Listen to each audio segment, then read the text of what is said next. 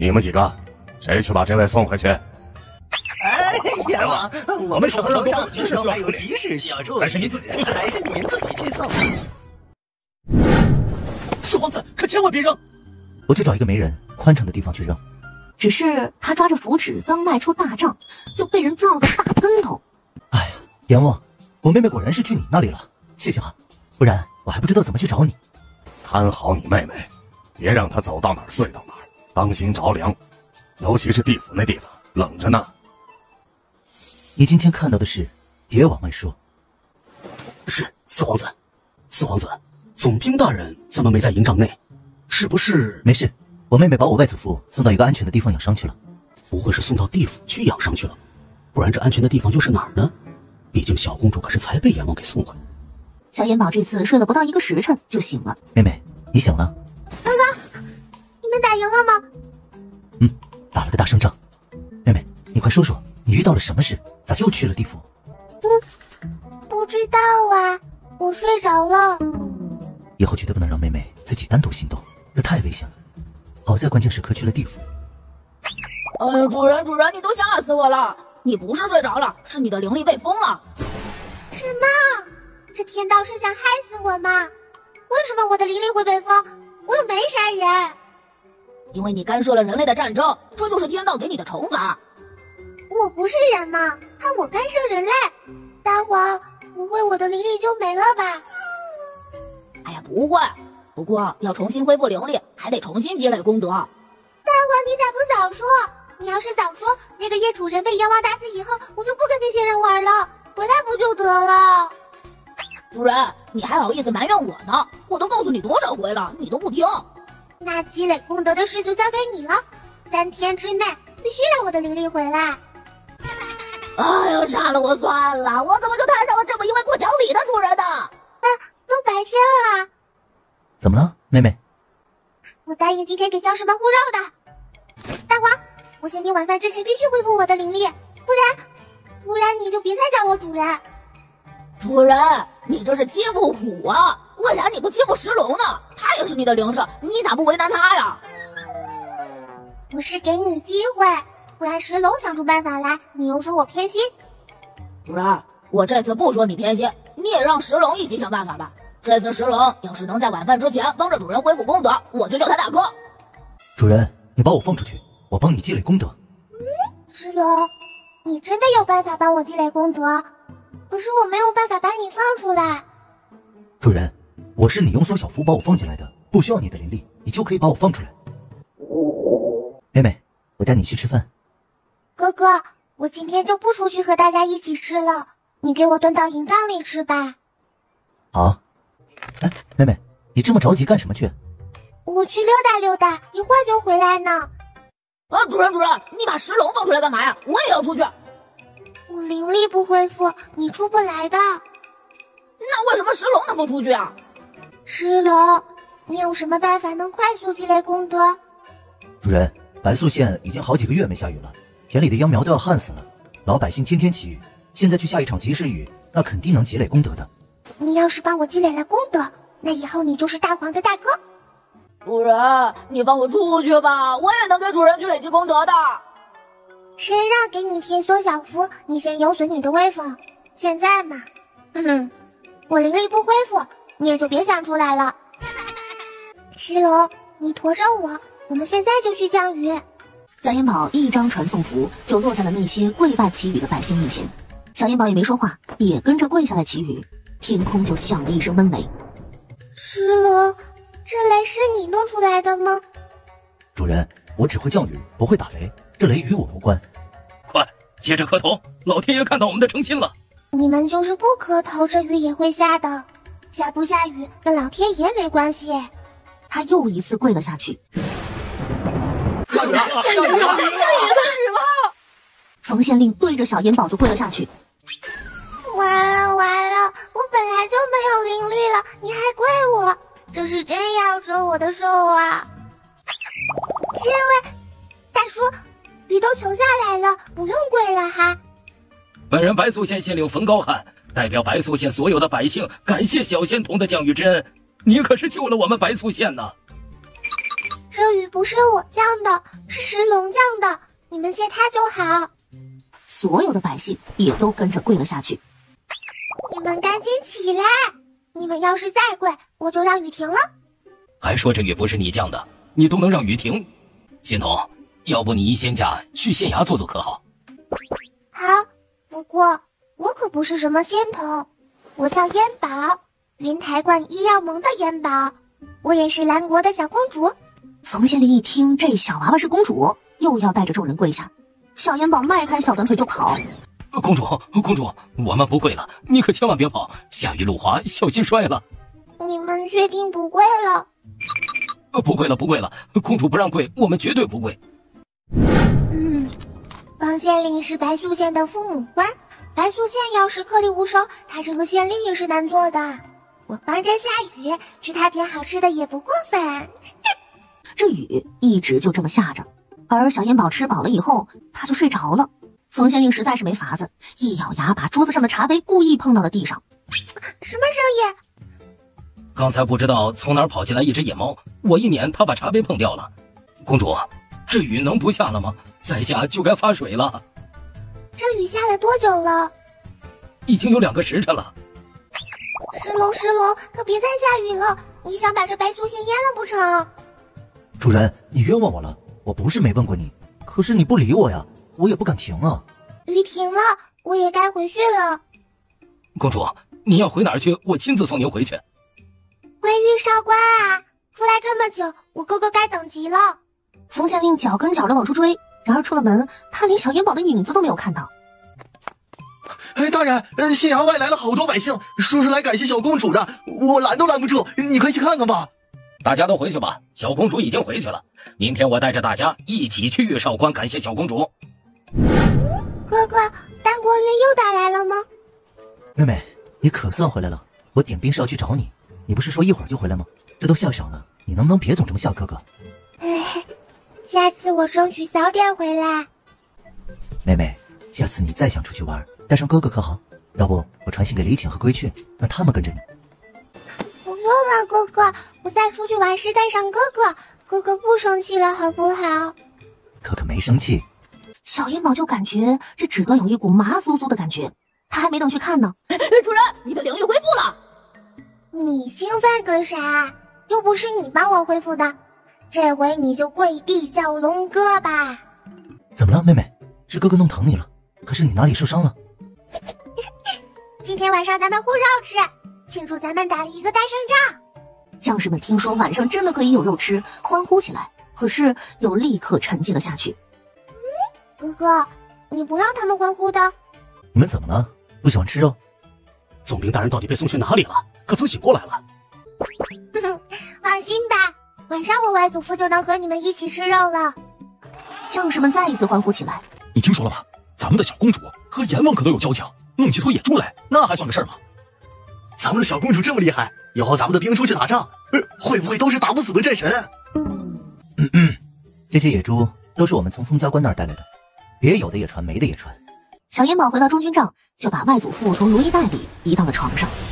我这是睡了多久？丹国兵有没有攻城？外祖父，你别急，丹国兵已经被我们打退50里地开外了。你现在感觉怎么样？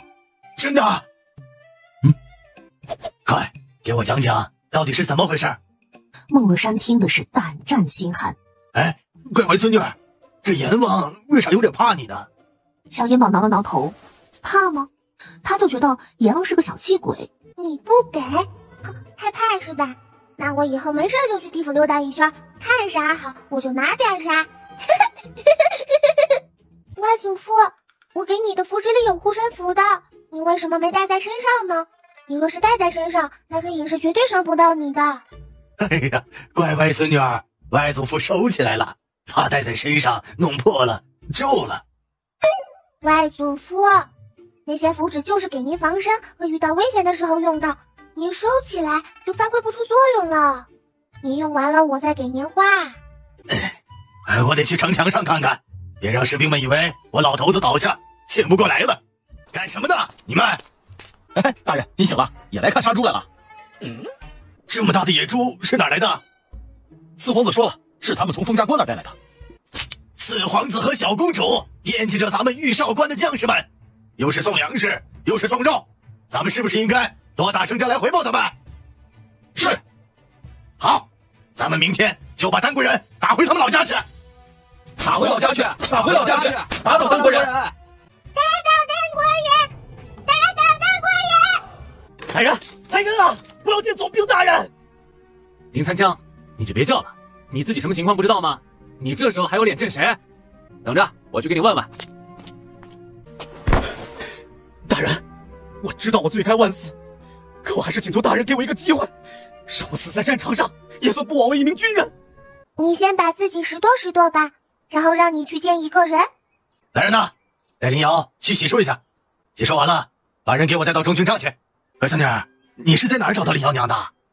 外祖父，我们是在封百姓的杀人山里找到的，那里还关着很多像林瑶娘一样的人质，都是圣文白所要控制的人的家眷。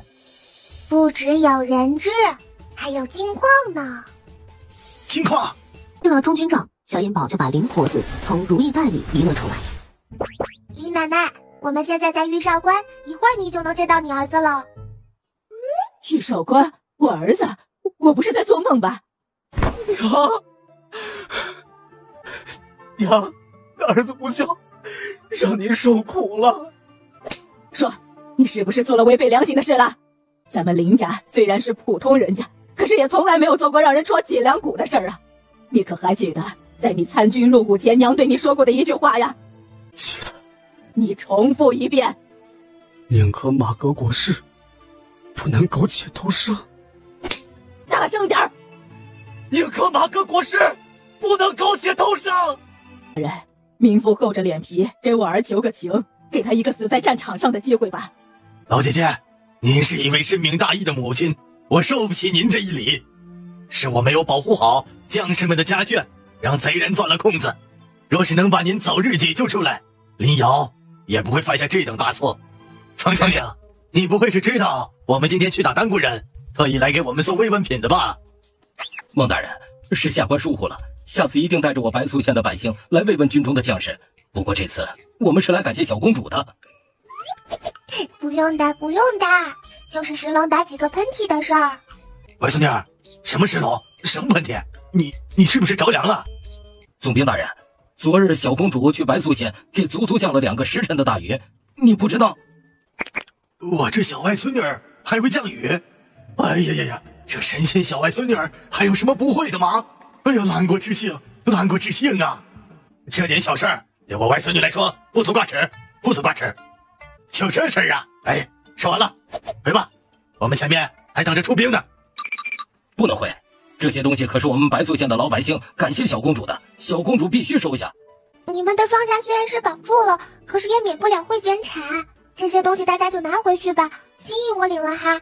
孟大人，我们就不耽误你们出征打仗了，祝你们旗开得胜，马到成功。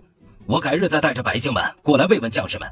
儿郎们，白素县的县令带着全县的百姓来给我们送行了，把他们自己都舍不得吃的好东西都送来给我们了，我们应该怎么做？杀！是否为官，把打仗回老家去。外孙女，你没把这些东西收进你的袋子里，是不是就是这意思？外祖父说的可对？对的呢，外祖父，我就是这个意思。出发！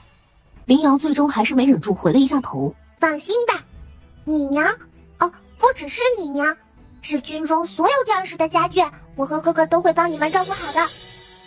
哥哥，你不是说你们把丹国兵撵出50里开外了就没再追？丹国兵呢？不会是吓跑回老家去了吧？他们应该是搬到春兰山里了。外祖父，那咱们还追吗？先吃饭，吃完饭看探气打探的情况再说。这么兴师动众的出来，连只蚂蚁都没踩死就回去，外祖父有点弱哦。直到最后一波探旗回来，说丹国兵已经撤回了春兰山。外祖父，这春兰山到底是个什么山？比死人山还可怕吗？这春兰山原本是兰国的地界，是兵家必争之地，但被丹国占领以后啊，就没再夺回来。要是能把春兰山夺回来，咱们兰国的疆土可以扩充2000里。外祖父，你相信我吗？当然相信，我小外孙女儿是最厉害的。好，咱们就去把春兰山抢回来。好，我老头子今天就在场里回能。啊！对的，对的，天大地大，吃饭最大，吃饱喝足才能有力气打架。就在将士们忙着扎营做饭的时候，小婴儿悄悄把哥哥拉走了。妹妹，你带我来这里，会不会又被风雷厉了？我又没跟人打架，又没伤人，我溜达着玩，他天道还能管得着吗？大黄，我现在是不是应该叫你小黄了？主人，不带你这么欺负虎的。我可没欺负你，是你说的，谁能帮我尽快恢复灵力，谁就做大哥。虎小弟，跪地叫龙哥。小眼宝一愣，怎么现在自己和大黄在意识里沟通，石龙也能听到了呢？主人，我一直都能听得到，只是我沉睡的时候多，没有插话。我帮主人积累了功德，我的修为也跟着增加了，不用总睡觉了。哎呀，胖子，趁我灵力被封，差点没要了我的命。啊，妹妹别生气，哥哥替你教训他，你可不能打人了。咱们要趁着他们长途奔袭，打他们一个措手不及。能不能打赢不重要，主要是把他们牵制住，好给德布鲁争取时间。你倒是说啊，说话说一半，砒霜拌米饭。小眼宝他们跟着博尔多一直来到教军场上，恰好博尔多身边的副将离开，他便跟了上去，一掌将人劈晕，拖到了没人处。德布鲁干什么去了？德布鲁带人从狼牙峰爬下去，绕到蓝军的后方，想要给蓝军来一个前后夹击。一则也再次把人打晕了。乖乖孙女儿，你上哪儿去了？我去打探消息了，外祖父。就在孟乐山打算派一队人马去狼牙峰方向去围堵时，外祖父，不用那么多人的，你给我和哥哥100兵就行。100兵挡1000人？哎，不行，不行，外祖父可不能让你去冒那个险。哦，妹妹，你不会是要去狼牙峰地下等着吧？哥哥你好聪明啊！外祖父，就依妹妹说的吧，我会保护好妹妹的。要去就带1000人去，不然就不许去。好吧。哎呀，太慢了，要不要本宝宝上去帮他们一把呀？给他们打个样。那就往下跳呗。足足1个时辰，算上地下摔死的那几个，一共1000人了。这可不怨我哦，他们是自己摔死的，可不许封我灵力，不然我就哭给你看。我哭起来可是很不好的哟。这是那个天道的声音吗？原来怕我哭啊！那我又多了一个必杀技。天道要是再封我的灵力，我就哭到他脑仁疼，哭到他求饶为止。冲啊！小公主在春兰山里等我们啦！博尔多一咬牙，他冷不防地抽出了3支毒箭，就射向了孟乐山。孟乐山他凭着本能就躲过去了2箭。孟乐山知道自己躲不过去了，把手中的大刀朝着博尔多就扔了过去，而博尔多的第3支箭却没能射中孟乐山，但被旁边的林瑶飞身挡住了。放心吧，你娘我会帮着照顾的。哼，现在这里可是我蓝国的地盘，这里所有的一切可都是我们的了，我怎么会让丹国兵给烧了？你们烧吧，我就在这里看着你们烧，你们有本事烧着了就行。那几个丹国兵怎么都点不燃粮草，还有那些2脚羊没被处理呢，这里烧不着就算了吧。那几个丹国兵正往石头房子里扔火把，他也顾不得会不会被人发现石龙的存在了，一把将石龙从如意袋里拽了出来。快去救火！他又掏出一张符纸，对着那几个丹国兵扔过去。那几个丹国兵哼都没哼一声，就一命呜呼了。女人和孩子们从石头房子里走出来。完了，天道这个糊涂虫又把我的灵力封了。天道，你这个糊涂虫，我今天非得哭给你看不可。大黄嗷呜嗷呜嗷呜的叫了好几声，他在给一泽眼发信号。孟乐山也看到了老虎背上的小外孙女儿，举起大刀就要跟老虎拼命。哎，外祖父，这老虎是妹妹的灵宠，妹妹今天不是没有打人也没有杀人的，怎么又……大黄嗷呜了一声，跑到了那几个被小烟宝给灭了的丹国兵身边。大黄，你是说这几个丹国兵是我妹妹杀的？孟乐山上来就给了一泽眼一巴掌。你不是说你会照顾好妹妹的吗？你说的照顾就是交给一只不懂人语的老虎照顾。嘿，你说谁不懂人话呢？啊，是你们不懂虎语还差不多呢。你们说的话我可都能听得懂，我说什么你们能听得懂吗？嘿，还瞧不起我呢，我可是上知天文下知地理的灵兽。不过看在你是主人的外祖父的面子上，我就不跟你计较了。否则啊，我非得给你一壶鬼不可。大人，求求你救救我们家里的男人吧！你就在这里好好看着我的小外孙女，等我忙完了，我再回来跟你算账。天大，你这个糊涂手，为什么要分我的灵力？因为你用灵力杀了凡人，这有违三界的和平，对凡人不公平。人间自有人间的规则。好，你厉害，你嘴大，你说什么就是什么。哼，这灵力是你给我的吗？要是你给我的，你就收回去吧，我不稀罕要了。妹妹，大家快看呐，有一缕红光从营帐顶上穿出来，直冲云霄啊！这是不是天道发怒了，要把妹妹收走？怎么办？三爷，我外孙女怎么了？这红光是怎么回事？外祖父，妹妹她怕是要被天道收回去了。啥？外孙女儿，元宝，快醒醒！外祖父不会让任何人把你带走，神来杀神，鬼来杀鬼。外祖父，把你的符纸都给我。然后把手里的符纸一股脑的都扔了出去。天空中乌云大作，雷声滚滚。阎王在阎王殿上就是一激灵，赶紧带着黑白无常上来，看看是什么情况。阎王，快救救我妹妹吧！天道要把她收回去。四皇子莫急，我先去打探打探。阎王这是去哪儿了？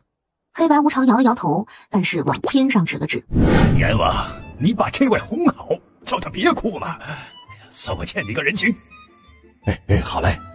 阎王凑到小阎宝耳边，在小阎宝耳边说了一句话：今天我就放过你，下次要是再胡乱分我的灵力，我就哭上个3天3夜，直接把你这天都给哭塌了。妹妹，哥哥别哭，哥哥别哭，这些符纸都给你。妹妹，咱以后不画符纸了，天道就不能把你收回去了啊！阎王糊弄我！阎宝啊，我可没骗你，我说的都是真的，我就是被你哥哥炸上来的。我也不知道，我就把你给外祖父和我的那些符纸，就一次都扔了出去，然后阎王就领着黑白无常出现了。妹妹，就是天道也不能把你从我们身边抢走。外祖父说了，神来杀神，鬼来杀鬼，天道还是怕了，把你放回来了。哼，你们是真敢说呀！天道怕你们？天道是怕这位眉心间的那颗红痣。没有谁要把我抢走啊，我就是睡了一觉，做了个梦。哎，阎王怎么还在这儿？那我到底是不是在做梦？啊，不是天道要把你收了，那为什么你眉心的那颗红痣都发红光了，直冲天上？阎王，到底是怎么回事？哟，那还能是怎么回事啊？你在梦里去找天道算账了呗？我也不知道啊。我上来四皇子就说让我去救你，我顺着红光就追过去了，看到你哭得哇哇的，天道让我把你劝回来，然后就回来了。阎王，咱们今天还有要紧的事要办呢，这里要是没什么事的话，我们该走了。哎呀，知道了，催什么催啊？阎宝啊，你现在也醒了，你看他们一个劲儿的催我就先走了啊。就赶紧闪鬼了。可不是我不告诉你，是你急着走不听的。妹妹，这次阎王可是帮了忙的，你以后就别再薅人家胡子了，看把阎王都吓成啥样了，跑得比兔子还快。外祖父，那些女人和孩子呢？他们都是什么人？外孙女儿，那真是阎王爷和黑白无常。是的，外祖父。不过你不用怕他们的，他们很好说话的。外孙女，你说啥？我说阎王很好说话的。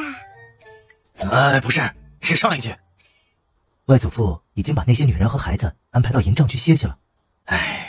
他们都是在玉少关外以放牧为生的村民，昨天被抓到这里来的，女人和孩子也关在了这里，男人被绑去了塔哈尔部落，生死未卜，都是我这个玉少关的总兵无能，没能保护好他们。那咋不去救人？哥哥，大黄和石龙呢？不知道啊，妹妹你昏睡过去以后，他们两个都不知道去哪里了。这两个不靠谱的东西，你们的主人都差点被天道收走了，你们倒是心大，都不知道跑到哪里玩去了。一出营帐的门，大黄、石龙，你们在哪拖回来这么多人？主人你醒了，天道对你可是越来越宽容了，就封了主人这么一会儿的灵力。最好你今天在石龙的背上别下来，不然你看我不把你打出猪叫。那是天道宽容吗？他是被我哭得没辙了。再说了，我的灵力也没恢复，但宝宝现在还觉得没缓过劲来呢。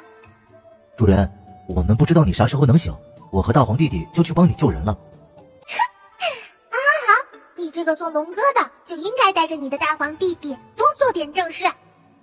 只龙，干得好！回头我奖励你1颗丹药，帮助你修炼。元宝，快来救父皇！小元宝听到这声音，吓得一哆嗦，指端的灵力一下子就恢复了。快，爹娘出事了，我们得回去救他们。龙哥辛苦了啊！外孙女儿，你们这是要去哪儿啊？外祖父，我们回一趟京城，很快就回来。小元宝都有点慌了，一个劲儿的催促着石龙快点飞，快点飞。主人，这空气都要被我摩擦出火花来了，不能再快了。为什么这乾和宫的大门就是攻不进去，就像有一层无形的屏障包裹一样？今天真是邪门了！怎么都1个时辰了，这乾和宫的门还没有公开？再拖下去，锦衣卫和12位亲军得到消息就不好办了。我把慧兰轩翻了个遍，也没找到慧妃那个贱人，她一定也在这乾和宫内。哥哥，我把你送出去，你能调动兵马来救爹娘吗？能。防护符是他画的，暂时拦不住他。他一张传送符就穿门而入，直接穿进了蓝琴帝和惠妃的怀里。不好，盛文白就逆贼攻进来了。惠妃，不用怕，朕来保护你。皇上，门没破。那是谁把我们撞倒的？是我。爹爹娘些，你们不在里边好好待着，趴门口干什么？害得我摔得好疼。元宝，不是父皇做梦吧？真的是你吗？你咋进来的？唐波，不谈。元宝，快让母妃看看。哎呀，这小脸咋像哭过了呢？谁惹你了？母妃替你教训他。爹爹娘些，为什么我传音给你们，你们都不回我呢？我身上就这1张传音符了，给你传音了，其余的放在你母妃的慧兰轩里了。我是让你们带在身上防身的，为什么你们一个个都当宝贝收起来呢？元宝，你能进来也能出去是吗？小元宝点了点头。元宝，你拿着这块令牌去调动锦衣卫和12位亲兵前来平乱。爹爹，哥哥已经去搬兵了。泽言也回来了。是的，我和哥哥一起回来的。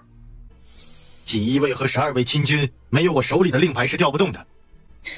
咱们女儿是不同于别人家的小孩子，可她就是再厉害，也才是个3岁多的小奶娃呀。让一个小奶娃去调动锦衣卫和12位亲军，你这当父皇的也太心大了吧？我怕被外面那些人给截胡了。好吧，那我就去帮爹爹调兵。大黄，你和哥哥在哪儿呢？问问哥哥，锦衣卫和12位亲军在什么地方？主人，我们就在这儿呢。四皇子的话那根本就不好使啊，人家不听他的。令牌在这儿，看好了。哪儿来的小娃娃？妹妹，这令牌不会是你画出来的吧？爹爹给的，说这些人没有这种牌不会听你的。四皇子，这位是我妹妹。你们说她是谁？兰国唯一的公主，你们都不知道？什么？四皇子和小公主带着锦衣卫和12位亲军以及5乘兵马司的人来了。给我砸！一定要把这乾和宫的宫门砸开！但是他们使的劲儿越大，弹回来的劲儿就越大。烧！用火烧！今天就算把这皇城都烧了，也得把皇上给我逼出来！社长，不要！一时间火光冲天，浓烟滚滚。不好！小元宝就把石龙从如意袋里放了出来。快去救火！头顶上哗的一声，就倾倒下来一个水柱。老天不公啊！老天不公啊！施文柏直接给砸晕过去了。皇后还真挺有股狠劲儿，直接一步步的向乾和宫的大门走去。蓝晴帝看到提着刀的皇后，眼中露出杀意，还没等皇后的刀举起来，他抬起脚就踹在皇后的心口窝上。母后！皇后满脸是血，不知道是死是活。蓝晴帝一挥手，锦衣卫指挥使上去，就把大皇子给捆了起来。父皇，一切都是儿臣的错，求你看看母后吧，救救母后！你还有脸叫我父皇？最好他死了，不然我让他看着盛世灭门，看着他一心想推上皇位的儿子怎么惨死。主人，可是那傻皇后和那傻皇子不知道今天是盛文柏想坐这皇位，即使他们真的能够逼皇上退位，他们也得死在盛文柏的刀下。盛文柏在家中可是把龙袍都准备好了。说，快说呀！你们多说点，真想听。臣等救驾来迟，请皇上责罚。哎呀，你们这么大声干什么？朕也不聋，耽误朕听情报。都起来吧！你们今日救驾有功，都有赏。今日逼宫的一干人等，皆押入天牢。爹爹，等等，这还有呢！小烟宝小手一挥，把圣明突尼国二王子巴肯、金煞从如意袋里放了出来。老四，带着锦衣卫去镇国公府、兵部尚书府，正是一族在朝为官的，统统缉拿归来。这糊涂爹，你告诉他们就告诉他们，你带着我上朝干啥？我为了救你都忙活了一宿了，我要补觉觉。扰人惊梦，无异于谋财害命。这糊涂爹是不是知道我这如意袋里有金子，想谋财啊？不行，不能因小失大，还是把这块牌子还给糊涂爹得了。爹爹，这个还给你吧。烟宝，你喜欢就留着玩吧。还是爹爹自己留着吧，烟宝有大黄陪着玩。小烟宝把令牌还给糊涂爹，窝在蓝前帝怀里就睡着了。散朝，有什么事儿明日再议。朕要送小公主回去睡觉了。皇上，不好了，太后来了，我怎么拦都拦不住。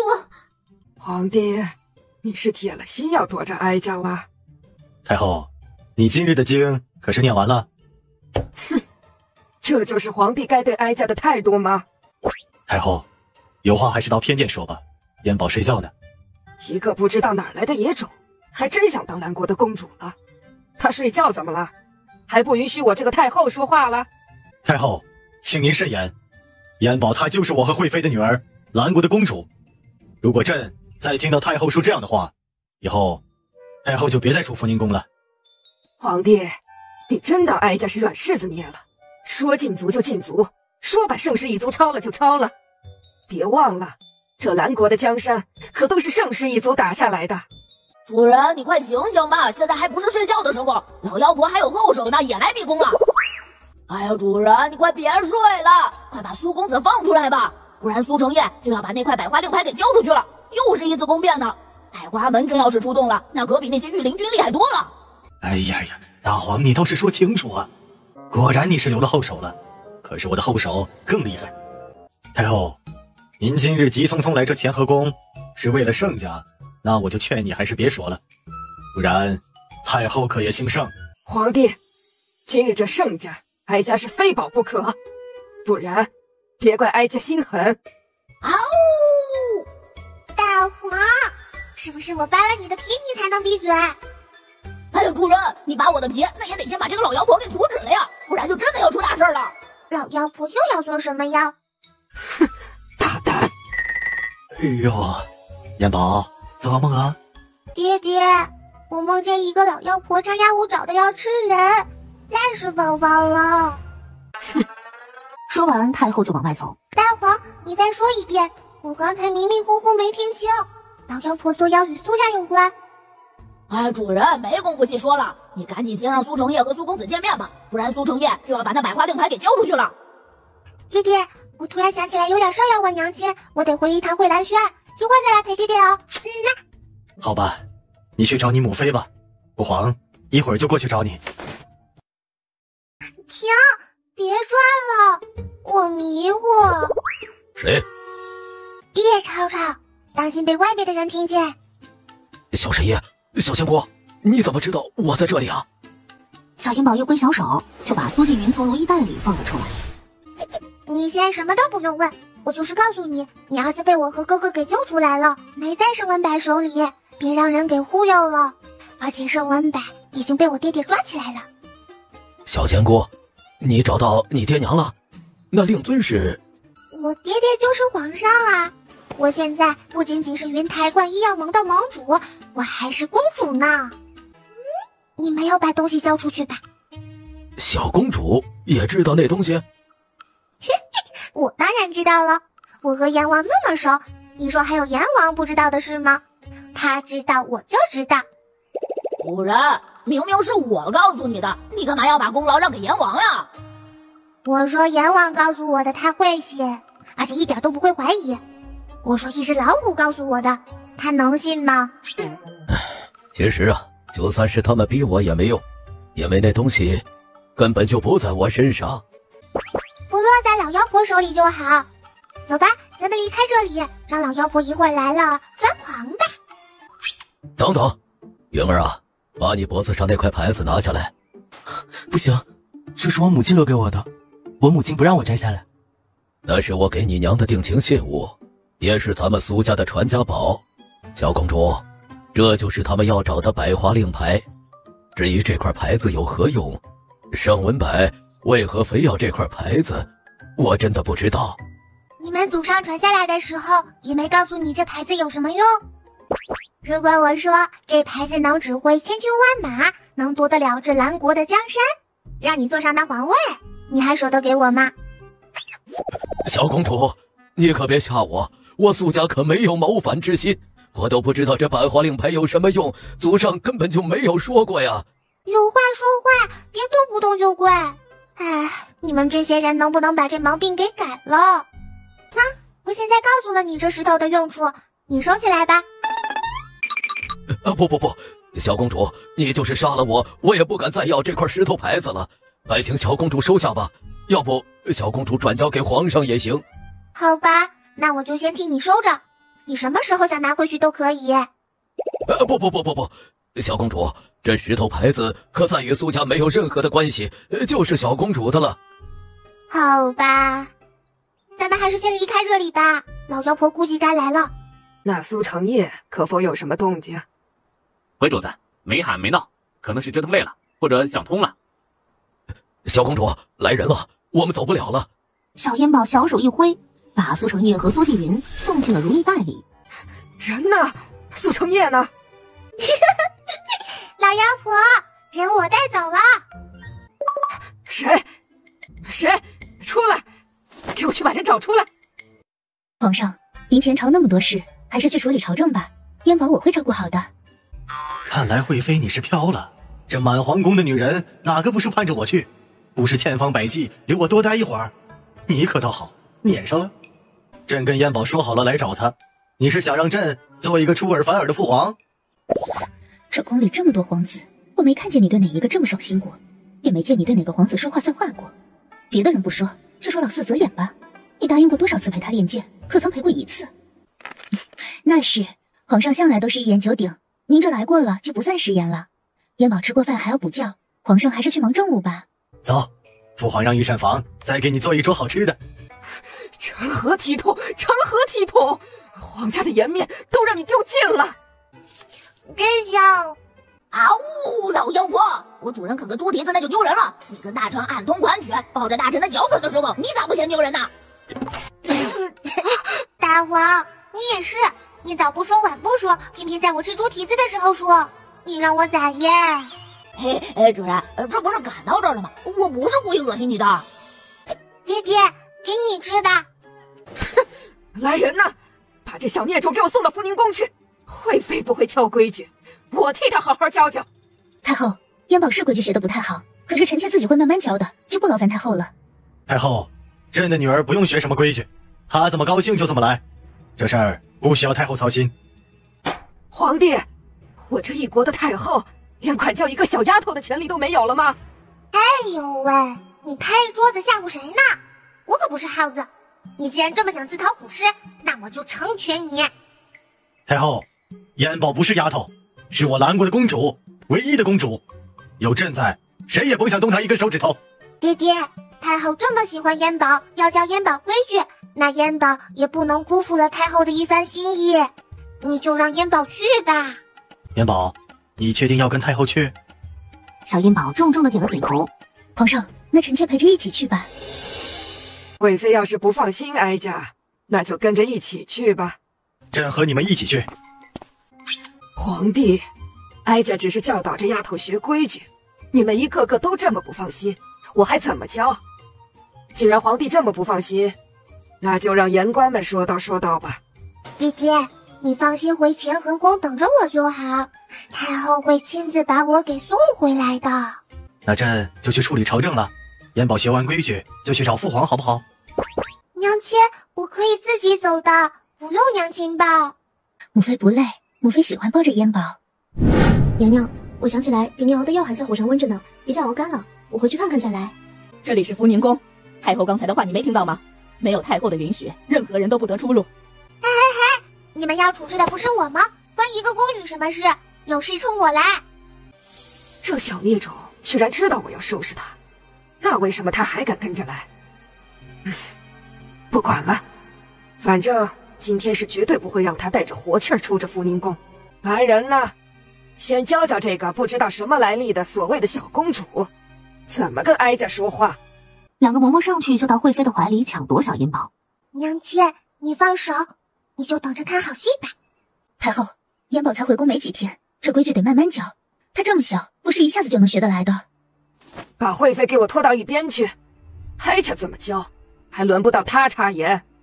跪下！你确定让我跪？后面的嬷嬷上手就把小银宝按着跪了下去，一道雷直接劈了下来。你们两个起来，把这死丫头给我按住，我就不信了。小公主啊，求求你跪下吧，别为难奴婢了。好吧。她再次跪下，又是一声惊雷。这次的雷没有劈桌子，而是直接劈在了太后坐的椅子上。太后，这规矩你可满意？咔嚓，一个雷劈在了太后脚下。太后吓得去躲，脚下没站稳，摔了个大马趴。快拦住他，别让他跪！切，不是你要给我立规矩的吗？这拦着我不让跪的又是你，咋的？你是天啊，啥都得听你的。小公主，小公主你好鸡贼，害得奴婢白为你担心了。她掐住小烟宝的脖子，想要掐死小烟宝。公主，拦住他们！想掐死我，那就把阎王叫来，问问阎王答不答应吧。小烟宝先是扔了一张防护符，把自己保护起来，然后又扔了一张拘鬼符。眼前突然冒出来一双黑靴子。你是谁？你在干什么？好大的胆子，居然敢这么跟哀家说话，不想活了？元宝，这么急把我叫来，可有何事？这老妖婆要把我掐死，我就把你叫上来问问，你收不收我，同不同意我死？这老太婆欺负你是吧？我替你出气。阎王举起手里的护，照着太后就拍了下去。太后，阎王的这一护拍到了这个嬷嬷的身上，嬷嬷的魂魄嗖的一下就被打出了身体。阎王，你是下死手啊！来人，有刺客！你们要是不想跟我去地府，最好就站在那儿老实别动。你是什么人？怎么进来的呀？哼，阎王！我还不如叫黑白无常上来了。若是他们上来，这些人早就认出来了。就算是牛头满面，也都比你名头大。我是阎王，记住了。你们别听他胡说，赶紧把这装神弄鬼的刺客和这小妖女给我抓起来！阎王这回可真恼了，他手里的护狠狠地拍向了太后。太后就感觉两眼一黑，然后自己就飘在了半空中。怎么样，这回认识阎王了吧？你说这是不是装神弄鬼？嘿，这一下你可是要变成鬼了。阎王！哼，贱皮子，非得抽一下才认得出本王。还给不给我立规矩了？把自己的魂魄立没了吧？元宝，反正这老太婆的魂魄也出来了，要不我就把她带去地府吧，省得她以后再欺负你。还是不要了吧。老妖婆要是这么死了，没准宫里会传出来是被我和娘亲给害死的，又得给糊涂爹惹麻烦。那好吧。阎王一伸手就把太后的魂魄给打回了身体。元宝，那可还有别的事情需要我帮你解决的，或者你看谁不顺眼，我帮你把他带走。没有了，今天你就先回去吧，我啥时候有事再找你。好。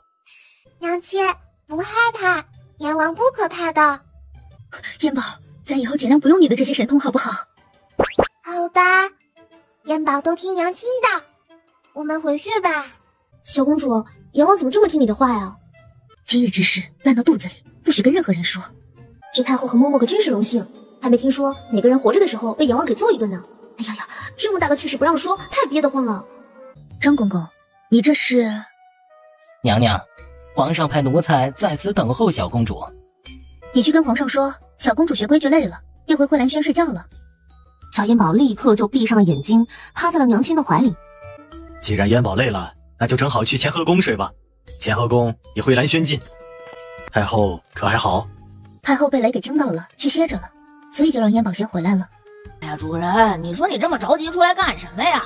你倒是去福宁宫的后殿去看看呀，被太后抱着脚啃的那个大臣就在后殿呢。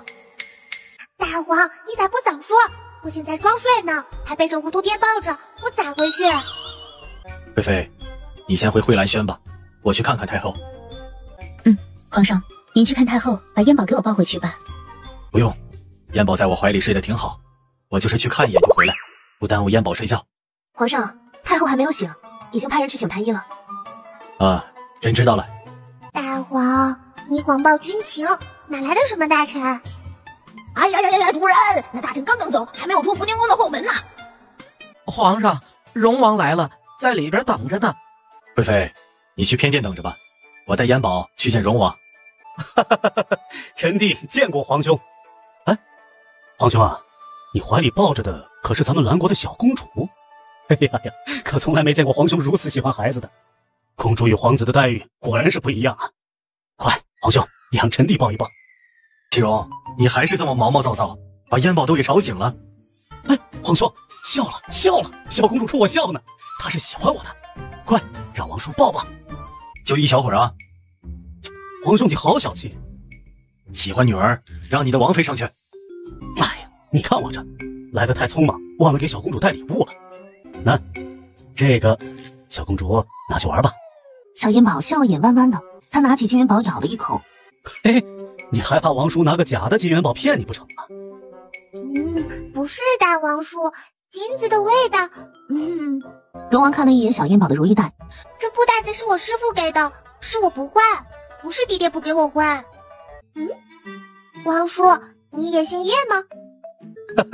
王叔当然也姓叶了，王叔和你父皇是同一个父皇。大皇，是不是我的修为增加了，看亲情线的这个能力反而退化了？主人，那是不会的，你的修为增加，你的所有能力只会跟着增强，不会退化的。你王叔的亲生母亲是太后，而父皇的亲生母亲在父皇很小的时候就生病去世了。你王叔那时候啊，有什么好吃的好用的，都会偷偷带给父皇一份。哎呀，我就应该装睡，不应该睁开眼睛的。那我现在接着装睡还来得及不？哎呀，怎么办？为难死本宝宝了。哎，皇兄，你看你提这些做什么？现在皇兄给我的是我当年给你的千倍百倍。祁荣，你今日进宫来可是有事？皇兄啊，我是刚刚才回京的，我回京便听说了兵部尚书、皇后和大皇子逼宫的事儿。母后她没有参与吧？你是听到什么风声了？哎，臣弟什么风声也没听到，就是进宫来看看皇兄可还好。兰国的江山有福星保佑，纵有疾风起，朕已乘风破万里。皇兄，若是母后她做了什么不该做的事儿，还请皇兄看在以往的情分上，让臣弟带着母后离宫。臣弟愿意从此做一介庶民。龙王进宫一趟不容易，还是去福宁宫看看太后吧，她应该很想见你。那皇兄，臣弟就先告退了。臣弟去福宁宫看看太后。皇上，户部尚书来了。张福赶紧走到皇上跟前，小声地说了几句，让他进来。荣王，你先别走。大皇，我看清源县的本事是真的没有退化吗？为啥我看到这户部尚书与荣王有父子清源县？哎呀，主人呐，主人，人家本来就是父子，那当然有父子亲缘线了。户部尚书就是老妖婆那个啃脚的大臣嘛，刚刚在福宁宫后门跑的那个呀。臣于茂典参见皇上，参见荣王。于茂典，你户部无事可忙了，来宫里闲逛。皇上，臣是有急事来禀告皇上的，没有闲逛啊。哦，皇上，兵部尚书这一抓起来，各地军需的折子全都堆到了户部，这户部已经拨不出银子了，边关战事吃紧，邻国虎视眈眈。要不先让外，再安内。你作为户部尚书，替朕看管着钱袋子，那钱袋子里的钱呢？这各地驻军的粮草供给都由兵部去分发的，不归户部管呀。这现在扔给户部，这不归户部管？那兵部划拨出去的银钱不是从户部出去的？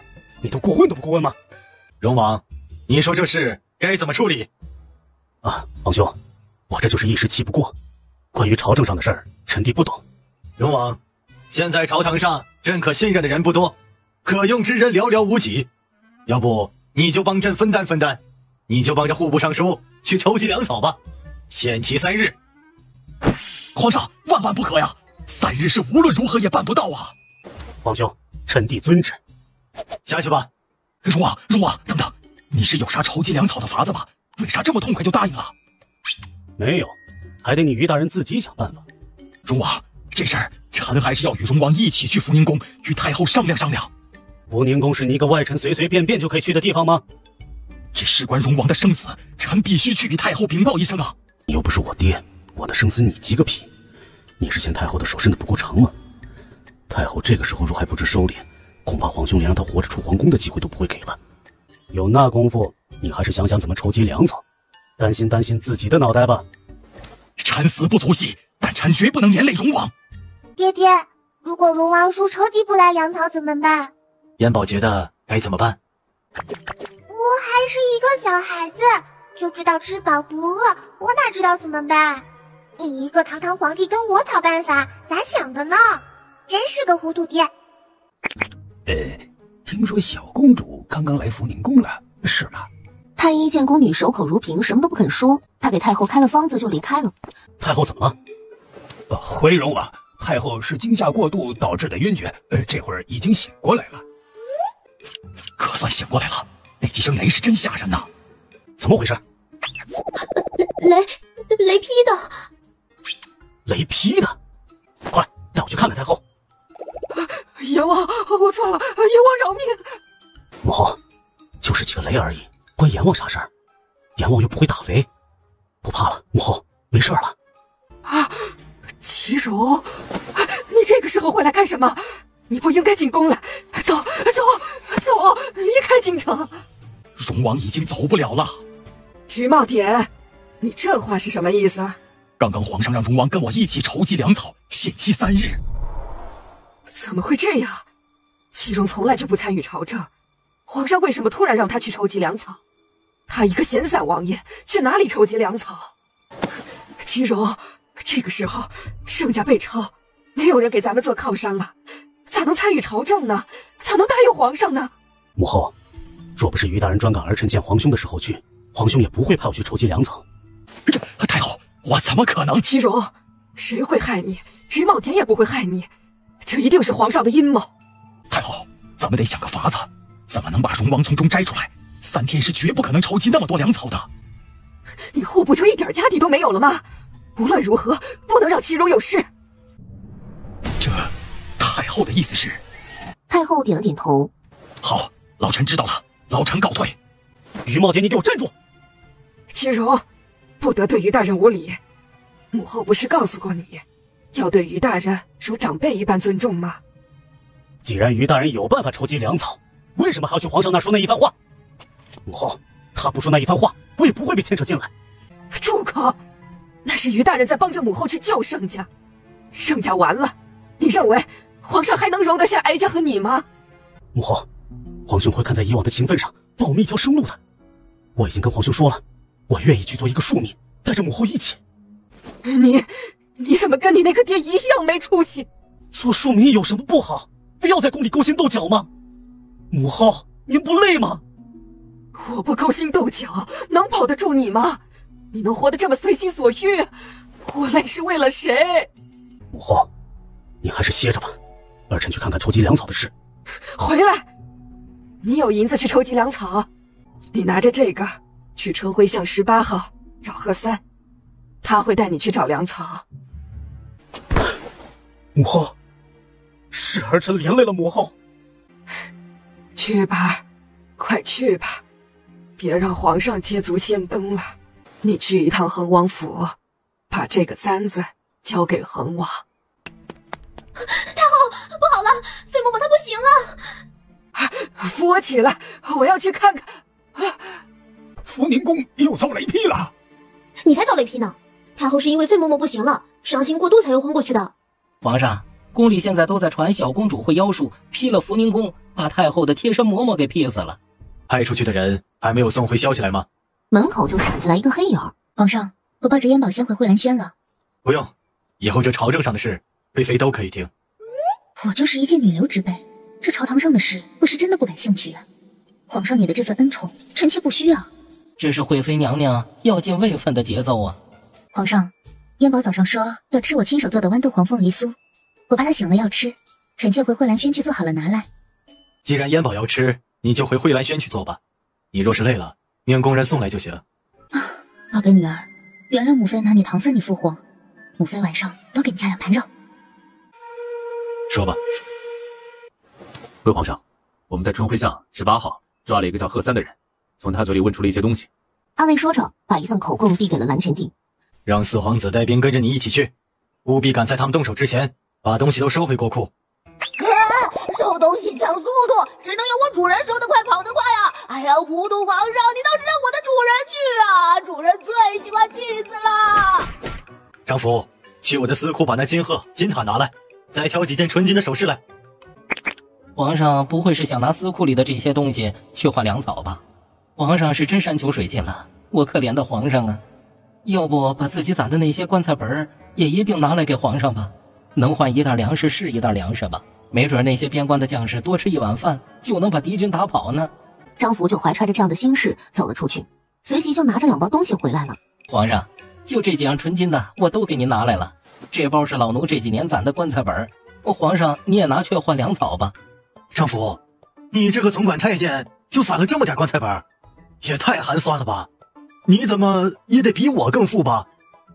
皇上您说笑了，您是主子，我是奴才，您是一国之君，蓝国都是您的，奴才咋会比您富啊？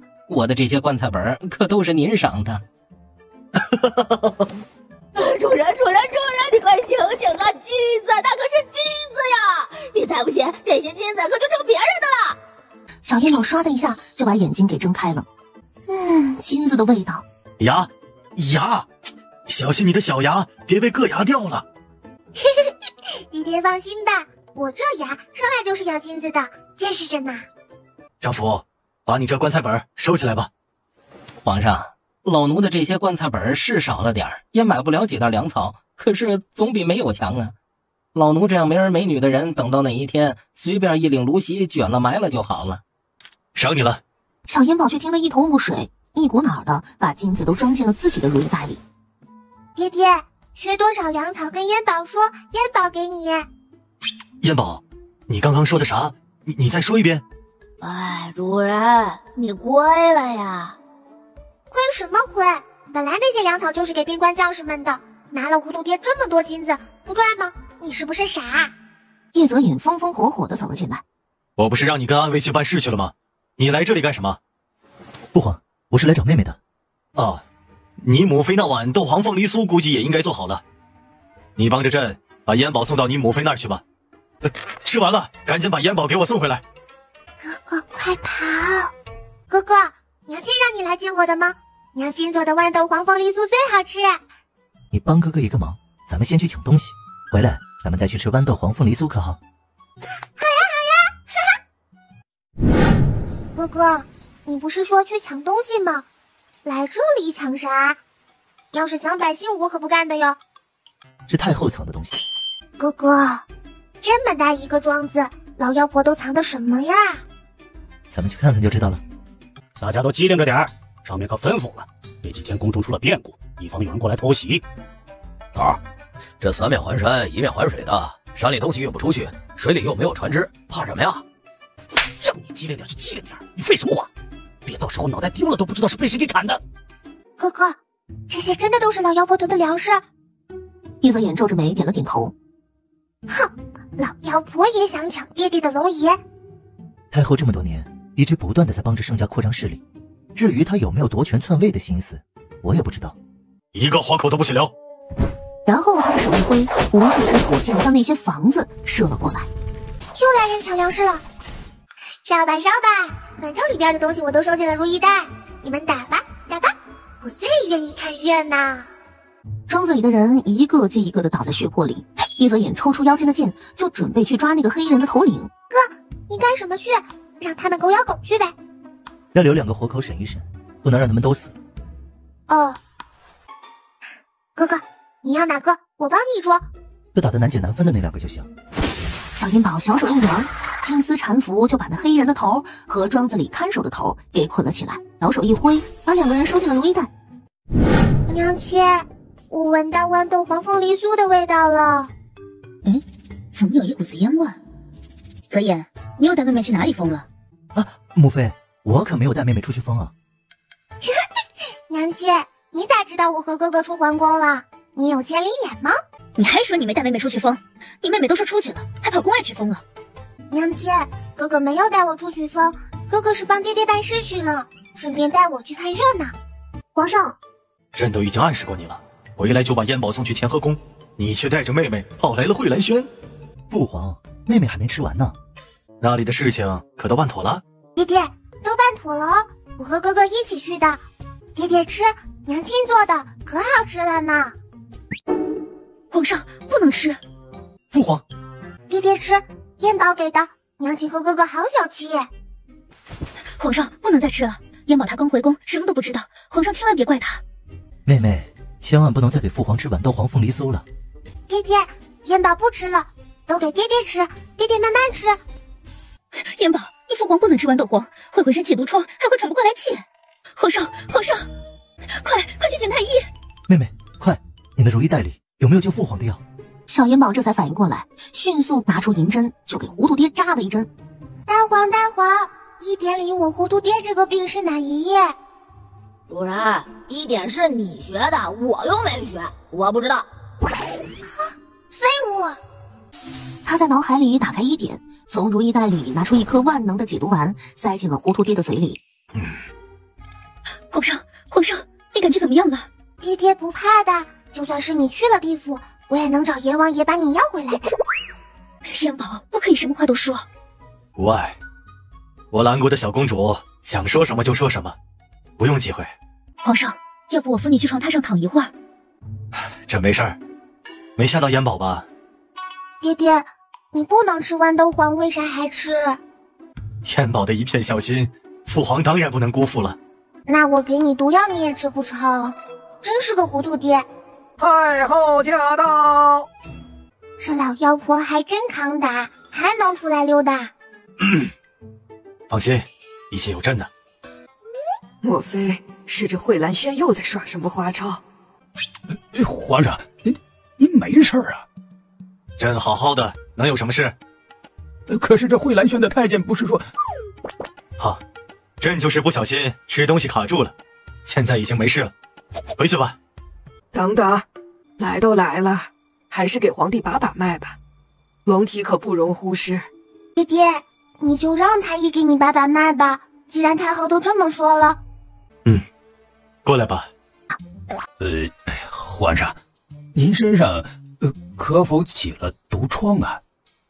那你看朕的脸上有吗？皇上，您现在的脉象平稳，身体康健。可是臣要斗胆问一句，皇上可是服了什么灵丹妙药啊？那你就跟太后说一声，朕的身体健康着呢。太后，皇上没有任何病症，身体康健。你说，刚才皇上到底怎么了？太后，太医都说了，皇上身体康健，皇上就是吃糕点的时候噎了一下。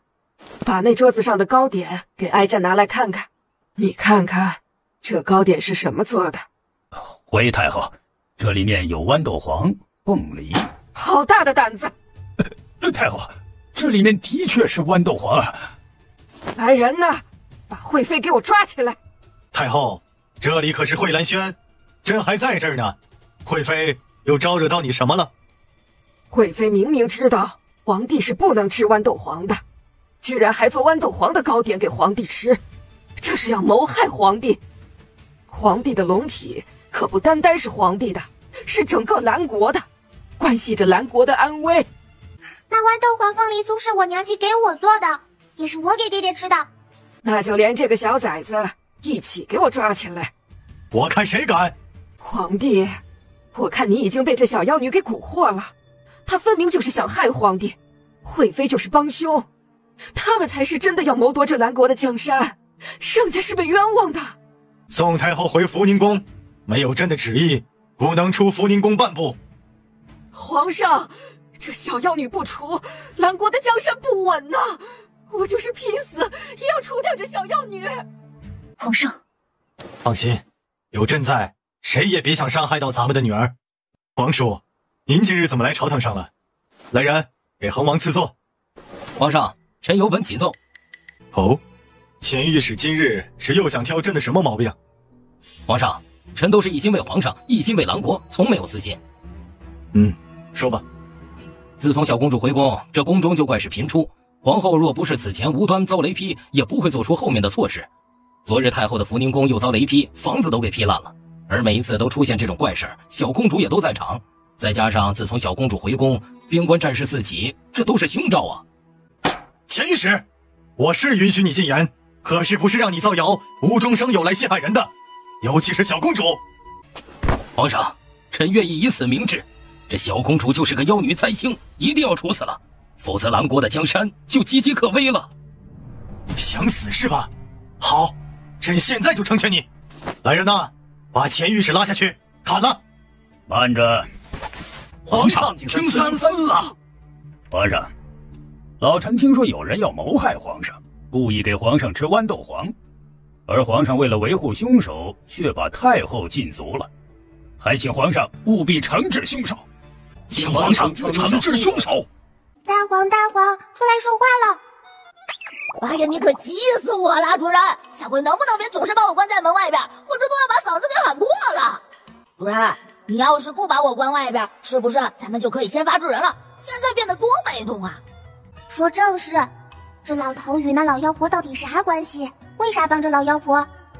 哎，主人，长话短说，恒王与那老妖婆其实没啥关系，是恒王欠老妖婆一个人情，老妖婆救过恒王妃的命，恒王爱妻如命，所以答应为太后做一件事。可是恒王有言在先，这事儿不能是谋反危害兰国江山社稷的事儿。那个前御史呢？又为啥针对我？那个姓钱的就是老妖婆的人了，说主人你是灾星妖女的谣言，那都是他散播出去的。王叔，稍安勿躁，我知道你都是为了兰国的江山社稷才说出刚才的那一番话。到底是谁要害朕？谁危及兰国的江山社稷？还请王叔听完了再下定论。然后蓝前帝对张福一使眼色，张福就去殿外了。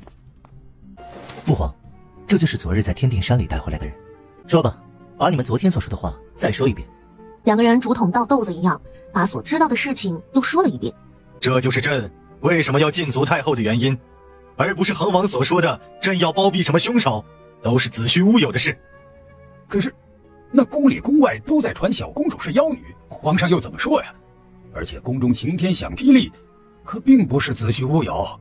恒王叔，宫变那日，圣文柏要火烧乾和宫，突然出现一条巨龙灭火的事，想必您也听说了吧？满朝文武也听说了吧？听说了，不过这巨龙与小公主什么关系？那巨龙是燕宝的师傅送给他的护身龙，燕宝遇到危险的时候，那巨龙就会现身救他。那些雷就是巨龙在警告那些要害燕宝的人。如果小公主能把护身龙变成巨龙，我们就信。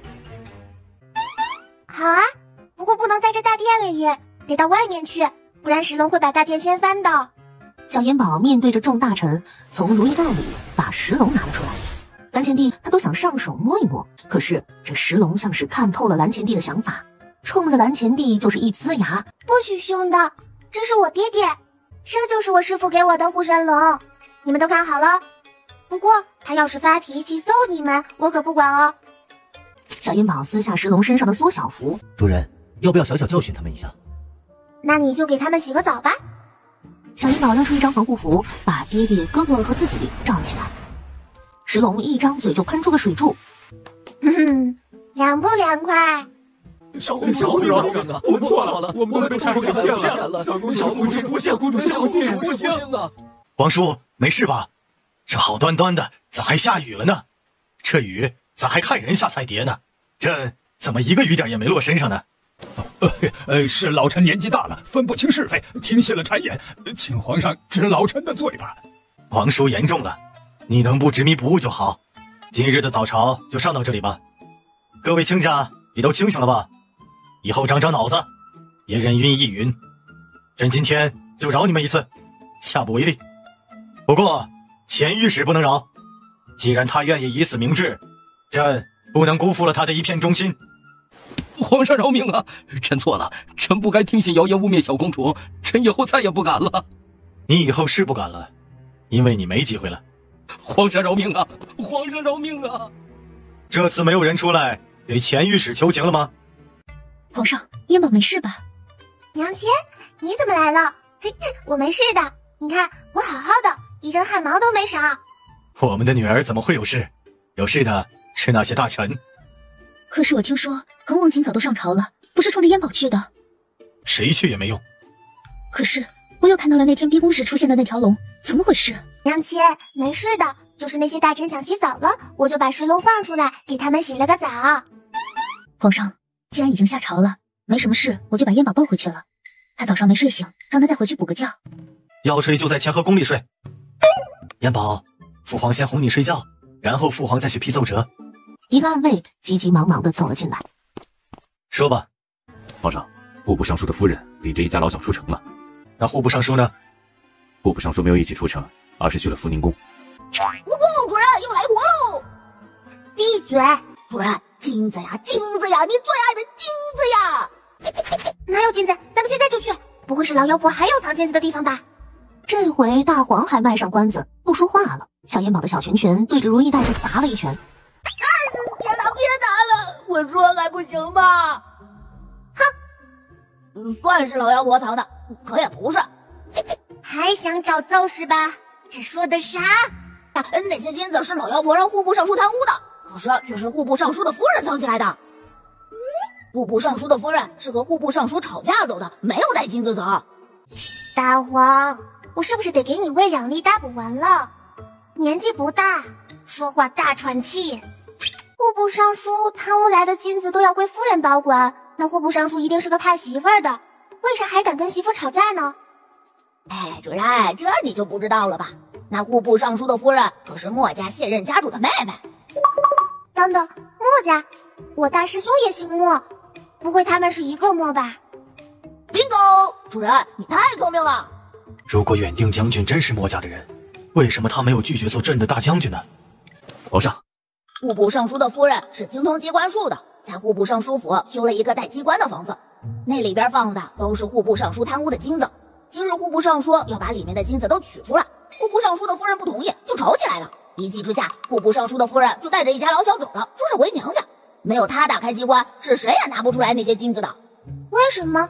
户部尚书和太后的那点事，户部尚书夫人都知道了。户部尚书说拿那些金子去救荣王，那户部尚书夫人就不干了呀，所以就摔盘子走人了。去吧，盯着就行，不用动手。爹爹，你去批奏折吧，燕宝一会儿再来陪爹爹玩。张福带着一个宫女走了进来。皇上，太后疯了！皇上，你快去看看吧，太后是真的疯了，都什么？快说！皇上，您还是去看看就知道了。奴婢不敢说，荣王也在福宁宫呢。爹爹，我们还是去看看吧。金子，金子，给我金子！哎呀，母后，那不是金子，那不是金子！这怎么一股屎味？皇上，太后这是怎么了？太后快速向床榻上的那一滩黄乎乎的东西抓去，然后抓起来就往嘴里塞。太后！你们这帮狗奴才，傻愣着干什么？还不把太后绑起来！你们这帮奴才，手上轻着点，别弄疼了太后。赶紧给太后洗洗，把这屋里收拾干净了。大黄，大黄，太后是真疯还是装疯？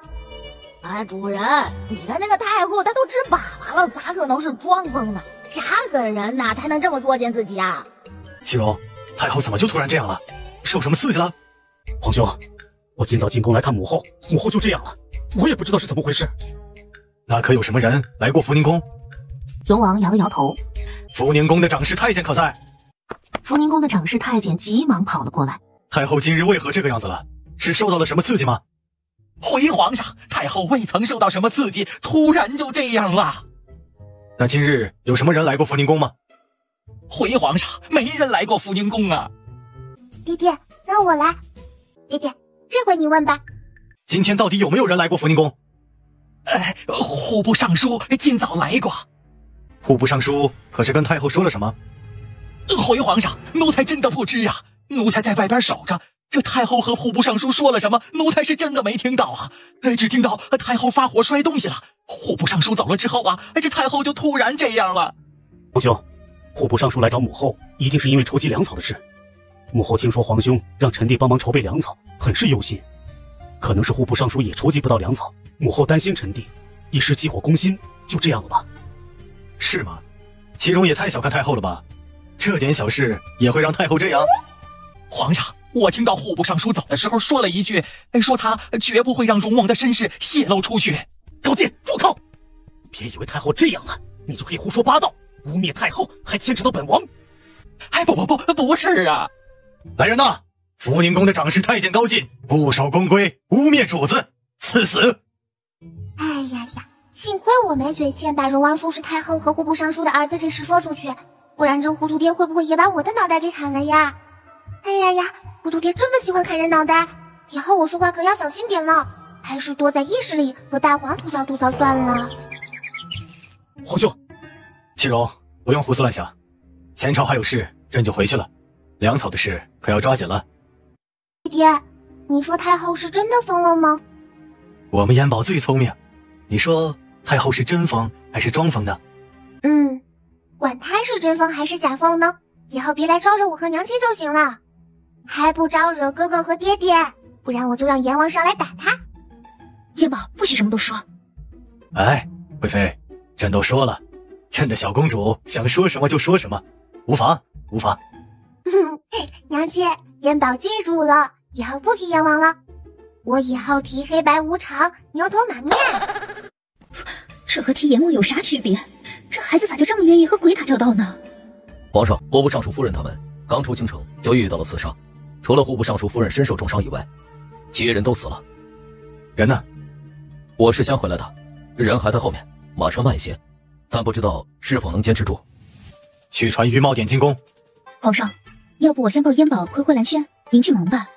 一天天的慧兰轩慧兰轩的，明天我把乾和宫的偏殿写个慧兰轩的牌匾挂上去，看你还回哪儿去？一天天的总想跟我抢女儿。娘亲，我一会儿就回去陪娘亲啊。皇上，这么着急召臣进宫，可是因为粮草之事？不是，是朕的暗卫在城外碰到了一伙人被追杀。不是，城外那人带着一家老小，也就刚出城不久吧。皇上，您说的那伙人不会是臣的家眷吧？皇上，那他们……就你夫人还有一口气，其余的人都……于大人节哀吧。谁看到？谁看到？皇上，户部尚书夫人没能坚持住，也没了。把你叫来，原以为能让你和莫氏见上一面，但可惜莫氏刚进宫门就咽气了。为什么？为什么？要不给他贴张真羽符，看看他疯没疯？哎，刚刚在福宁宫的时候，怎么就没想起来给太后贴一张看看呢？皇上，荣王来了。老东西，你还跑来恶人先告状了？说，你跟我母后说什么了？我母后怎么见完你就疯了？哎呦喂，荣王叔你可轻点啊，那可是你爹，你亲爹呀。大皇，户部尚书现在是不是肠子都悔青了？主人，这次你可猜错了，他没有后悔。什么？这悲痛欲绝的样子是装出来的？那可是他的妻儿老小啊，难道他又是一个狠人？户部尚书的婚事本就是太后一手安排的，许莫氏想拉拢墨家为他所用，可是没有成功。户部尚书原本是决定终身不娶的，就为太后一人尽忠。他现在只是埋怨太后，既然要杀了他们，又何必让他娶呢？荣王，都是臣的错，是臣办事不力，让太后急火攻心，臣甘愿受罚。罚你有屁用？罚你，我母后就能好吗？启荣，户部尚书的妻儿老小刚刚都被杀了，是朕叫他来的。皇兄，是谁杀了他一家老小？朕让人去查了。臣做户部尚书这么多年，得罪人是难免的。臣一心为了皇上，就算把臣一起杀了，臣也无怨无悔。哼，要不是有大黄的情报站，你整这么一出，朕还真以为你是为了朕呢。可惜你糊弄不了朕，朕有情报站。于茂典呢，于茂典，你这一句无怨无悔，应该说给太后听，看太后是否能对你有一丝愧疚。糊涂爹，你可别信他的话呀，他可不是为了你啊，他是为了太后。既然你一心为了朕，那就把粮草筹备足吧，就剩明日1天期限了。皇上啊，你还记着这个事儿？那我一家老小不是白死了？皇兄不是一向最体恤大臣的吗？户部尚书一家老小都被杀了，他哪有心思去筹备粮草？糊涂爹，你好英明啊！你有火眼金睛吧？哎呀呀，糊涂爹，我以后再也不叫你糊涂爹了。皇上，臣已经筹备好足够的银两，就是那人突然遇害，没人能拿得出来了。那你的意思是说，有人不想让你把筹集的那些银钱拿出来，才杀了你的一家人？臣不知啊，但是臣确实筹集到了足够的粮草钱，那人突然遇刺，那些银钱就拿不出来了。爹爹，那咱们就去看看再说，不去看怎么知道会拿不出来呢？既然小公主说了，那你就带朕去看看吧。皇上，那人是墨家的人，你也是知道的。墨家的机关除了墨家自己人，没人能破，硬闯是会出人命的。户部尚书可真是一心为朕呢，一提到粮草的事，连悲伤都顾不得了。朕也不是不通情达理的人，要不你先去看墨氏一眼，再……皇上，臣的私事与国事比起来微不足道，还是先去臣的府里吧，皇上也好早些找人把银钱取出来。于茂典啊，于茂典，你可真是个老狐狸！你知道朕请不来墨家的人，所以你把难题推给朕。只可惜你忽略了朕还有个宝贝女儿呢。好吧，那就依于大人所说吧。皇上，这院子里包括这墙上都是机关，恕臣不能带你往里边走了。你们家的院子，难道墨氏都没告诉你怎么进去吗？皇上，这个院子的机关是随着日月星辰转动的，每时每刻都在转动，所以每次进去的地方都是不一样的。大皇，户部尚书说的可都是真的？机关还能每时每刻都运转？主人，于茂典没有说谎，他每次进这个院子都得他夫人陪着，他自己真就进不去。皇上，我去试试。这安慰对糊涂爹，哎，不是糊涂爹了，叫顺嘴了。对爹爹那是忠心耿耿，要是伤了死了，爹爹就少一个帮手。小银宝从如意袋里掏出一张防护符，直接就对着暗卫扔了出去。试探一下即可，不用逞能。万万不可呀，皇上！要是强行闯入的话，这里设置了毁灭机关，会毁掉这里所有一切的。都说了，只是试试，没说要强行闯入。暗卫飞身就跳上了墙头，上什么地方就射出来无数支箭。保护皇上！小银宝迅速扔出一张防护符，把所有人都给罩了起来。那些箭不都已经射到你身上了？你怎么一点伤都没受？不用琢磨了，小公主是有护身龙的，那护身龙在保护小公主的时候，也顺便救了你。谢小公主救命之恩。起来吧，这个院子另想法子，我们回去吧。太好啊，太好！盛家不是灭在皇上手里，是灭在这小公主手里啊！皇上，臣能不能求个恩典，处理家中丧事，不去上朝了？准了，还请于大人节哀。朕会尽快让人查出来是谁对于大人的家人下的手，到时候绝不轻饶。谢皇上恩典。主人，一天天的就让石龙出风头了，你连提我都不提了。主人，你偏心！哼！爹爹，我就不跟你进去了，我去找娘亲了。那父皇送你去。不用了，爹爹，我有大黄。小银宝一挥手，就把大黄从如意袋里放了出来。大黄，朕终于见到你这个情报站了。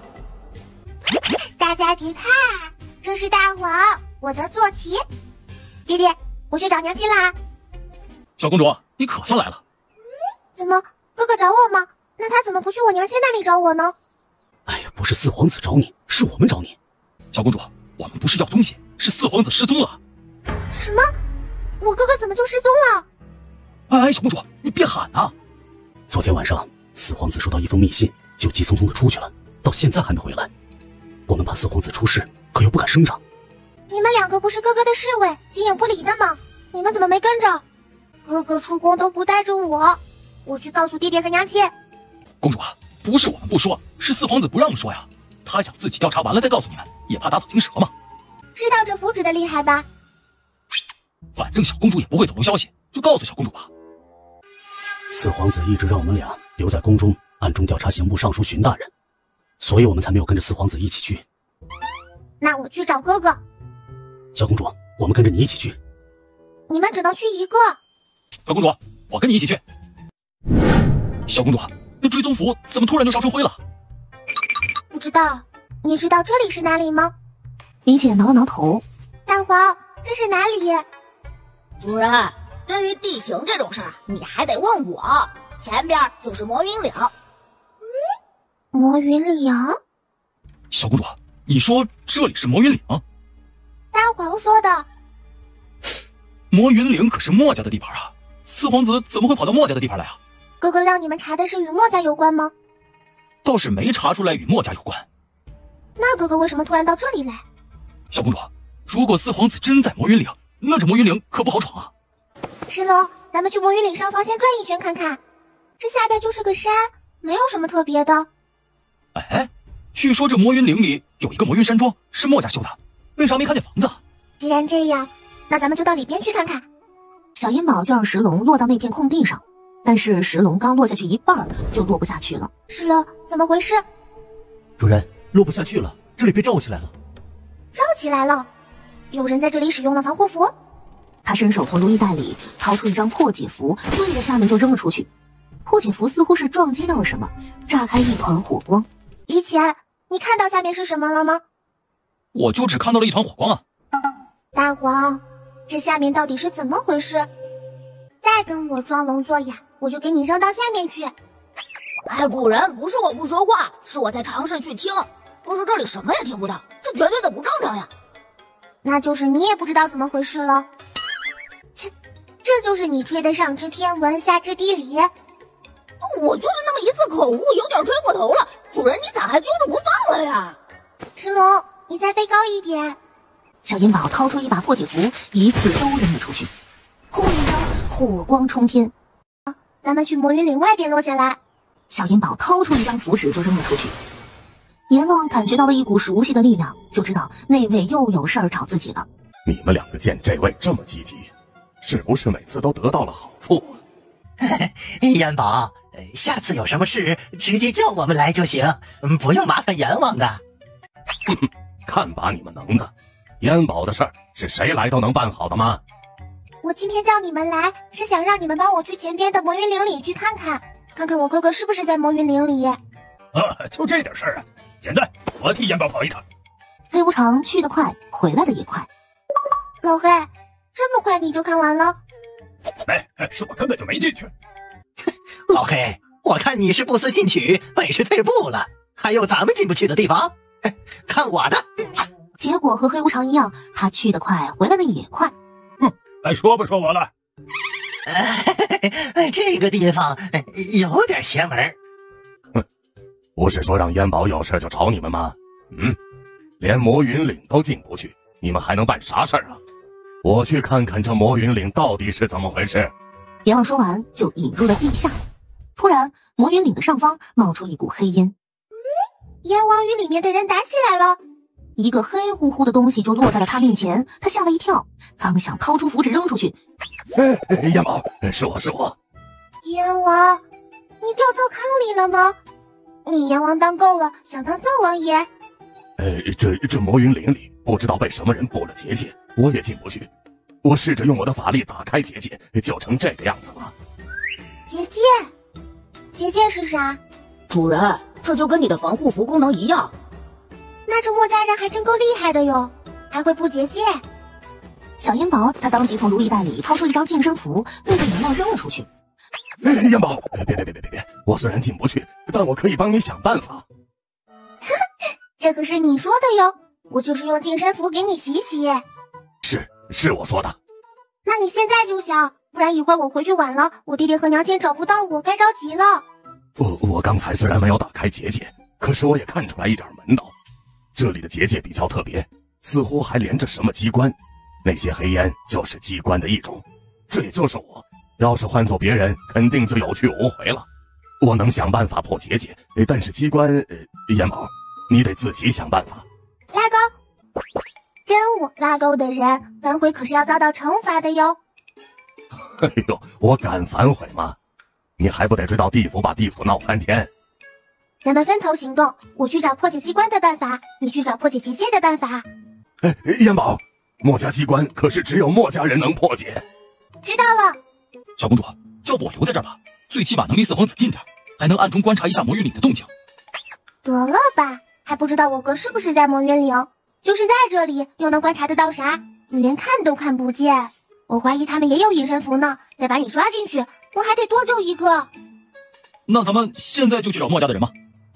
先回宫，得跟我爹爹和娘亲说一声，不然他们又会以为哥哥偷偷把我领出宫了，到时候哥哥又得挨揍。皇上在里边已经等了小公主有一会儿了。是燕宝回来了吗？皇上，是小公主回来了。哎呀，燕宝，你去哪儿了？你母妃说你根本就没回来。哎呀，可急死父皇了。爹爹，我哪儿都没去，就在这皇宫里逛了逛啊。这宫里太大了，我都逛迷路了，这不才转回来。这哥俩一定是有什么事瞒着朕，定是泽眼那个逆子告诉他妹妹说谎的，不然我的宝贝女儿怎么可能会说谎？等回头，朕非得好好收拾一顿那个逆子。天宝，不用替你哥哥遮掩，你哥哥又偷偷把你带出宫去演了，是吧？娘亲，不是哥哥带我出去的，是我去找的哥哥。燕宝，你哥哥就让你自己回来的，他也放心，真是欠收拾了。对，这老四就得收拾，居然让燕宝一个人回来。爹爹，哥哥是去帮你找墨家的人了，所以没送我回来。泽眼去找定远大将军去了？你哥哥真是胡闹，不是所有姓墨的人都懂墨家机关术的，定远将军就是恰好姓墨而已。再说边关还需要定远将军之手呢。爹爹说的对，所以我得去把哥哥追回来。好，那燕宝快去快回，爹爹在乾和宫等你，一定回来就去爹爹那里。皇上，你还是派个安卫跟着燕宝一起去吧。娘亲，我有石龙，不用喊安卫去的。小师妹，小师妹，你怎么回来了？燕宝妹妹，你可算回来了。你不在这军营里，我连个说话的人都没有。婉意姐姐，你干嘛穿成这个样子？我差点没认出来，都不漂亮了呢。师父说男女授受不亲，在一起多有不便，我只能这样了。这样你就是男的了吗？大王教的那个词叫什么来着？掩耳盗铃。啊，我可不是你师父。我三师兄也不会总那么忙吧？婉意姐姐，你可以找三师兄说话呀。三师兄，你欺负婉意姐姐了？我可没有，小师妹，你可别冤枉我，不信你问大师兄。哎，我这军中事情这么忙，我怎么会知道三师弟欺负没欺负钟姑娘呢？大师兄，你怎么可以这样呢？师父没有欺负我，就是我跟他说话，他都不搭理我，还让我必须离他1尺开外。我有毒吗？这就是小两口拌嘴呀！大皇，你又在胡说什么？他们可是师徒。不然，你三师兄可是一直没承认是钟姑娘的师傅呢。三师兄，你是医药盟的人，我是医药盟的盟主，所以我现在就以盟主的身份命令你照顾好婉意姐姐，没事的时候陪她说话。婉意姐姐想靠多近就得靠多近，不许说什么1尺开外。江郎中，你快过来看看，这个人好像不行了。江师度赶紧拿出银针刺进他的人中穴，又把了把脉，怕是不行了。让我试试。小银宝通过银针把灵力灌入到士兵的身体里。小师妹，同样是用银针，你施针的效果怎么就这么好啊？哎呀，小公主简直就是神医下凡呢，把死人都救活了。不是的，是阎王不敢过来抢人，派我下去揍他。他索性把30个重伤的士兵挨个都给输了一遍灵力。小银宝拔出最后一个士兵身上的银针，他的身体一软就倒了下去。小师妹，小师妹啊，小师妹，你每次救人都是这么不遗余力。小师妹是睡着了。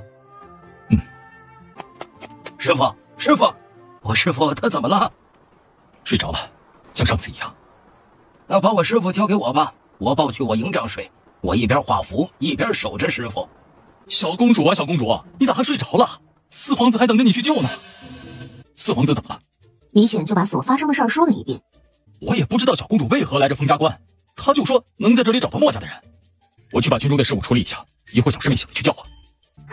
我是睡了多久了？小公主，你可算醒了。师傅，你这半边头发咋还没长出来啊？大王，你说我这半边头发为啥还没长出来？不会以后都长不出来了吧？主人，被噬灵咬一口，伤口3年都不会愈合的。还要是咬树一口，那树3年都不会生长。主人这半边头发都被吃没了，能不能长出来？还真不好说。啥？师傅，你小心点，别摔了。小公主再急也不差这么一会儿了。师傅，你去哪儿？大师伯让你醒了就去找他。我现在就去找他。师傅，你这次回去，我跟着你一起回去吧。你身边没个人照顾，我不放心呢。不行，在仗没打完之前，你不能跟我一起回去。拿来。师傅，你要啥？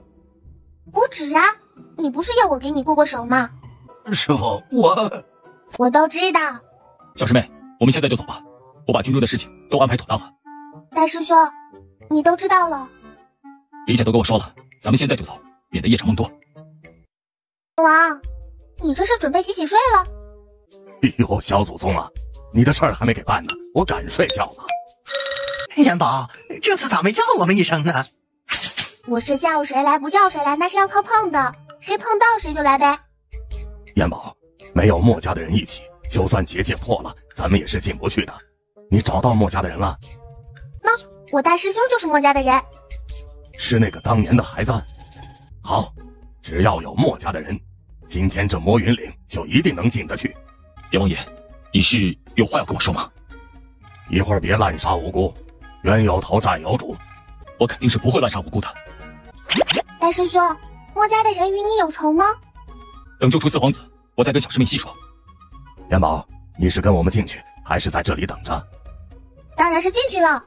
阎王从腰间抽出一把鞭子，啪啪啪的就是3鞭子。好啊，阎王你有这种宝物，居然上次不拿出来。走吧。阎王，有我在这儿，怎么敢让你受累呢？还是我帮你抱着吧。小银宝把大黄从如意袋里放了出来。不用的，大师兄，我有大黄，总算进来了。莫将军，我破结界，你破机关，咱们2个得配合好，才能一次成功。阎王放心，结界一破，我就进去控制阵眼。阎王鞭子一甩，手中的鞭子泛出一道道金光。哎呀呀，阎王还有这威风的一面，你一直在隐藏实力呀。我可是为了帮你，你可别惦记我的鞭子。莫将军，看出来阵眼在哪里了吗？莫子修点了点头。老白，等我最后这一鞭子抽下去，你就把水对着结界泼出去。好嘞，你就瞧好吧，我是最会泼水了。切，是个有手的人都会泼。阎王这最后一鞭子抽得格外小，如惊雷一般。泼！阎王的这一声落下，白无常就把手里的盆扔了出去。老板，这就是你说的最会泼水？也不知道是水的原因还是盆的作用，总之结界开了，莫子修就飞身进到了里面。这里应该是个假机关，要不要我也跟着进去救哥哥？是什么人破了我魔云岭的结界？好大的本事啊！是想找死吗？哼，那我就看你是怎么让本阎王死的。阎王，你咋不再吹一点说女是玉皇大帝得了？眼下吧，阎王的身份你们也敢质疑？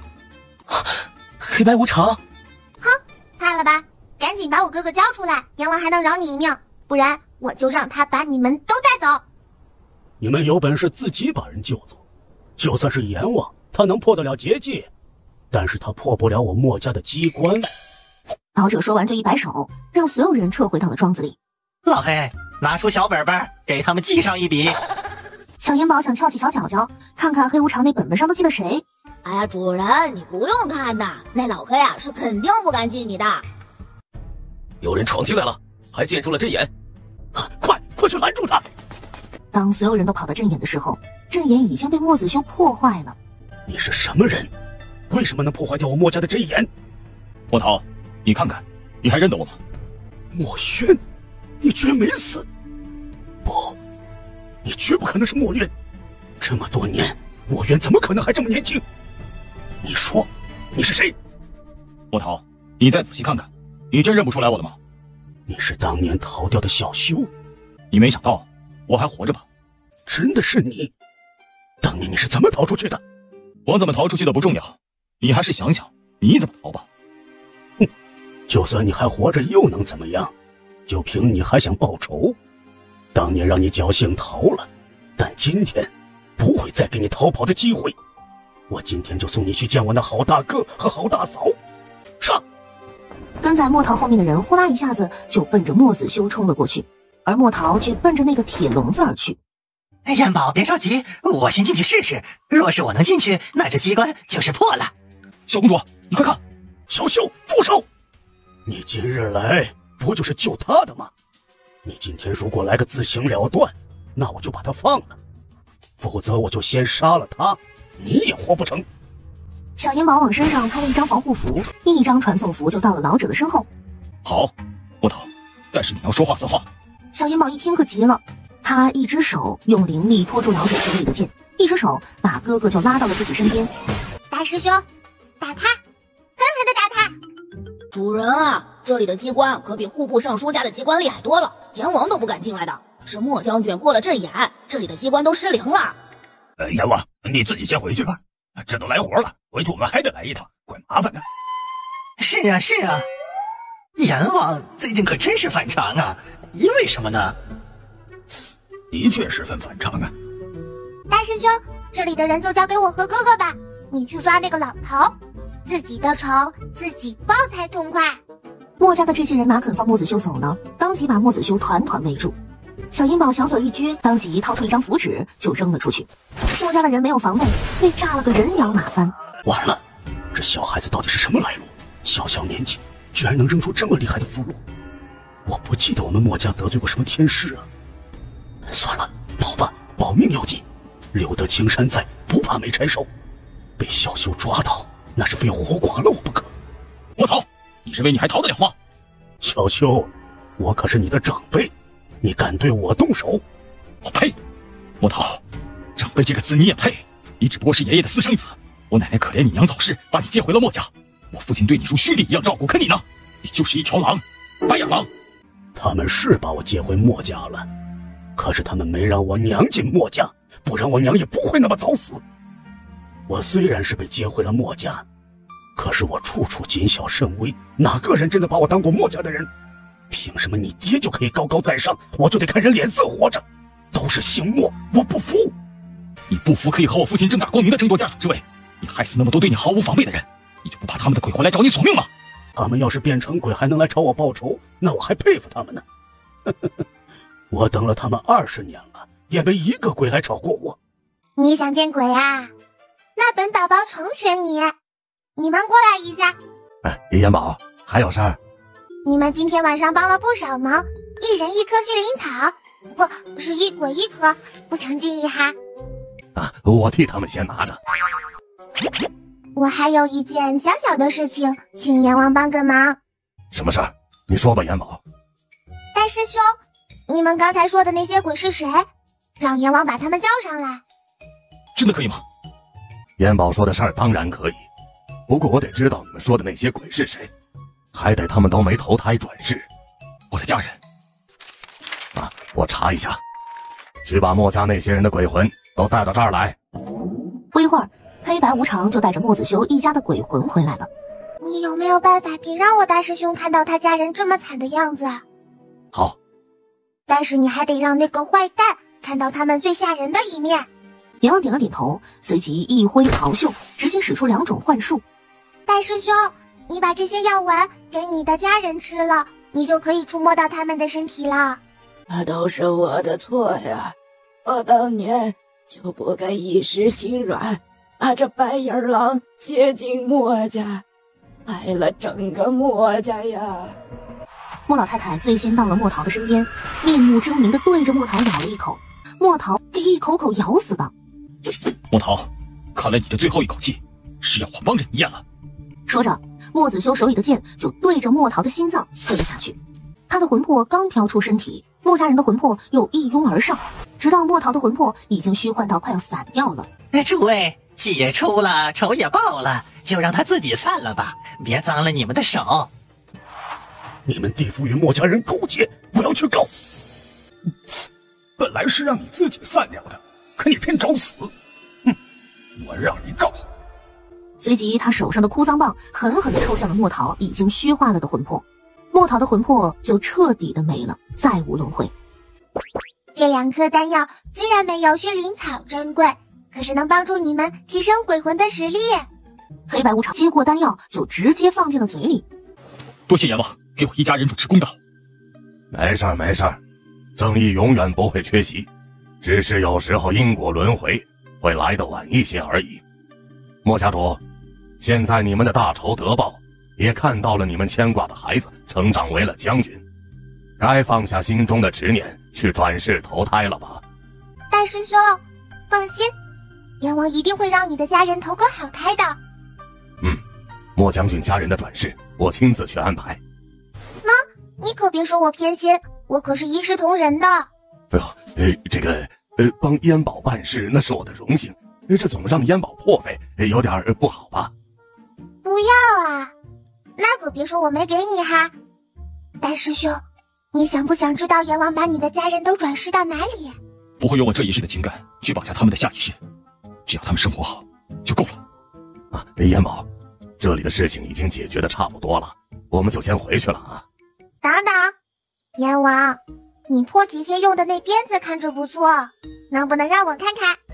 阎王一听，嗖的一下就没影了。我去安排莫家的人去投胎，错过了时辰，可就没有好人家了。大师兄，莫家的那些人都在那里捆着呢，怎么处理你自己看着办吧。莫师兄，你再审审这些莫家的人与刑部尚书是不是有什么勾结？哥哥，你是怎么被抓到这里来的？我收到一封密信，说知道我一直在暗中查刑部尚书，要想知道刑部尚书的事，到城外龙门洞，不能带任何人，否则就什么都不会说。哥哥，我都能看出来这其中有问题，一定是陷阱，你就没看出来？也不是没看出来，就是觉得要是遇到什么危险，给妹妹传个音，妹妹就能来救我。可是没想到传音符没发出去。四皇子，你以后可千万不能再做这么冒险的事了，这次为了救你，可费老鼻子劲了，阎王连他的洗脸水都端来了。大黄，阎王端来的那水是什么水？主人，阎王端来的水是露水，不过他这露水也是幽冥陵里才有的，一天也就能有1滴。你说这半盆的露水得攒多少年吧？四皇子，这是莫桃的管家，他应该是知道些什么，不过嘴挺硬的。哥哥，你问吧。是谁让你们莫家把我绑到这里来的？这个得问家主。四皇子，都怪我一时报仇心切，忘了应该让四皇子先审审他。莫师兄，千万不要这么说，要不是你赶来救我，可能我都活不过今晚。至于户部尚书的把柄，我相信只要他做了，就一定能找得到他的罪证。哥哥，这有什么难的？把他抓起来，贴一张真羽符，他什么都着了。不急，妹妹的真羽符那么珍贵，不到必要的时候不能用。莫师兄，莫家的这些人你打算怎么办？都杀了吗？师兄，既然你不好做决断，就把人都交给我吧。他们把我绑到这里来，可是有了反心的，交与父皇处置吧。好，都听四皇子的。那咱现在就回去吧。等等，大师兄，咱们就这么回去了？莫家这么厉害的家族，是不是应该存不少银钱吧？莫桃的金库在什么地方？我领你们去。小师妹不能进，这里有机关。机关不都已经被大师兄破坏掉了吗？这里怎么还有？这金库的机关是单独布置的，镇眼的机关不控制这里。大师兄威武，大师兄厉害。小师妹，这回你进去吧，里边的东西都归小师妹了。大师兄，这可都是莫家的东西，你都给我，你不心疼啊？这莫家是徒有其名啊，碧云抬棺也没富到哪里去吧？不想活了是吧？还敢撒谎？六少爷，我真没撒谎，这真就是家主的金库。你把这里的破烂都给我清理出去。六少爷，这么多我自己一个人得啥时候啊？要不叫几个下人？还当自己高人一等呢？我没弄死你，真当我不知道你帮着莫家干了多少坏事？快点清，清的慢一下，我就在你身上戳一个窟窿。哼，莫桃，你以为你设计的很精巧，没人能发现得了？可惜莫家的机关术，你终究是没学明白啊！小师妹，快进来吧，都在这儿呢。大师兄，你们莫家好有钱啊，比我那皇帝爹爹都有钱。这里所有的东西都是小师妹的了。要不我和大师兄一人一半，都给我一个人，咋好意思呢？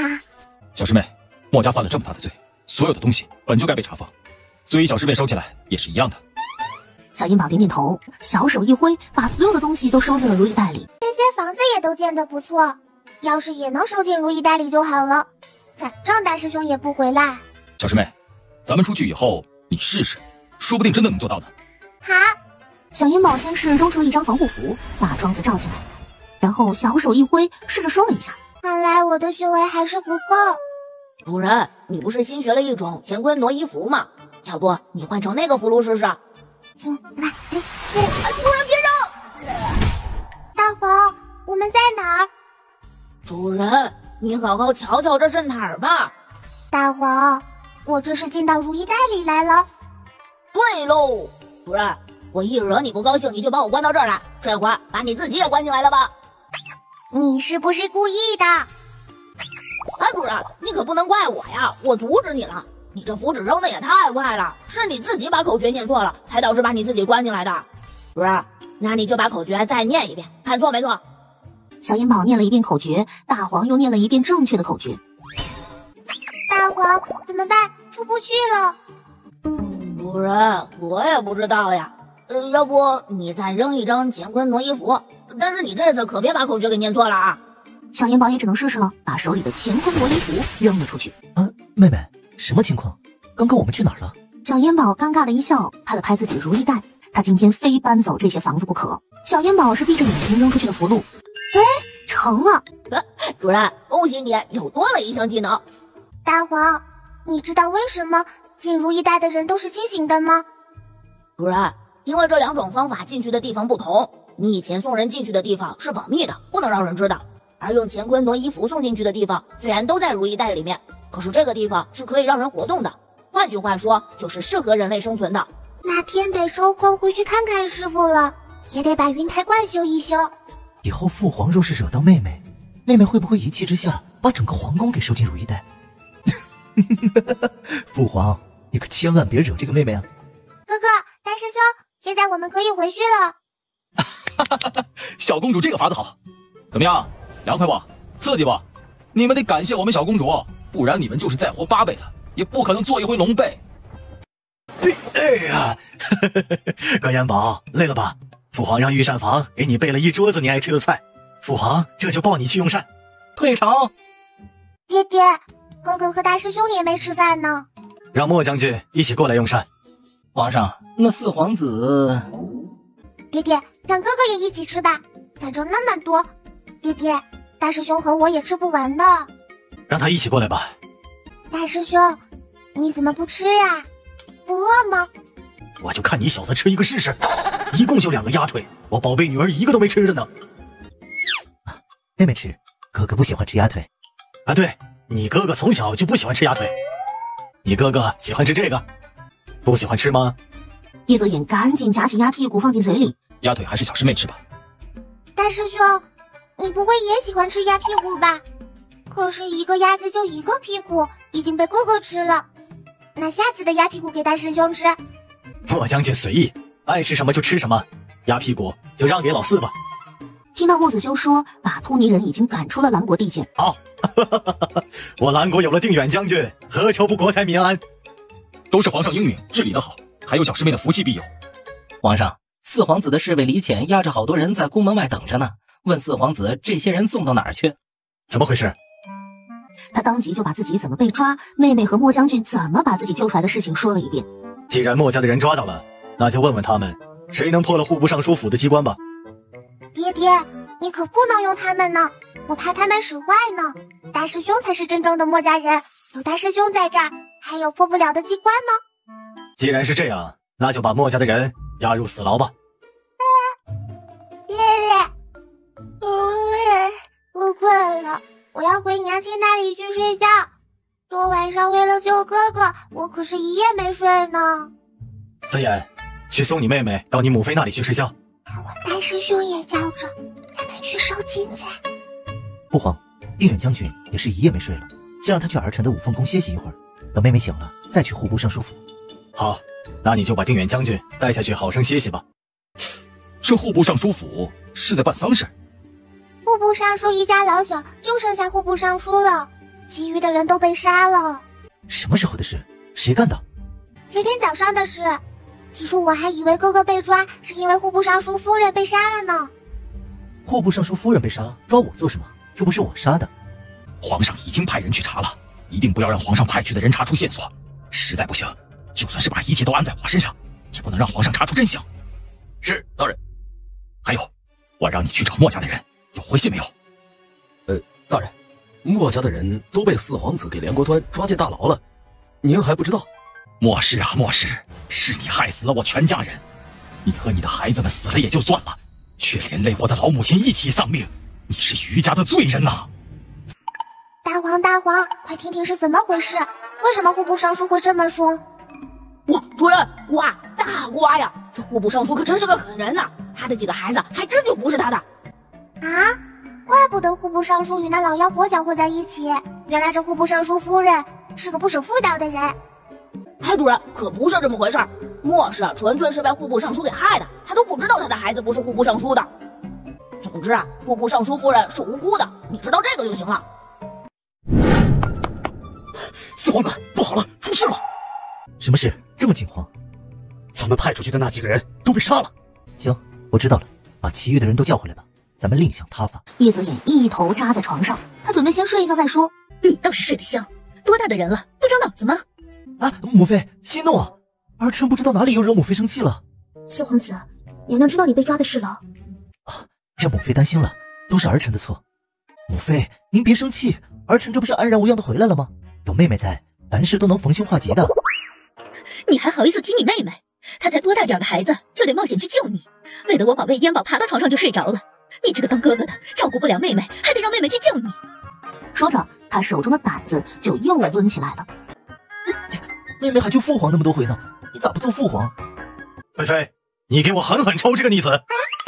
皇上，你怎么来了？这逆子我已经替你教训过他了。父皇，您是来找定远将军的吗？我来找你。你们都去外面候着吧，墨家压在大牢里的人都死了。老四，你觉得是谁这么怕墨家的人活着呢？儿臣不知。那你就说说你查的事到底怎么样了吧？父皇，是儿臣无能，到现在还什么都没查出来，今天还折损了好几名侍卫。你没让燕宝帮帮你？父皇，等妹妹睡醒了，我就跟她说。要跟我说啥？燕宝，你怎么就睡了这么一会儿呀？妹妹，墨家的那些人都死在大牢了。是老妖婆干的吗？还不知道是谁干的。妹妹，你说墨家的人是不是知道什么秘密？问问不就知道了。不知道凶手，墨家的人又都死了，问谁？问鬼吗？对啊，爹爹，你可真聪明。燕宝，不要在你父皇面前乱说话。母妃，妹妹没有乱说，妹妹连阎王都请得来，审几个鬼还不轻松？冤枉，冤枉！我要杀了你！我要杀了你！燕宝，这里真的有墨家人的鬼魂吗？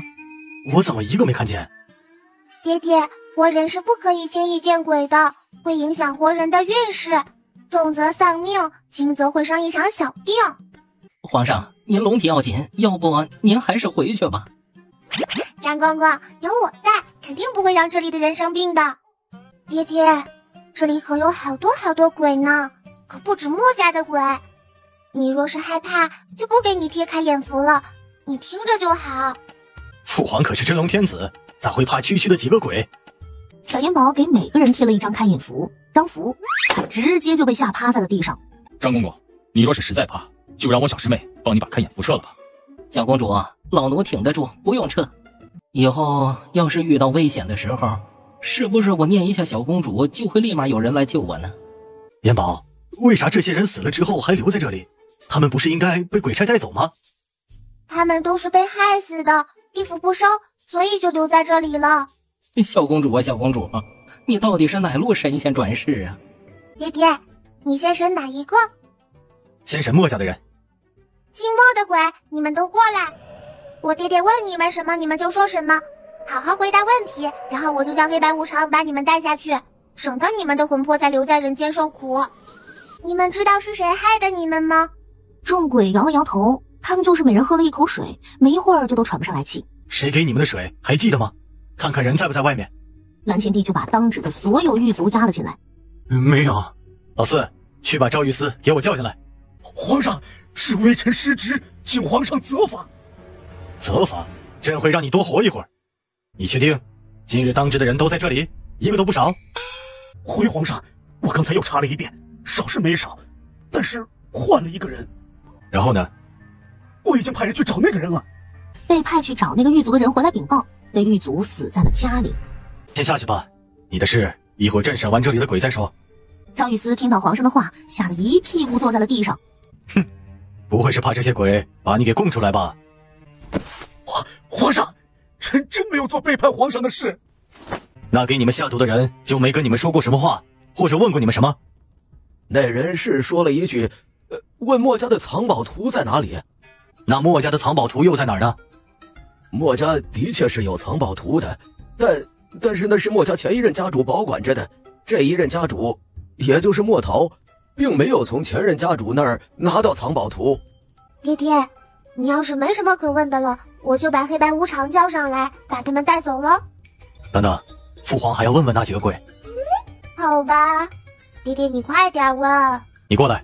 前户部尚书面目狰狞，飘过去就想抓蓝乾帝，但被小烟宝一巴掌拍出去了很远。我爹爹在问你话，是在给你机会。你要是敢伤害我爹爹，我就让你再死一次。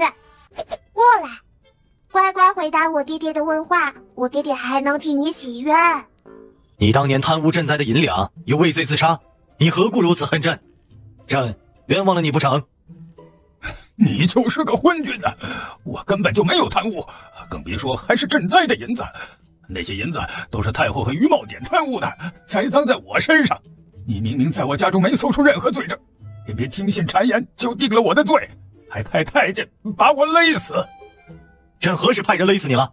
不是你自己上吊死的吗？我压根就没贪过1两银子，我为什么要上吊自尽呢？那你可还记得是哪个太监勒死的你？朕若是派人，也只会派张福。前户部尚书，你可不能信口雌黄啊！你可不是我勒死的，是詹公公。詹公公的徒弟小坛子。蓝乾帝看了一眼叶泽眼，叶泽眼立马转身就出了牢房。四皇子，你把我带到这里来做什么？有个鬼想见你。四皇子，你可别吓唬奴才，奴才这胆子可小着呢。安公公，俗话说不做亏心事，不怕鬼敲门，心里没鬼，又何来的鬼呢？四皇子，皇上这会儿应该回乾和宫了，我怕皇上有事找不见奴才，我这就先回去了。就是父皇让我带你来这儿的，快点进去吧，磨叽个啥？这前户部尚书就奔着谭公公飘了过去，面目狰狞的想要掐死谭公公。别白费力气了，若是能让你们鬼随便在人间杀人，那还了得？你是自己报不了仇的。说，是谁让你杀前户部尚书的？师傅，您在说什么呀？什么前户部尚书啊？他不是自己上吊死的吗？这和我有什么关系啊？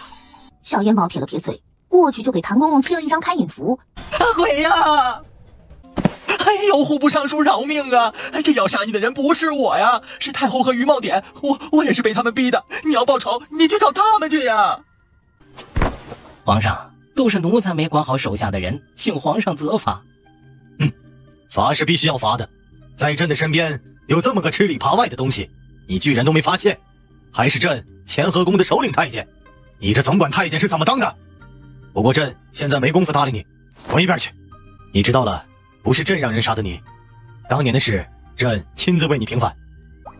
皇上圣明，臣终于可以瞑目了。其余的鬼见到这前户部尚书得以平反了，也都喊着冤枉啊飘了过来。哎妈，你们都冤，那这得审到啥时候？你们都死了这么多年了，早干啥去了？早一点，他们没有遇到我，也没人能看见他们，他们有冤也没处诉。糊涂爹啊，你以前到底是冤枉了多少人，制造了多少冤啊？你当年是证据确凿，也自己认罪了，病死在狱中，有啥好喊冤的？皇上，真是不得不认罪。宣正他拿我一家老小来威胁我，我若不承担下所有罪责，他就会杀了我一家老小。这也不是病死的，是宣正让人在我每日的饭菜里下了毒药，是一种仵作都查不出来的毒药。你是说，当年通敌卖国的人是刑部尚书？皇上，就是刑部尚书。其实刑部尚书并不是兰国人，刑部尚书的父母都是丹国人，是丹国安插在兰国的细作。哎呀妈呀！这刑部尚书是从娘胎里就被培养的细作，难怪这么多年都没露出破绽。也不是没露出破绽，是让人给顶罪了。你替荀正顶了罪，让荀正隐藏了这么多年，不知道培养了多少细作。就因为你的顶罪，兰国的半壁江山差点落入丹国的手中。你与荀正又有何区别？一点都不冤枉。大黄，你先前说的情报是不是有误？主人，你指的是什么事儿啊？就是天煞，我怎么觉得咱们抓的那个不是天煞？主人，你不会觉得那个刑部尚书是天煞吧？爹爹，你让人把那个2条手臂都被砍掉的那个天煞押来，我想问他点事儿。父皇，我去。你是天煞吗？天煞点了点头。哎呀，主人，你看您还不信我呢，我的情报咋会有错呢？天煞不止我一个，在兰国的细作分为天煞、地煞、君煞、亲煞、师煞，这天煞是最高级别的细作。那你们在兰国的天煞头是谁？我只知道他在兰国是个重臣，但我不知道到底是谁。这楼草还打了一只大兔子。只要有宝贝女儿在，就没有审不明白的案子。妹妹，还没等叔让你帮忙呢，你已经帮我找到了证据，还是让父皇都信服的证据。果然妹妹出马，一个顶俩。燕宝，饿了？咱不审了，父皇抱你回去用膳。爹爹，你都审完了吗？嗯。那我就叫黑白无常上来，把他们都带走了。小燕宝小手一摇，扔出了一张驱鬼符，黑白无常很快就上来了。燕宝，阎王今天又去上面办事儿了，所以我们2个来的。有什么事儿你尽管吩咐。老白，你一会儿回去帮我问问大师兄的爹，问问他们墨家的藏宝图在哪儿。墨将军的家人都已经投胎转世了，喝了孟婆汤，前世的记忆都没有了。既然这样，那就算了。你和老黑把这里的鬼都带下去吧。父皇，我还要莫将军帮儿臣点忙，就不陪父皇和妹妹一起用膳了。哥哥，吃饱了才有力气做事，你们不饿吗？小师妹，我还不是很饿，我先去帮4皇子的忙。大师兄，这次的鸭屁股我分给你吃。你哥哥爱吃鸭屁股，以后的鸭屁股都给他吃。叶泽言拉起莫子修就走。哥哥，我把鸭屁股给你留着，一会儿给你包回去。哥哥，我给你送鸭屁股来了。站这别动，哥哥今天吃的太饱了。想你了，不许吐。小公主，小公主，户部尚书府走水了，皇上把他机关的房子也烧了，让你快去看看，皇上已经先去了。小师妹，咱们得去看看，恐怕这火是故意有人放的，咱们可不能让他得逞。那好吧，咱们就去看看。张公公，咱们也快走吧，小公主他们现在已经到了户部尚书府了。啊！小师妹，别让这里被烧了，留着有用。他扔出了一张防护符，把机关房子罩住了。这火好奇怪啊！怎么了，妹妹？这里面掺杂着冰冷的阴火。妹妹，你说的阴火是啥？就是不是阳间的火，伤害不到阳间的东西，但却能伤害到鬼。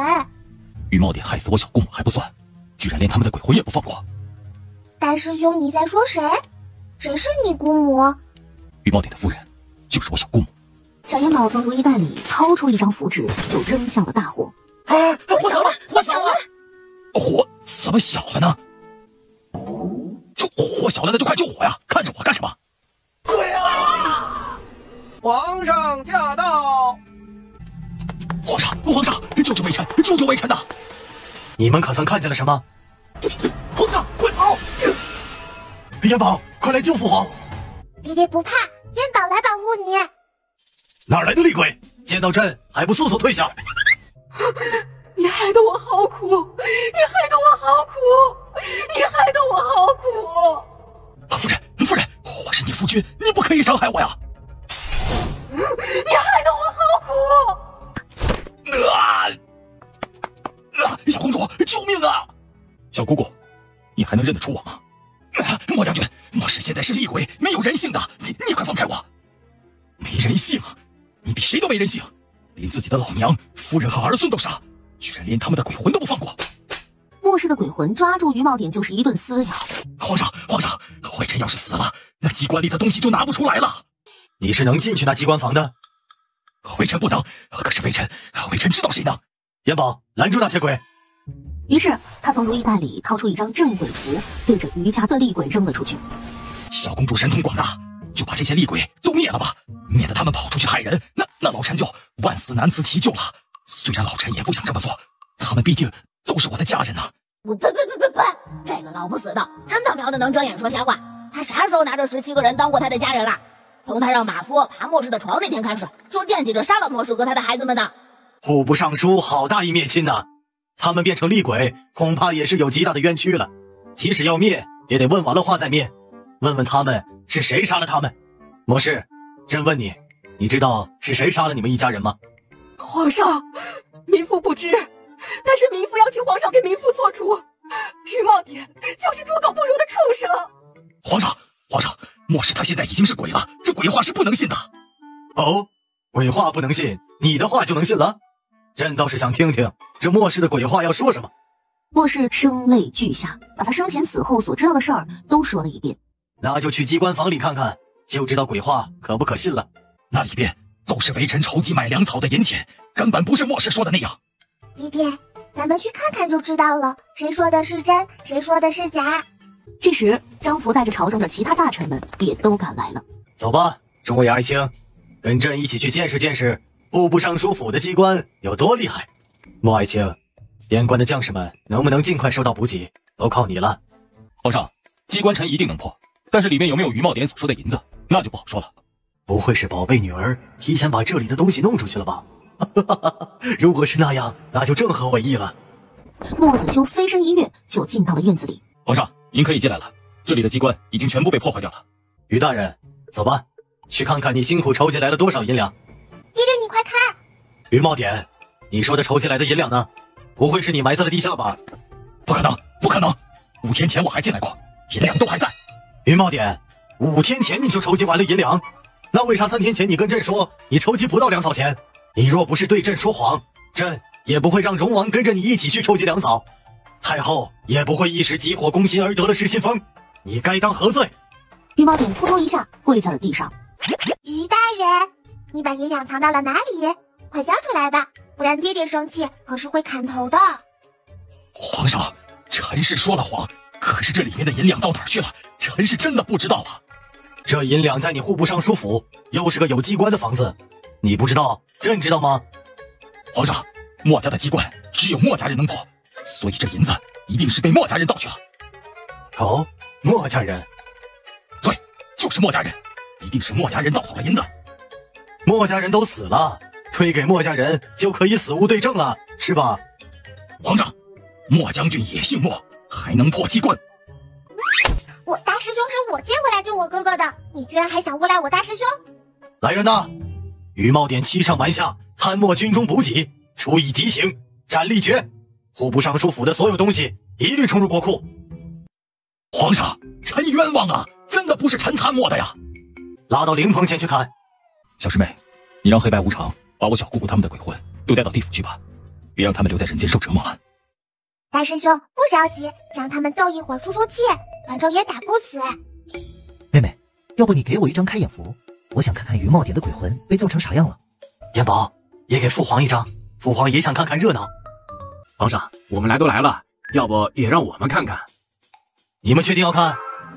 延宝，能让他们一起吗？没问题的，爹爹。不过他们看完了做噩梦，可别怨我。他们敢？小燕宝直接扔出了一张拘鬼符。燕宝，这次叫我们来还是带鬼？但是你们得先帮个忙。什么忙？你尽管说。那些鬼在打架，你们看到了吧？这里的人都想看看鬼是怎么打架的，所以就有了你们2个施个法，让大家见识见识。白无常拿出哭丧棒画了一个圈。那个出手最狠的人是莫夫人。那个被打的人是户部尚书。这什么情况？为什么一家人死了之后还内讧呢？哎，王大人，你说这阴间是不是不讲什么伦理纲常了？你听，那莫夫人的鬼魂一边打还一边骂呢。主人，这场鬼打架可真是吃了大瓜了。凡是有儿子的大臣都觉得自己的儿子不是自己的了。不用滴血认亲啊，那玩意儿不准嘛。来找本燕宝，本燕宝会看清源线的，一看一个准。不多，一次给我100两金子就行。元宝，算啥呢？要不爹爹帮你算？你先让黑白无常收了法术。老黑、老白，行了，你把他们都带下去吧，反正打来打去也就这样了，也打不死。黑白无常答应了一声，就把鬼都带了下去。大黄，那个表情最淡定的大臣，夫妻感情是不是特别好？很信任他的夫人？不是的，主人，那位大臣家里有4个女儿，没有儿子。以前因为家中没有儿子，还遭受了朝中大臣们的不少嘲讽呢。现在还是在偷着乐呢。热闹也都看完了，你们还不走？还想在这户部尚书府住下不成？白无常去而复返，突然从地下冒出来，把蓝贤弟吓得不轻。摸摸毛吓不着，摸摸耳吓一会儿。皇上，您还好吧？老白，你这突然返回来是忘了啥了？元宝，我帮你打听到了墨家藏宝图的下落，我刚才忘了说了。真的？老白，你快说。墨家以前的管家是墨渊的管家，在地府还没有转世。墨渊把墨家的藏宝图给了管家，管家带着藏宝图逃了出去。那现在藏宝图在哪？那个管家逃出去时就已经身受重伤了，被一对夫妇救了。可是由于伤势太重，还是死了。在临死前，他把藏宝图给了那对夫妇。管家说了，那藏宝图除了墨家嫡亲的人，谁都看不明白。那管家说没说救他的那对夫妇是谁？说了，男人姓钟，叫钟义，女人叫罗婉。我也只能打听到这么多了，其余的要靠燕宝自己去查了。老白，谢谢你，该事情你是好知道。白无常走后，莫子修还在念叨这2个人名呢。大师兄，你认识这2个人吗？小师妹，你觉不觉得这个名字很熟悉？钟义、罗婉、钟婉义。大师兄是说婉义姐姐的父母就是救管家的那个人？这个得回去问问才能确定。那大师兄，你看看，这个是婉义姐姐的娘亲给我的，说是什么图？我看着就是块抹布。白无常说墨家的藏宝图只有墨家嫡亲的人才能看懂。大师兄若是看不懂，那钟姐姐的父母就不是救管家的人。小师妹，你先把这张图收好，等回到冯家关问问再说。燕宝，咱们先回宫，藏宝图的事儿咱慢慢再研究。爹爹，回宫吧，燕宝困了。放肆！你们当这里是大街，想打就打，想闹就闹，不知道御前失仪是什么罪吗？皇上，你要为臣做主啊！皇上，你要为臣做主啊！要我为你们做主，得先把事情说明白吧。谢琴，你先说。左都御史抹了一把眼泪，哼哧了半天也没能说出一句话来。皇上，他没脸说，我说。那你说吧。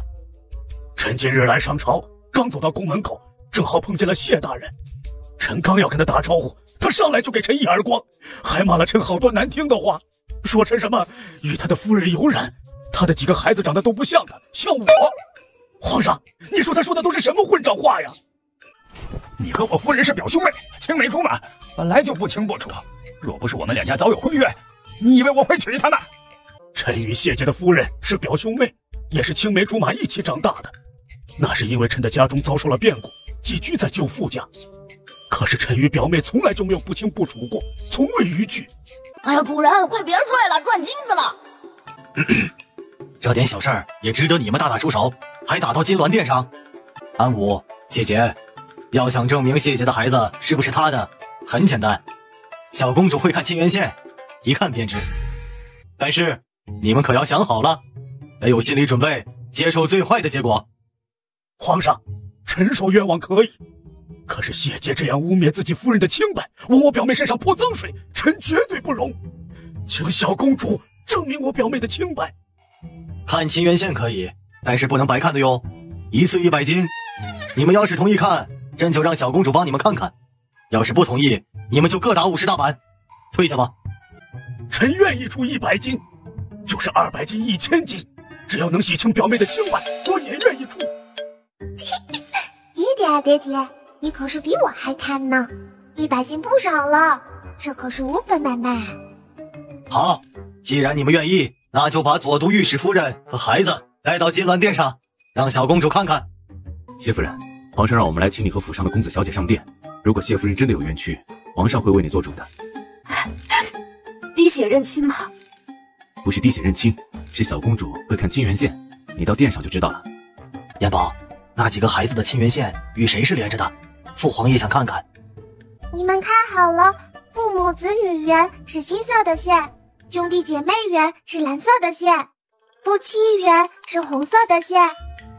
谢氏，带着你的孩子们平身吧。好神奇呀！谢大人一家的脑袋上都有跳动的线呢。姓谢的，你还说啥？你往自己的夫人、孩子身上泼脏水，你与那于茂典没有任何分别。安武，有事说事，莫要动手。安大人，是我一时听信谗言，误会，都是误会啊。皇上，你要为民妇做主啊！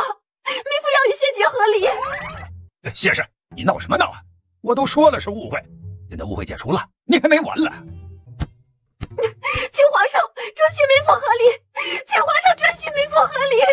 爹爹，你看那依依的头都磕出血了，本来他就没有错，被自己的夫君泼脏水，他请求和离不过分。你看依依脖子上的那道红痕，他肯定是要上吊自尽的，没死成。爹爹若是不同意和离，这依依的性子这么烈，恐怕还会寻死。若是真死了，可就是爹爹害的了。谢氏，抬起头来。皇上，臣刚才到左都御史府的时候，谢夫人上吊自尽，被家里的丫鬟救了下来。谢夫人醒了，要撞墙自尽，一帮丫鬟婆子看着呢。哎呀，夫人，这就是个误会，你何至于寻死觅活呀？谢姐，你往我身上泼脏水还不算，4个孩子你都不放过，他们可都是你的儿女，你让他们以后如何做人？皇上若是今天不准了民妇和离，我就带着4个儿女撞死在这金銮殿上。爹爹，现在可不是1条人命了，4条了。谢氏，既然小公主都替你说话了，那朕就破个例，准了你与谢姐和离。谢皇上恩典，吾皇万岁万万岁！皇上，臣不同意。你不同意和离，是想休妻？臣也不想休妻呀。你既不想和离，也不想休妻，你闹这么一出，往自己夫人、孩子身上泼脏水，我看呐，你真是脑袋被驴踢了。朕已经准了谢氏的和离，你就接旨吧，别来你言官那一套，那边有柱子，没人拦着你。好了，今天就到这儿吧，有什么事明天再说。爹爹，金子100斤还没给呢。没人敢欠你小公主的金子，一会儿大理寺卿就会送来的。大王，你听到那些大臣们的心声没？他们会不会来找我给他们看亲缘线？主人，他们怕是不敢这么大张旗鼓的让你去给他们看亲缘线呢，被谢夫人吓到了，他们害怕和离。来，母妃抱你回去睡个回笼觉吧。这么小的孩子起那么早，哪能受得了啊？娘亲，有金子赚，燕宝就不困了。娘亲，你要是缺金子，跟燕宝说，燕宝带娘亲去赚金子。皇上，福宁宫的太监来了。皇上，太后说一定请皇上去一趟福宁宫。太后说的？太后不是疯了吗？回娘娘，太后今早清醒了。燕宝跟父皇去福宁宫好不好？娘亲，你去吗？母妃不去。爹爹，娘亲不去，我也不去了。我跟娘亲回兰轩吃饭去。好，回去告诉太后，朕陪着小公主用完了早膳再去。张福传膳，等父皇用完了膳我们再来。进来。四皇子，今日的早膳没有鸭子。哥哥，大师兄，你们也过来一起吃啊。燕宝，在你父皇这里不能乱说话。贵妃，朕都说过了，燕宝在朕面前想说什么就说什么，想做什么就做什么，不需要有任何拘束。既然燕宝都说了，老四和莫将军就过来一起用膳吧。张福，再去天亮付碗筷。皇上，微臣已经用过早膳了。父皇，儿臣也已经用过早膳了。老四，你和莫将军一起来，有事？皇上，微臣不宜离开边关太久，如果没什么事，臣就回封加官了。大师兄，等我陪爹爹去一趟福宁宫，回来就送你回封加官。皇上驾到！大皇，老妖婆这是怎么了？受了什么打击吗？他是知道了于茂典鬼魂被打的事儿，害怕皇上知道荣王的身世。皇上，哀家就想咱们娘俩说说话。太后，燕宝就是个小孩子，什么都不懂，你有什么话就说吧。小孩子什么都不懂，哀家、盛家皇后、太子、于茂典都折在了这个小孩子手里。而他一回宫，一切就都不可控了。原本计划好的一切都接二连三的出事。他若只是个普通的小孩子，你一个皇上会天天抱着他上朝？皇帝，哀家虽然不是皇帝的生身之母，但却对皇帝视如己出，扶持皇帝登上这龙位。为了不让你们兄弟之间出嫌隙，我才没有让祁荣参与朝政。太后这是后悔了？皇帝，祁荣他从没参与过朝政，所以这次筹集粮草之事，母后，儿臣辜负了皇兄的信任，未能把事情办好，儿臣甘愿受罚。太后，荣王他非要进来，我拦不住。母后，我本来就是去乾河宫去找皇兄的，听说皇兄来了母后这里，正好就一并告知一下母后。皇帝，哀家愿意搬离皇宫，去春露寺为国祈福，请皇帝饶过祁荣。太后，那筹集粮草本来就是于茂典的事，我让祁荣帮忙，就是想锻炼一下他。朝廷正是用人之际，儿臣想对荣王委以重任，太后何至于如此紧张？皇帝，哀家没有紧张，就是觉得祁荣被于茂典连累了。于茂典是臣子，荣王可是太后嫡出的儿子，一个臣子如何连累得着王爷？莫不是于茂典与荣王之间有什么不可告人的？没有。母后，你怎么出了这么多汗？你这是大病初愈，身体太虚了。春露寺那里偏远，条件艰苦，母后的身体怎么能受得了？儿臣自己的罪自己担着，母后且不要再为儿臣担心。主人，条件艰苦啊，那是表面的，那里暗中可是藏着不少的好东西呢，不然老妖婆怎么可能提出去那儿啊？皇兄，臣弟有罪，自请削去王位，做一个庶人。但希望皇兄允许臣弟带着母后一起离宫。祁荣，你先带着燕宝到外面去玩一会儿，朕有几句话与太后讲。哎呀，主人，少儿不宜的话，你这糊涂爹肯定是不会当着你的面讲啦。荣王叔，到外面我去给你讲一个鬼故事好不好？蓝乾帝与太后单独谈了足足有2刻钟。荣王的请求，朕同意了，去跟太后说说话吧。大师兄，咱们这就走吧。老四，陪着你妹妹一起去，快去快回。刚到院门外，就看到几个大汉在院子里砸东西。周婉意的娘在苦苦哀求着，一则眼捡起地上的石子就扔了出去。谁他妈敢打老子？出来！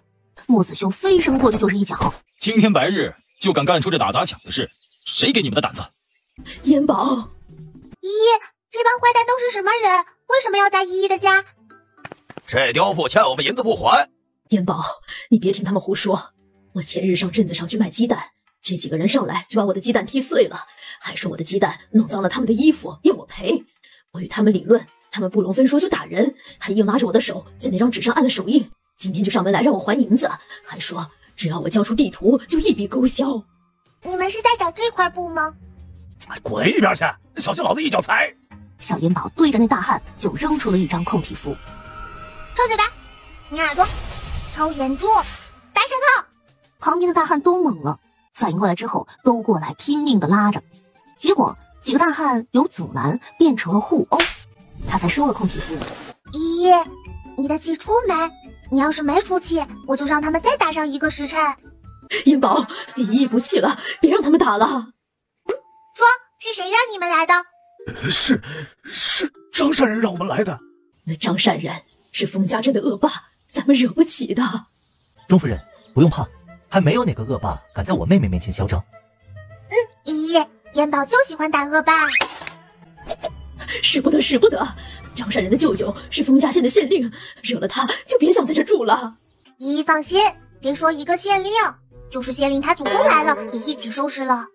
燕宝，算了吧，我收拾东西去找婉意，我们娘俩多多再说。他当即就扔出一张金丝缠符，把几个大汉捆住了。走，咱们就去找那个狗屁张善人。让你们几个跟个穷妇人讨个债，居然讨这么久啊！公子，有人要给我们抢地图。谁把你们打成这样的？我问你们话呢，哑巴了吗？还是你们自己打的？是我们自己打的。公子，可不是我们自愿的呀，是那个小娃娃控制我们货物的。你们是什么人？也不打听打听，就敢多管闲事？我们管事儿不需要打听，只要是不平的事儿，我们都管。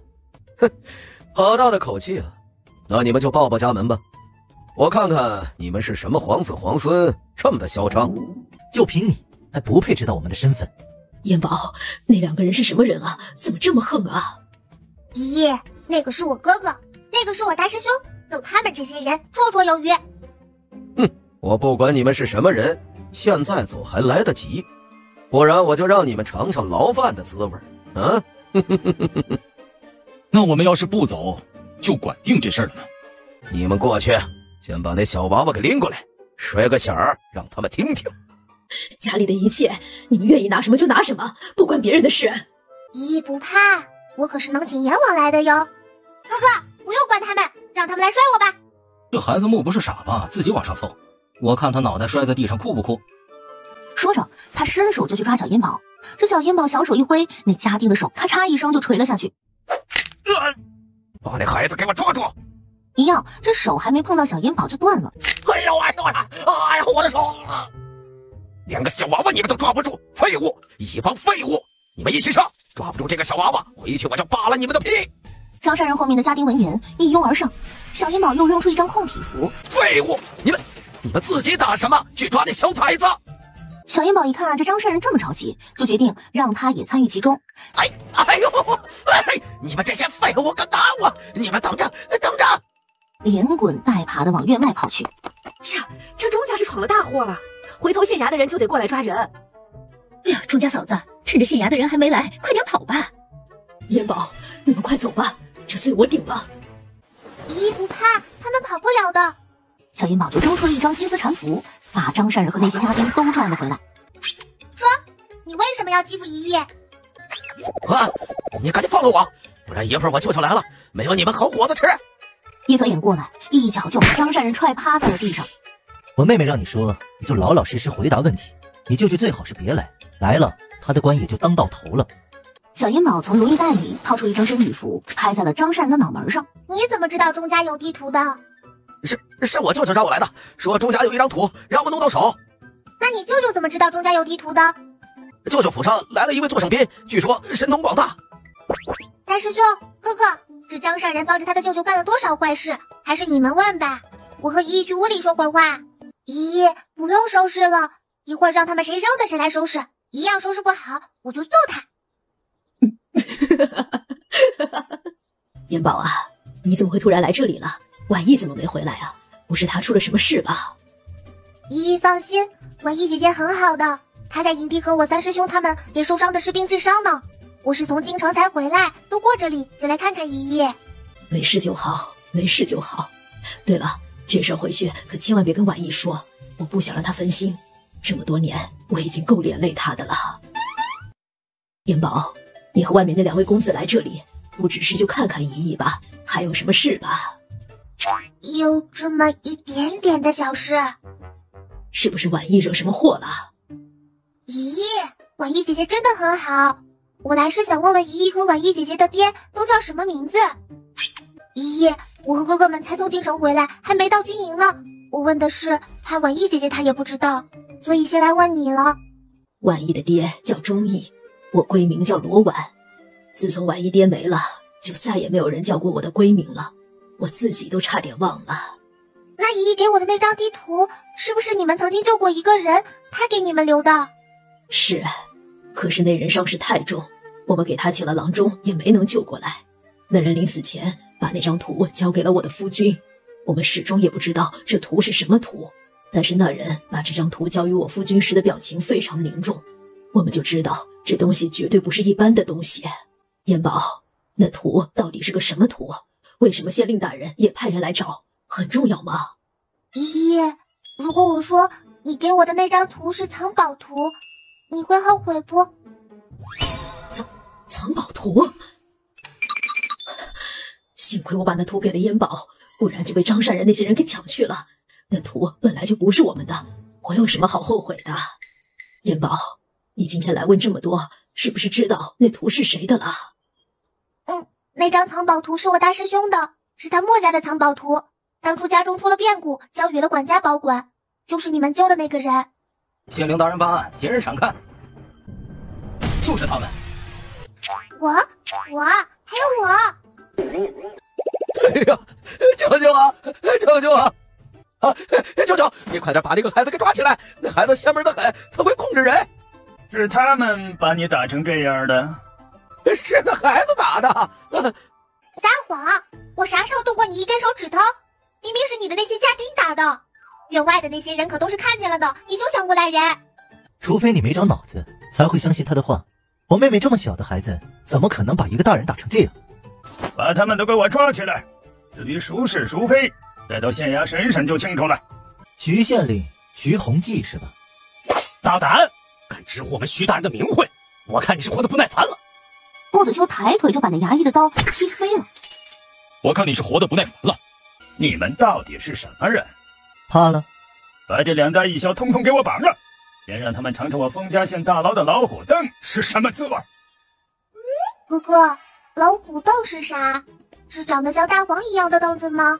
那我还真想坐坐。主人，此老虎非彼老虎，跟我可不挨边。妹妹，老虎凳是大牢里审问犯人时用的刑具，就像老虎那么可怕，没有几个犯人能扛得住。小娃娃这么好奇，那我就先让你坐一坐，看看你能挺过一块砖头不？叶泽言一抖手，一枚石子儿就飞进了徐县令的嘴里。快，抓起来！敢殴打朝廷命官，真是反了！一群衙役拿着刀就往上冲，小银宝掏出一张防护服，就把几个人给罩住了。你们能把我抓住，我就跟你们走。舅舅，我都说了那个孩子邪门，你还不信？他会妖术。主人，这个狗县令抓不到你们，就抓钟夫人。他回手就对着钟夫人又扔出一张防护服。大王，那个张善仁说的县令的座上宾在这没有？应该是不在的。结果去抓钟夫人的衙役也是被弹了回来。还有快了，主人，这狗县令要把这一个村子的人都抓起来，用村民的性命来威胁你们呢。把石宁村的所有人都给我抓起来，押进大牢。他们村包藏妖女作祟，皆是同罪。哎呀，大人，我们不认识这几个人，他们也不是这个村子的，我们没有包藏他们。就是呀，和我们没关系啊。大人明察秋毫呀，我们没有包藏他们。住手！不就是想让我们跟你们走吗？我们跟你们走就是，不许为难村民们。让姨姨和县令坐一辆马车，否则我就不跟你们走了。不行，再啰嗦一句，我就让衙役把石宁村的人都抓进大牢。你们不是在找这张图吗？你若不让姨姨坐车，我就把这图烧了。钟氏，那小娃娃手里的图可是你给的？是我给的。那你把图给我，我就让钟氏坐车。那不行，我可信不过你。让姨姨坐车，到了县衙我就把这图交给你。你信不过我，我还信不过你呢。除非是你不知道那图是什么，否则怎么可能愿意把图交出？上来吧，你也一起上来坐吧。哥哥，我和姨姨坐马车去了。拿来吧，小孩子可要说话算话，不然可是会被狼吃的。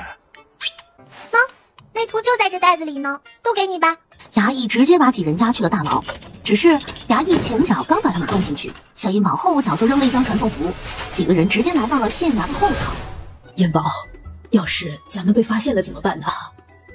姨姨，放心，没有人能看见我们的。你感没感觉到有人在走路？这里除了咱们俩，哪还有人呢？别大白天说鬼话。姨姨，我没骗你吧？他们看不见咱们的。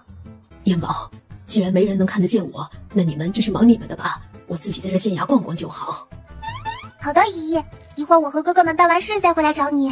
在外面守着，我不叫你进来，任何人都不许放进来。莫先生，图我已经拿到手了，您看看真假。徐县令伸手就去如意袋里去掏藏宝图，可是他掏了半天，什么也没摸到。怎么丢了？是那个小妖女捣的鬼，我是亲眼看见了她把那张图放进了这布袋子呀。你说这布袋子是谁的？一个小娃娃的，很邪门的一个小娃娃，身边还带着2个年轻男子。那小娃娃是不是半边有头发，半边没头发？是的，穆先生，你认识那个小娃娃？现在那个小娃娃在哪儿？被我关进大牢了。放心，跑不了。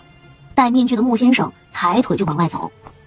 穆先生，等等我跟你一起去。别说是我让你找藏宝图的，不许透露我的半点消息，否则小心你的狗命。穆先生，你别走啊！你还没说那小娃娃是谁呢？小眼宝伸手就把如意带叫了回来。接轨了？那布袋子怎么突然一下就不见了？就看见已经跑出屋的穆先生，不知道被什么东西又给拉了回来。穆先生，这到底是怎么回事啊？你看不出来吗？我是被人拽回来了，都是你得罪了不该得罪的人，如今把我都连累了。你真是成事不足败事有余。叶泽隐伸手就把穆先生的面具摘了下来。居然是你！谁在说话？你们猜呢？别装神弄鬼的，出来！穆其正，戴个面具就能掐会算了，还穆先生？你怎么是你呀？你们不是被关进大牢了吗？别说你区区一个县衙的大牢，就算是天牢也关不住我们。小元宝扬手就在徐县令的脑门上弹了一个脑瓜崩。哎呀！你们到底是人是鬼？怎么逃出大牢的？我们又没犯罪，凭什么把我们关进大牢啊？我看该关进大牢的是你这个昏官才对吧？敢把当朝四皇子和小公主关进大牢，你是活腻了吧？四皇子、小公主，穆先生，这是真的吧？四皇子、小公主、莫将军，误会，都是误会，我可跟这个糊涂县令没什么关系。徐县令一屁股就跌坐在了地上。哎呀，四皇子、小公主，去钟家找藏宝图，可都是穆先生让我去的，不关我事啊。哥哥，他是谁呀？啊，他是太后的干儿子。你是怎么知道莫家的藏宝图在钟家的？其实，太后这几年就一直在查藏宝图的下落，只是半个月前才在一个郎中嘴里打探到一点下落，找到了这里。由于太后交代过不让我出面，我才让徐县令帮忙的。主人，这个藏宝图上的位置就是太后要去的那个春露寺，他知道那里藏有宝藏，可就是不知道具体在什么地方。而且就算是他们找到了，莫家藏宝的地方肯定是有机关的，他们也破不了，所以必须得先找到图。你们找图就找图，寻宝就寻宝，为什么迫害百姓，仗势欺人？这可不关我事啊！我只让徐县令帮忙了，可没让他欺压百姓。四皇子，这都是我那不争气的外甥背着我干的，我并不知情啊，我就是让他去打探一下钟家是不是有张图啊。不是你授意的，会不分青红皂白把我们都抓回来，抓不到我们，还拿石宁村的百姓来威胁我们，你还敢狡辩？四皇子不是这样的，是不是这样的？就交由巡按御史来查办吧。你不是想让我尝尝老虎豆的滋味吗？等巡按御史来了，就让他给你用老虎豆。小公主饶命啊！小公主饶命啊！边宝妹妹，还是你说话好使。婉意姐姐，我说啥了？我站在师傅旁边，师傅已经不撵我走了。小师妹，我有一件好消息要告诉你。来，小师妹，你快看，30个重伤的士兵全都救回来了，而且都没有缺胳膊少腿，恢复的比那些轻伤的士兵还快。多谢小公主救命之恩，我们在上战场时一定多杀敌人，报答小公主。多杀敌人，报答小公主。这是我师傅，你也有师傅，要报你师傅去。啊，子虚，怎么说话呢？本来就是。三师伯，你快管管你徒弟吧，别老来跟我抢师傅，快把你徒弟领走。三师兄，要不你让婉意姐姐抱抱？三师兄，你脸怎么这么红？主人，你再说下去，你三师兄那都要找个地缝钻进去了。以后不准管我叫师傅。啊，师傅，不叫师傅叫啥？你等等我。师傅是吃醋了，怪我抱烟宝妹妹，不抱她了。男女授受不亲，不是你自己说的吗？师傅，你帮我把这些符箓过完，再教我画传送符和隐身符呗。你确定要学？即使没什么用处也学。小阴毛教了一遍，然后反反复复，最后累得趴在桌子上睡着了。等等，能看见我吗？我还以为子虚道长真会了什么隐身术了呢。刚才好像有那么一眨巴眼的功夫，子虚道长消失了。我也觉得是，所以我揉了一下眼睛。哎，谁家隐身术就隐身那么一眨眼的功夫呀？能隐身一眨眼功夫就不错了，你们还不能呢。面对面一眨眼的功夫足够杀一个人了，你们还瞧不起？大不了我多画，扔他个180张的，隐身的时间不就长了？紫虚道长又为营帐画了一张传送符，心里默念着各路神仙保佑，就把符纸扔了出去。子虚，越来越没个正形了，不好好走路，你从营帐里往外窜干什么？大师伯，我会画传送符了，不会是从帐篷里面传送到帐篷外面吧？大师伯，你可真厉害，一下就猜到了。我刚刚就是从帐篷里边传送到外边的。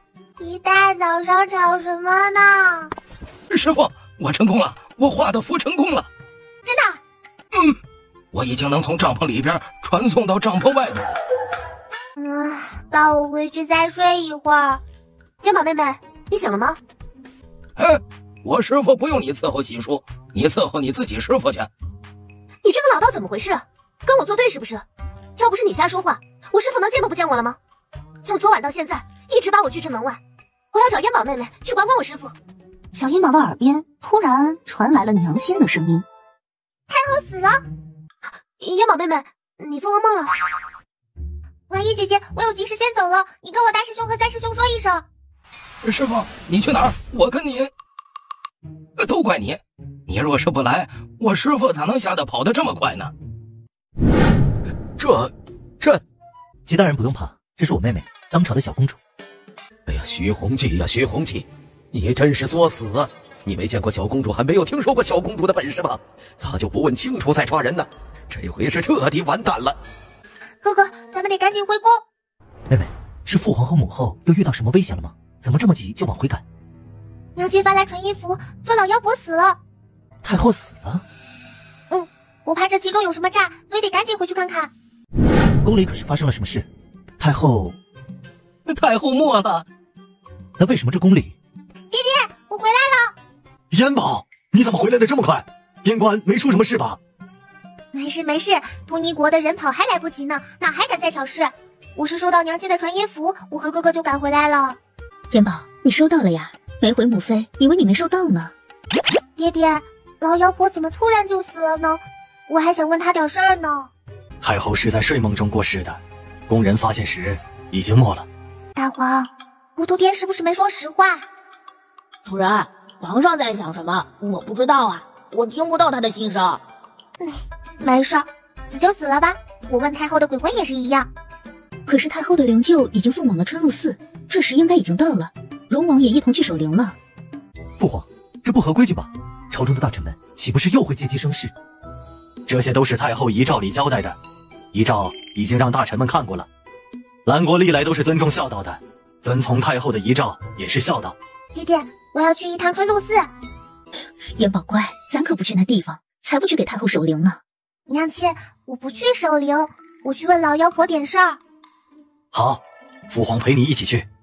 元宝，父皇和你母妃偷偷跟你去，不带宫人和侍卫。娘亲，你也要去看热闹吗？去，你母妃可爱看热闹了。那母妃跟你们去看看。皇上，让老奴跟着你一起去吧，有跑腿的事儿，老奴好去跑腿。好，那就一起去吧。爹爹，这里这么荒凉，太后却留遗诏不去皇陵，而是葬在这里，你不觉得蹊跷吗？皇兄、皇嫂，你们怎么都来了？虽然太后有遗诏不办丧事，可是朕也要来送送太后。臣弟谢过皇兄皇嫂。怎么了，元宝？他没有看到太后的鬼魂。没事的，爹爹，我就是觉得这棺材有点特别，可是又没看出来哪里特别。没有什么特别啊。好了，爹爹，可能是我看错了，咱们就别打扰荣王叔守灵了。我想去看看这个春露寺到底是怎样一个风水宝地，使得太后皇陵都不去，就愿意把自己葬在这儿。太后真是好算计，是想让她儿子的子孙夺了我儿孙的江山呢。元宝，别跑那么快，小心摔了。小元宝他掏出一张驱鬼符就扔了出去。娘亲，我叫黑白无常上来问点事儿，你别害怕哟。这小元宝的话刚说完，阎王就上来了。怕，有咱的宝贝女儿在，谁也不用怕。你不是应该说有你在不用害怕吗？啥时候女儿排在你前边了？元宝，你这么急匆匆的把我叫来，有什么急事吗？啊，元宝，你这次用的符与往回可是不一样的，这次可是专门叫我来的。我就想问问，那棺材里太后的鬼魂，你们带去地府了吗？怎么，你不知道？啊，等我问问。阎王立刻传音判官和黑白无常。阎王，并没有鬼差过来接太后的鬼魂，他还是个活人。主人，太后是吃了一种假死药，就由于太后的棺材板用一种特殊的药材浸泡过，可以保证太后7期49日之内都是假死的状态。早你干什么去了？要是早说，我就不叫阎王上来了，我娘亲也不会被吓到了。主人，我也是刚刚才知道的。没死。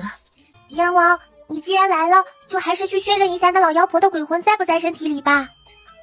我去，这点小事还用不到麻烦阎王。你们两个干脆来阳间跟着这位算了，也别当什么鬼差了，这殷勤都不够你们献的了。白无常假装没有看见阎王的眼神儿，一溜烟就跑了。有他们在，不用我亲自去。黑白无常去得快，回来的也快。阎王，你猜我们刚刚在太后的棺材上发现了什么？有话快说，有屁快放。白无常一伸舌头，哎，少整这鬼样，吓到惠妃娘娘了。我们发现那太后的棺材板是用金乌蕊泡过的。金乌蕊？的确是金乌蕊啊。大黄，金乌蕊是啥？主人，金乌蕊是幽冥林里一种叫做金乌草的花蕊，100年才能开一次花。它的花蕊可以使人假死，躺在装有金乌蕊的密闭空间里，假死状态的人可以存活7期49天，而且过了49天之后，再次活过来的人的灵魂可以随便出入地府。老黑、老白，你们这是确定太后的鬼魂还在身体里了？元宝，今天这事儿不用你出手，我替你管了。以为我想啥都不懂吗？你是要帮我忙吗？你是要查你们地府的内鬼？好呀，那就有劳阎王了。一则言想帮妹妹，被蓝前帝瞪了一眼。你妹妹现在就是你父皇身上的挂件，是那种连着骨肉的挂件。谁若是跟她抢着抱，那就跟剜她身上的肉一样。你怎么还往上凑啊？鬼啊！祁荣吓得一屁股就坐在了地上。皇兄，祁荣，太后的死有蹊跷，阎王带着鬼差上来查一查。如阿叔不怕哈，阎王他只是来查太后的。皇兄，母后是被人害死的，对不对？是皇兄把阎王请来查案的吗？是燕宝请来的阎王，至于是谁害谁，一会儿你就知道了。阎王要开棺吗？开棺。不能开棺，太后还有遗诏。拿来，朕看看。还请皇上未接遗诏。太后的字体，皇上自然是认得出来的。为你个大头鬼！他小手一摇，就把嬷嬷手里的信抢了过来。弟弟，你看这上面写的啥？威胁我，吓唬我呢？我有宝贝女儿，怕你吓唬吗？你倒是算得挺准，但是你没算到会是阎王要开棺吧？就算你有遗诏，又有谁能拦得住阎王？现在是你惹了阎王，连阎王都敢算计。我看太后，你一会儿怎么收场？大黄，那老妖婆写的啥呀？哎呦，还怪会吓唬人的呢。咋的？你的棺材打开了，里边还能飞出来妖怪不成？就算有妖怪，本燕宝也能一张符纸轰死他。现在是阎王要开棺，太后的遗诏能约束朕，但朕可管不了阎王。王爷，不能让人开棺了，不能开棺！棺材一开，太后就真的死了。嬷嬷，你说什么？你再说一遍。王爷，不能开棺的，太后是得了一种怪病，必须在这棺材里待上49日才能治好这种病啊！中途不能开棺，一开棺，太后就真的死了。皇兄，母后没死，不能开棺，不能开棺。祁荣，我说过了，朕管不了阎王，现在要开棺的是阎王，你求我没用。他跪爬到阎王面前，未开口就先咚咚咚地磕了一阵头。阎王，我求求你不要开棺，放我母后一条生路吧，我愿意用我的命去换。岂有此理！他偷了我冥界的金乌蕊，妄想扰乱我冥界，他还想活？阎王一抬脚就把祁荣踹了出去。白无常抽出哭丧棒，一哭丧棒就把棺椁盖给抽飞了。白无常回手就抽了嬷嬷一哭丧棒，嬷嬷被抽的了一声，就背过气儿去了。母后，弟弟，咱们也过去看看。就见太后眼睛唰的一下就睁开了，然后就再也不动了。母后，随即就看到太后的魂魄从身体里飘了出来。太后后的魂魄不死心，就围着小烟宝他们几个人穿过来穿过去。小烟宝不耐烦了，抬起小手就给了太后的魂魄一巴掌。烟宝，你打啥呢？老妖婆的魂魄飞来飞去的，惹人烦。别哭了，看在你一片孝心的份上，我让你和你母后说上几句话，也让你听听真相。龙王爷，别哭了，阎王让你和太后说说话。阎王一挥手里的护，使出了幻术。正是，你是怎么偷到的金乌蕊？偷？哀家是兰国的太后，岂会做偷盗之事？金乌蕊是冥界的东西，出现在人间不是你偷的，难道是有人送给你的不成？对，就是有人送给哀家的。谁送给你的？我现在让你说是给你机会，你现在已经死了，就算是你不说，等会儿把你带到地府，在夜镜面前，你在人世间所做的一切都会重放一遍。谁送给你的金乌蕊，一看便知。是一个叫魏无隐的仙长送给哀家的。啥？魏无隐？啥时候送给你的？小烟宝看对方跟他哑巴，他抬起小手就给了太后的魂魄一巴掌。烟宝，那是你皇祖母，死了也是，你怎么可以对皇祖母动手？白无常挥动哭丧棒就对着太后的魂魄抽了下去。烟宝问你话你就痛快说，免得受苦。已经1年有余了。那你弄这么个假死，然后魂魄能随便出入地府，你想要干什么？阎王，我既然死了，就应该带我去地府，去地府我才能说。你不会是去地府为了打听藏宝图的事儿吧？没有宝藏，没有藏宝图，小孽种，你少在这胡说八道。我在哪儿问你就在哪儿说，还由得你了？不说我就把夜镜拿来，照照你生前所干的那些事，让他们看看。不要，我说。母后，你除了帮助圣家，到底还做了多少见不得人的事？为什么这么怕？那就快点说。我原本也没想用这个金乌蕊，可是收到我派出去的人消息，藏宝图已经落入小孽种手里。说谁是孽种呢？到底谁是孽种？你心里没数吗？够意思哈，回头多给你2颗丹药。再敢对烟宝不敬，把你抽得魂飞魄散！鬼差大人，手下留情啊，别再讨母后了。没有了藏宝图，我就想起来魏仙长曾经给我的金乌蕊，靠谁都不如靠自己，我就打算自己去冥界打听藏宝图的事，让墨家的鬼再给我画一张藏宝图。既然你知道藏宝图，那你知道那藏宝图怎么用吗？还能怎么用？照着图去找，还能当汗巾是怎么？不会是你拿到了藏宝图，也不知道怎么找宝藏吧？我找不到是暂时的，我又没死，活着慢慢找呗。大不了我把这春露寺的地掀开，一寸一寸的找，你倒是再也没机会了。母后，真是好糊涂啊！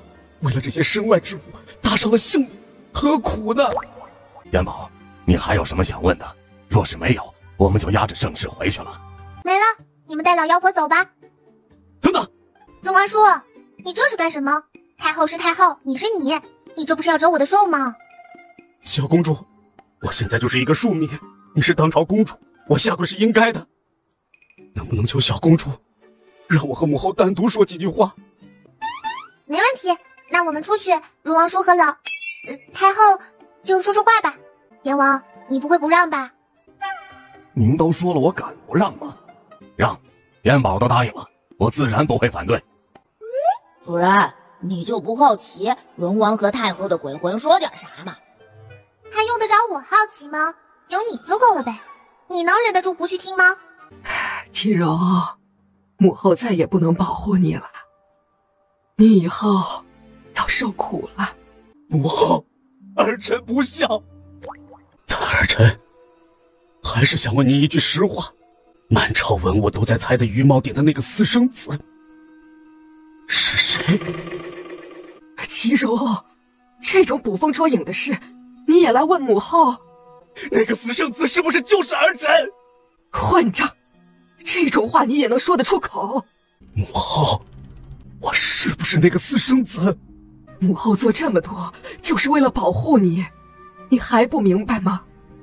你是谁的儿子不重要，只要平平安安的活着就好，平平安安的活着。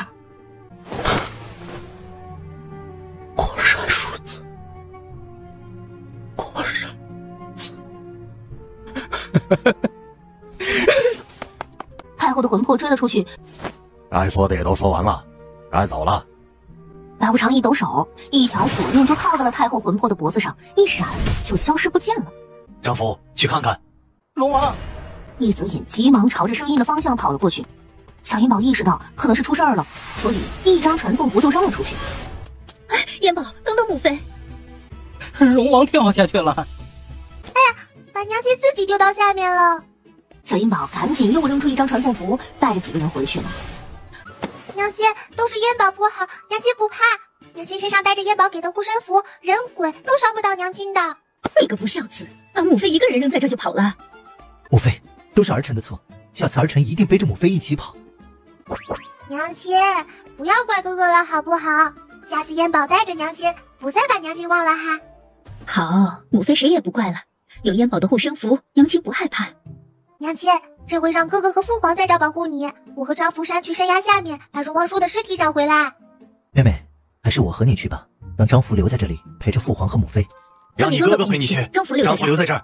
四皇子，四皇子，你天天跟着小公主飞来飞去的，干嘛非得跟我争这一回呢？哥哥，你会浮水吗？妹妹，哥哥就只会狗刨。唉，他把石龙从如意袋里放了出来。石龙，你帮我去这河里找找荣王叔。主人，这么急的河水，人掉下去也都淹死了，还有找的必要吗？你去找找看，能找到尸体也好。石龙一个俯冲就扎进了河里，足足等了半个时辰。主人，我能找的地方都找了，这河里除了鱼虾，没有人，也没有尸体。就连你都找不到，那我也尽力了。你回来吧。石龙跃出水面，腾空而起。元宝，出啥事了？咋把石龙都放出来了？出云峰下面是河，荣王叔掉进了河里，我让石龙去河里找找，可是石龙也没找到。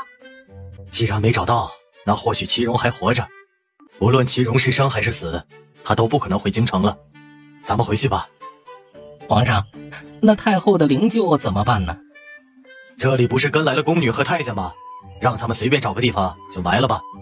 不过那个传遗诏的嬷嬷赐死，让他陪太后去吧。站住！父皇，儿臣突然想起来还有点事要去看一下。坐下来一起用膳。爹爹，你先吃。老四，你怎么不吃菜呢？哥哥，鸭屁股我还要留着给大黄呢，你别吃好不好？啊，为什么受伤的总是我呀？好，哥哥给大黄留着。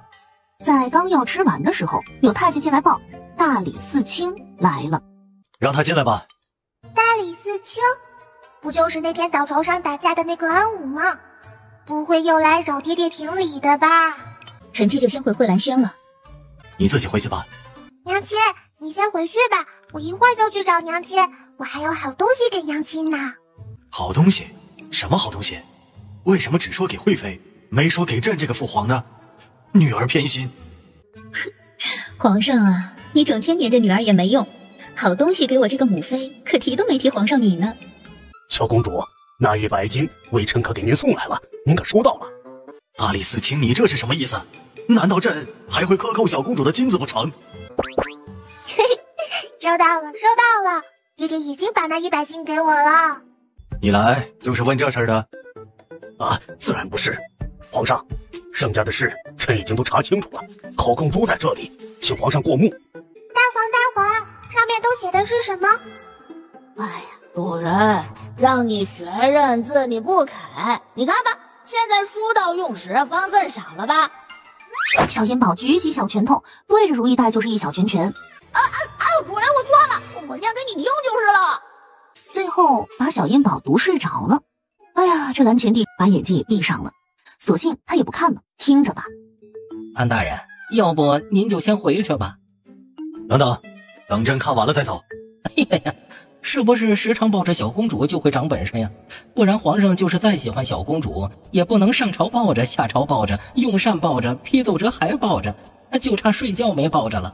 当然，若是那样，各宫的娘娘就要对小公主群起而攻之了。盛世一族，凡是在朝为官的人，均处以极刑。明日午时，在午门外斩首示众，其余人流放蛮荒。男子勇士不得考取功名，入朝为官；女子勇士为奴为婢。其余的有关联的官员，该怎么判就怎么判。大皇怎么不说话了？主人，我都已经念完了，你那糊涂爹都已经给剩下的人定完罪了。爹爹，你自己看折子吧，这天都要黑了，我要回去陪陪娘亲了。今天父皇不看折子了，一起去陪你母妃。皇上，要不让老奴抱小公主吧？您活动活动腿脚再抱。不用，朕自己能抱。你这老胳膊老腿的，也把小公主摔了。娘亲，给朕看看是什么好东西。皇上，您是一国之君，什么好东西没见过？我女儿送给我的小东西你也要抢吗？爹爹，这是给娘亲的，你用不到的。皇上，你抢也没用，女儿就是贴心呐。燕宝，这是什么呀？好香啊！这是我根据如意1典里的方子调制的一款美容养颜膏，娘亲试试好用不？燕宝，你看父皇整日操劳国事，头发都白了。爹爹，拔下来就没有了。皇上，拔了好，拔了好，拔了白头发就没了。哎呀，主人，你可真是恃宠而骄了啊！你拔的那可是皇上的头发呀！这要是换做别人，不把脑袋砍下来，那也得把他的手给剁下来。燕宝，以后千万不可以再拔你父皇的头发了。我拔爹爹1根白头发，还爹爹10根黑头发，错了吗？燕宝做什么都是对的，把父皇的白头发都拔掉。爹爹，我就看到了1根白头发，已经没有了。回头我给爹爹配一个养发的方子，保证爹爹的头发乌黑锃亮的。你们都回去吧，朕今晚就宿在惠妃这里了。怎么，还有事？皇上，净舍房的太监说你已经2个月没翻别的嫔妃的牌子了。对，皇上，您还是去别的姐妹那儿看看吧，应该雨露均沾呢。朕今天就想宿在惠兰轩。张府，你要是觉得净房氏的差事好，那我明天把你派去净房氏当差如何？奴才错了，奴才不该多嘴。罚1个月的月钱。谢皇上恩典。张府，把人带上来了吧。待皇后盛世，大皇子上殿。主人，你快醒醒！你那个糊涂爹要惩治那个恶毒的皇后了，再不想可就要错过好戏了。妖女，我要杀了你！父皇，儿臣错了。父皇，儿臣错了。奉天承运皇帝诏曰：皇后盛世天命不佑，华而不实，擢为庶人，赐白绫3尺。太子泽顺擢为庶人，驱逐出京。大皇，是糊涂爹不知道这些人与生完百世一伙的吗？要不要我提醒一下这糊涂爹？主人，你看看，要是把这些大臣都治罪了，你糊涂爹可就成了光杆司令了。这么大的一个国家，谁给他去治理啊？大皇，你还是一个颇懂政治的虎呢。于是蓝田帝就一个大臣一个大臣的名字叫，然后叫出来不说话，就来一个相面。散朝吧，别忘了早点去刑场上等着，朕带着小公主也会去。惠妃是等不及回去了吗？皇上，惠妃娘娘今早没来，居然跟朕怄气，恃宠而骄了。从今天开始，朕就把燕宝留在乾和宫，不让他回惠兰轩。我看惠妃你还恃宠而骄不？张福传完膳，蓝田帝又悄悄地吩咐了他几句，张福就转身出去了。爹爹，我吃饱了。皇上，你为什么让人把燕宝的东西搬来乾和宫？就算是要给燕宝安排自己的宫殿，也不应该是在这里吧？怎么了？你有意见？历来也没有皇子或者公主住在乾和宫的，这不合规矩。朕就是规矩，朕想让谁住哪儿，谁就住哪儿。皇上，燕宝才回宫没多久，很多规矩都还不曾教他。臣妾是他的母妃，有责任教导他。您日理万机的，臣妾老来乾和宫教导燕宝，怕是打扰到皇上。皇上还是让燕宝搬回惠兰轩吧。皇上，臣妾错了，臣妾不是不想让皇上宿在惠兰轩，实在是宫中的其他姐妹对臣妾颇有微词了。说臣妾依仗小公主怕着皇上，臣妾实在是不想成为众矢之的呀。皇上，宫中的确是有这样的流言，但是惠妃娘娘大度，未曾计较过。那就把小公主的东西再搬回惠兰轩吧。皇上，时辰已经差不多了。蓝乾帝点了点头，吉时已到。手里的金斩令牌还没等扔出去，头顶上的天也不知道为什么就突然黑了，然后就是狂风骤起，刮得人都睁不开眼睛。护驾，护驾！小银宝先是扔出一张防护符，把爹爹和自己罩了起来，然后又扔出一张金丝缠符，把法场上的犯人都捆住了。蓝乾帝就看着那黑风转着圈的就向断头台卷去，很快就把圣明等人卷走了。与此同时，有一股劲风直接刮向了蓝乾帝，那劲风里还裹着一把匕首呢。哎，皇上，皇上！父皇，你没事吧？哼，要是指望你，那肯定就有事了。那刀子就扎在朕身上了。有大臣欲过去扶起张福，别扶，吃了，省得拔刀的时候疼。张福，你这是得罪了谁呀？下死手啊！别管是谁下这么狠的手，遇到本烟宝，他就失手了。一用力就把刀拔了出来，然后他又给张福喂了一颗万能解毒丸。好了，大家的事就留给你们了，我还得去抓贼呢。皇上，臣来领罪。你们先起来吧，治罪的事等把犯人抓回来以后再说。你们带上人跟我妹妹走就行了。你们跟着小公主去就是了。好吧，跟我走吧。小公主带多少人马？带10个人吧。让你们少带点累赘，结果不听劝，带了这么多人，到时候你们的人一个也用不到，就知道我说的10个人都多说了。不然，老妖婆那次把苏成业就抓来关在了春晖巷，只不过上次在巷子头，这次在巷子中间。小公主，你说怎么抓，我们进去抓。那要是再刮一阵黑风，你们能抓到吗？你们在这里等着，我和哥哥进去看看哈。说完，这小烟宝就扔了一张传送符，和哥哥2个人进到了院子里面。潘太和懵住了，他还掐了一把旁边的杜成。哎呦，你掐我做什么呀？疼，那就不是在做梦。妹妹，为什么没有人？小烟宝拽了拽金丝缠符，没有断。哎呀，怎么突然这么紧了？勒得我快上不来气了。爹，我这也勒得很，这到底是什么呀？是那个小妖女使的手段。不用急，过了时辰，小妖女的这些手段就自己消失了，我们就可以从这里逃出去了。大王，这里到底是什么情况？怎么只能听见声音，看不到人？主人，这里应该是被布了阵法。啊，又是阵法，我不会破阵啊，这可有点难办了。啥阵？怎么破？不会又得去把大师兄请回来破阵吧？主人，这是百花派独有的阵法，恐怕莫将军来了也未必能够破得了这个阵。妹妹，大不了就让潘太和他们在这一直堵着，他们总不能一直在里面躲着不出来吧？啥时候出来，啥时候抓。小烟宝和哥哥从院子里出去，一张防护符就扔了出去，把整个院子都罩住了。四皇子、小公主、盛明等人在里边不？我带人这就进去抓。哼，能抓我和小公主就抓出来了，还用得着你？不服气？你若是能进到这个院子里，就给你记一功，都不用你抓到人。好。然后就一纵身往院墙上跳去，2条腿都没碰到墙头，身体就被一股无形的东西给弹了回来。我再试一次。潘太和这次起跳更高了，着实是卯足了劲儿。杜成，看什么呢？快把我拽出去啊！还是吗？不是了。你忍着点，我帮你把鼻梁骨接一下，很快的。小烟宝用小手捏着潘太和的鼻梁，上下来回揉捏了几次。好啦，你自己摸摸看，还疼不？多谢小公主，已经好了。啊，主人，我想到办法了。大王，你快说，想到什么办法了？主人，苏成业不是给了你一块百花令牌吗？那块令牌能够调动百花门的人，不就能破了这院子里的阵法了吗？小烟宝举起小拳头，照着如意带就是一拳。这一拳是奖励你的。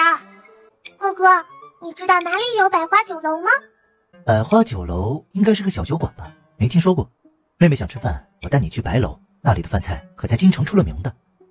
哥哥，我不是去吃饭，我是去百花酒楼找人。小公主，我知道一家百花酒楼，不知道是不是小公主要找的那家？是不是咱们去看看就知道了？你留在这里，如果我们2个时辰以后还不回来，你就把这张符纸对着这个房子扔出去。杜成，你不会把我们领错地方了吧？这是酒楼。四皇子，全京城可就这么一家百花酒楼，门面是小了点，可是老字号呢。这是谁家的孩子？官爷里面请。我们不是来吃饭的，我们是来找人的。官爷，小店就是个饭馆，不包打听事。认识不？不认识。看你都没好好看，你就说不认识？把你们掌柜的给我叫来。一边去，这里交给我。官爷，你们找什么人？先说说看。小烟宝又把百花令牌递了过去。我能问问几位，这令牌是哪儿来的吗？但这不是我偷来的。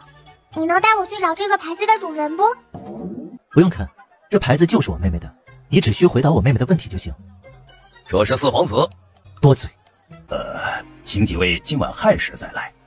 那把牌子给我吧。小烟宝他们走后，百花酒楼就打烊了。这回是，你这是做什么？防止贼人逃跑啊！在法场上那么多人呢，你们防住了吗？净整没用的，赶紧撤了。你留下10个人在这儿看着，其余的人让杜成都带回去吧。看住扔防护符的时辰就行，他们是跑不出来的。烟宝，可曾找到了逃跑的罪犯？爹爹，找到了，现在还抓不回来，得等一等。不过爹爹放心，他们肯定跑不了的。父皇，处决盛明等人的事恐怕要等到明天了，父皇带人先回宫吧。是的，爹爹。回宫。娘娘，出事了，出事了！叶宝咋了？小公主咋也没咋，是法场被劫了，盛明等人都跑了。只要我的烟宝不出事，啥都不是事，话都不会说。惠妃娘娘恕罪。南晴帝就抱着小烟宝回来了。烟宝，母妃这就抱你回惠兰轩，以后朝中的事儿咱都不管了。有你父皇和你哥哥，还有那么多大臣，咋就非得要一个小娃娃这么辛苦？母妃，你哪里知道，满朝的大臣加一起都没有妹妹的本事大。南国现在是离不开妹妹的，别的不说，就说眼前的事儿吧。妹妹若过不出手，盛明他们是绝对抓不回来的。娘亲，我不辛苦的，抓坏人烟宝开心。你还这么小，应该多吃多睡才能长高高。你看看你比同龄的孩子矮了一截呢。娘亲，我跟你回惠兰轩睡觉。父皇，儿臣有事禀报，关于抓逃犯的事。说吧，盛明等人到底跑去了哪里？就连你妹妹都不能把他们立刻抓回来。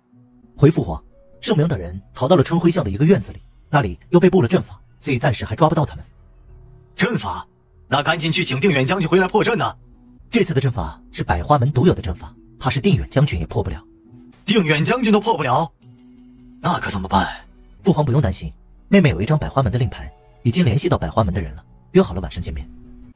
那你下去吧，晚上的时候陪着烟宝去，也总让你妹妹保护你。跟着你妹妹这么久，也该长进长进了。是，儿臣尽量跟妹妹学。哥哥，是小公主一直没醒吗？回娘娘，刚刚听到小公主房里有动静，似乎是醒了。可是小公主临睡前吩咐了，她不叫谁都不许进去，所以我进去看看。叶泽言一听母妃要进来，起身就要从窗子跳出去。哥哥不用跑。小烟宝掏出一张隐身符，贴在了哥哥的身上。惠妃进来的时候，小烟宝闭着眼睛装睡呢，没与母妃说话。惠妃便悄悄地退了出去，和哥哥一张传送符离开了惠兰轩。妹妹，不会是咱们上当了吧？这里的人跑了吧？什么人如此说我们百花门？我们百花门什么时候说话不算数过？二师兄，小师妹，怎么是你？他们说的小公主是你吗？是我，就是我，二师兄。二师兄，这是我哥哥，亲哥哥哟。哥哥，这是我二师兄，亲二师兄哟。四皇子，里边请。二师兄，你怎么成了百花门的人？二师兄先说。妹妹，你先问问二师兄能破阵不？先紧要紧的事说。二师兄，你是百花门的人，肯定会破百花门的阵吧？你先帮我个忙。小师妹，你先说清楚。小烟宝就把春晖巷里那个百花门的阵法给说了一遍。崔掌柜，你可知道此事？我是隐隐约约知道有这么个事儿。但具体在哪儿我不知道，是前副门主部的人。走，咱们去看看。四皇子，这两人是谁？来抓里面的人的。小银宝散去了罩在院子上的防护符。门主，让我来。的确是前副门主的手法。前副门主每次布阵都会留下他的专属记号。父亲，咱们身上的束缚没有了，可是这院子却出不去了，怎么办？一定又是那小妖女干的。二师兄，你们百花门的阵是什么阵？隐身阵吗？为啥看不见人？就是一种障眼法而已。但是除了百花门的人，别人还真就破不了，尤其是前副门主部的阵。那我今天就来破破他这百花门第一高手的阵法。许玄之足足忙活了1个时辰。嘿，屋里有人！小妖女，我今天非杀了你！他伸手就扔出了一张金丝缠符。小师妹，你现在画的符都这么厉害了吗？哥哥，你帮我数着点儿，看看少没少。妹妹，一个都不少，全在这儿呢。那就好。然后他一扯金丝缠符，把盛明等人都收进了如意袋。小师妹，不会你的如意袋连人都能装了吧？这里就只有盛明这些人吗？那从法场上把他们救出来的人又在哪儿？二师兄，不会是你们百花门的人吧？不会。这阵不是你们百花门的副门主布下的吗？劫法场的人很可能就是他。前副门主已经弯曲双眼，废去武功，他不可能来劫法场。小银宝伸手把盛明从如意袋里拎了出来，说是谁把你们接到这里来的？小妖女，你甭想从我嘴里问出一个字儿。说不说还由得你了。说，到底是谁把你们劫到这里的？是太后的人。少胡说八道，太后都死了，怎么还会安排人劫法场？就是太后的人，在之前就已经安排好了的。那他们人呢？他们会在城外五里铺接应我们。什么时候？最晚到子时。子时？这眼看就到子时了，已经来不及了。接头的暗号是什么？3声夜莺叫。小银宝伸手就把盛明又扔回了如意袋里。二师兄，咱们去看看。小银宝小手一挥，扔出了一张传送符。一子眼尝试着学了3声夜莺叫，很快就从暗处窜出来10几个人。镇国公，是你们吗？小银宝一抖手，扔出了一张金丝缠符。你们不是镇国公，你们到底是什么人？抓你们的人！然后一挥小手，把10几个人都收进了如意袋。二师兄，刚才那10几个人是不是你们百花门的人？有一个曾是前副门主的手下。二师兄，你怎么了？脸色有点难看呢。抓了这几个人你不高兴？哎，怎么会呢？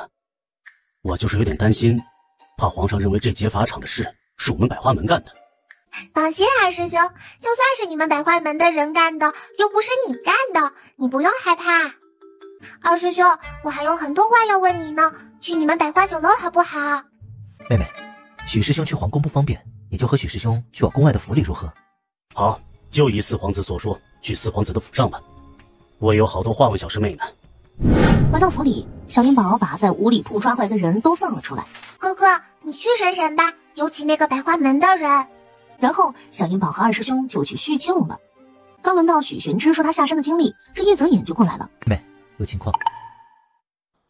哥哥，急吗？若是不急，等我和二师兄说完话的呗。大黄，若是我穷的没有肉给你吃，你会不会去找别人做你的主人？不然你啥时候给我吃过肉啊？在云台观的时候，那都是我给你凶肉吃，别说是肉了，你答应给我的骨头都还没有兑现呢。哼，得了便宜还卖乖，你给我送肉，我又没吃到，都让师傅吃了。不然你给我喝西北风，我也不会离开你的。妹妹，急呀！是那个百花门的人交代了他们最重要会合的地方，法场上的那黑风和黑云都是百花门的副门主搞出来的。他是前副门主，现在已经不是百花门的人了。再说他的眼睛被剜，武功被废，还能跑到这里来劫法场？不会是那人说了谎吧？不会，凡是贴了我真羽符的人，想说假话都说不出来。那会合的地方在哪儿？我能去吗？能去，当然能去。那就一起去吧。哥哥，你还没说去哪儿呢？啊，就是在离50里铺30里开外的莲花庄。许师兄是知道这个地方？那是百花门的一个秘密联络点，百花门都没几个人知道。四皇子，揭发上的事真与百花门无关，你能信我吗？二师兄，我相信你。小眼宝把那些人又收进了如意袋，然后一张传送符去了莲花庄。不过，小眼宝他们被硬生生地逼落在莲花庄外面。妹妹，怎么回事？怎么不进到里面去？是这里布了结界了，进不去了。结界？其实结界也就是一种阵法，说的玄乎一点就叫结界。那二师兄是能破这结界了？我一个人破不了这结界。那我帮二师兄，你需要啥说吧。小师妹，把你那块百花令牌拿出来借我用用。那牌子能破这结界？许玄之接过小师妹手里的令牌，又从自己怀里拿出一块一模一样的令牌。他将两块令牌往一起一合，当时就闪出一道红光。然后许玄之把令牌往桌子上的门一按，令牌如同一团火球迅速旋转起来，门被打开了。二师兄，要不就都放在你那里吧。小师妹，这令牌可是在我当百花门门主之前就有的，我可无权收回小师妹的令牌。你现在有这令牌，也是百花门的门主，和我平起平坐的。许玄之，你还说我与朝廷勾结，你现在不也是朝廷的走狗吗？哼，你是与反贼勾结，而我是陪同百花门的阴门主来抓反贼的。阴门主？我在百花门这么多年都未曾立阴门主，你这刚一接任门主之位就立了阴门主，你倒是会笼络人呢。我倒想看看这人是谁。是我啊，不过你看得见吗？当朝的小公主就是百花门的阴门主。一定是你想攀附朝廷，才做出这等谄媚的事。废话少说，那法场上的黑房是不是你弄出来的？你们既然已经找到这里了，还需要多问吗？可别说我欺负你看不见。小眼宝气得小腮帮鼓鼓的，抬起小手就给了袁楚一小拳拳，袁楚就轻松地闪开了。哦，你武功不是已经被废了吗？就凭你们也想废掉我的武功？你们太天真了吧？那你的眼睛呢？我现在这个境界，看东西还需要眼睛吗？用心就够了。你们有眼睛又如何？也是有眼无珠。袁楚扯下蒙在眼睛上的眼罩。袁楚，我当时就不该一时之人放你走，以至于留下现在的后患。哼，你不放我走，你也得留得下我才行。小眼宝都看乐了，小手一抖，一张金丝缠符就扔了出去。他迅速使出障眼法，一下子就消失不见了。但好在小烟宝的金丝缠符能自己锁定目标。妖孽，妖孽！怎么可能？怎么可能？我都使了障眼法，你怎么可能还困得住我？二师兄，其余就是你们百花门的事了，你自己解决吧。小师妹，你现在可是百花门的阴门主，是我们的百花门。门主，饶命啊！饶命啊！我们是被逼的。这个庄子等我回去让人来拆了，以免再被别有用心的人利用。二师兄，这么大一个庄子拆了怪可惜的，你若是不要了，就给我吧。那就给小师妹了。小烟宝笑眼弯弯的一挥小手，就把整个莲花庄收进了如意袋里。小师妹，这庄子收起来了，二师兄不是后悔了吧？要是后悔了，我再给你拿出来。还没等说话呢，那空地上忽然炸起一团火光。小烟宝反应很快，响起一声，他就用小手划拉了一下，灵力就画出了一道屏障。小师妹，哥哥，二师兄，我没事。小师妹，你下手也太快了，没想到你会把整个庄子都收起来。我还想去检查一下里面原主留没留下什么后手，结果……二师兄，你快说说，你咋成了百花门的门主了？你是不是又认百花门的门主当师傅了？咋会呢？我这一辈子都不会背叛云台观的，就只有一个师傅。我能当上百花门的门主，是因为我爷爷是百花门的门主。啊？那二师兄是和大师兄一样，家里遭遇变故了吗？听我爷爷说，我爹娘带着刚满1岁的我去巡查百花门各地的联络点时，在途中遇到了劫匪，爹娘遇害，我不知去向。我爷爷好像说的那个联络点就是莲花庄。那当初杀害二师兄爹娘的人，不会就是原主安排的吧？小烟宝伸手就把原主提溜了出来。二师兄，你自己问。原主，我问你，我父母当初遇害，是不是你安排人干的？你居然比你那个傻爷爷聪明！王八蛋！我今天就让你给我爹娘偿命！许玄之此刻手脚并用，我爷待你跟亲儿子一样，你先是害死了我的爹娘，又给我爷下了毒，你的心就没有一点愧疚吗？就不怕我父母的魂魄来找你报仇吗？报仇？这世上哪来的什么鬼？不然这么多年咋不见你爹娘的鬼魂来找过我一次啊？我现在就让我二师兄的爹娘过来找你报仇。小银宝一张拘鬼符就扔了出去，很快黑白无常就被拘上来了。什么人？这阴风如此重！老黑、老白，告诉他你们是什么人？我们不是人，是鬼差，黑白无常大人。鬼差？黑白无常？哼！你当我袁楚是被吓大的吗？装神弄鬼！哼！尝尝这哭丧棒的滋味，就知道我们是不是装神弄鬼了。袁楚的魂魄一下子就被抽出了身体，还是转着圈飘出来的。看清楚没有？我们是真的还是假的？袁楚的鬼魂吓得直抖。燕宝，是要我们把他带下去吗？我让你们上来是想问问我二师兄爹娘的魂魄现在在哪儿，有没有投胎转世？这个我们得查一查。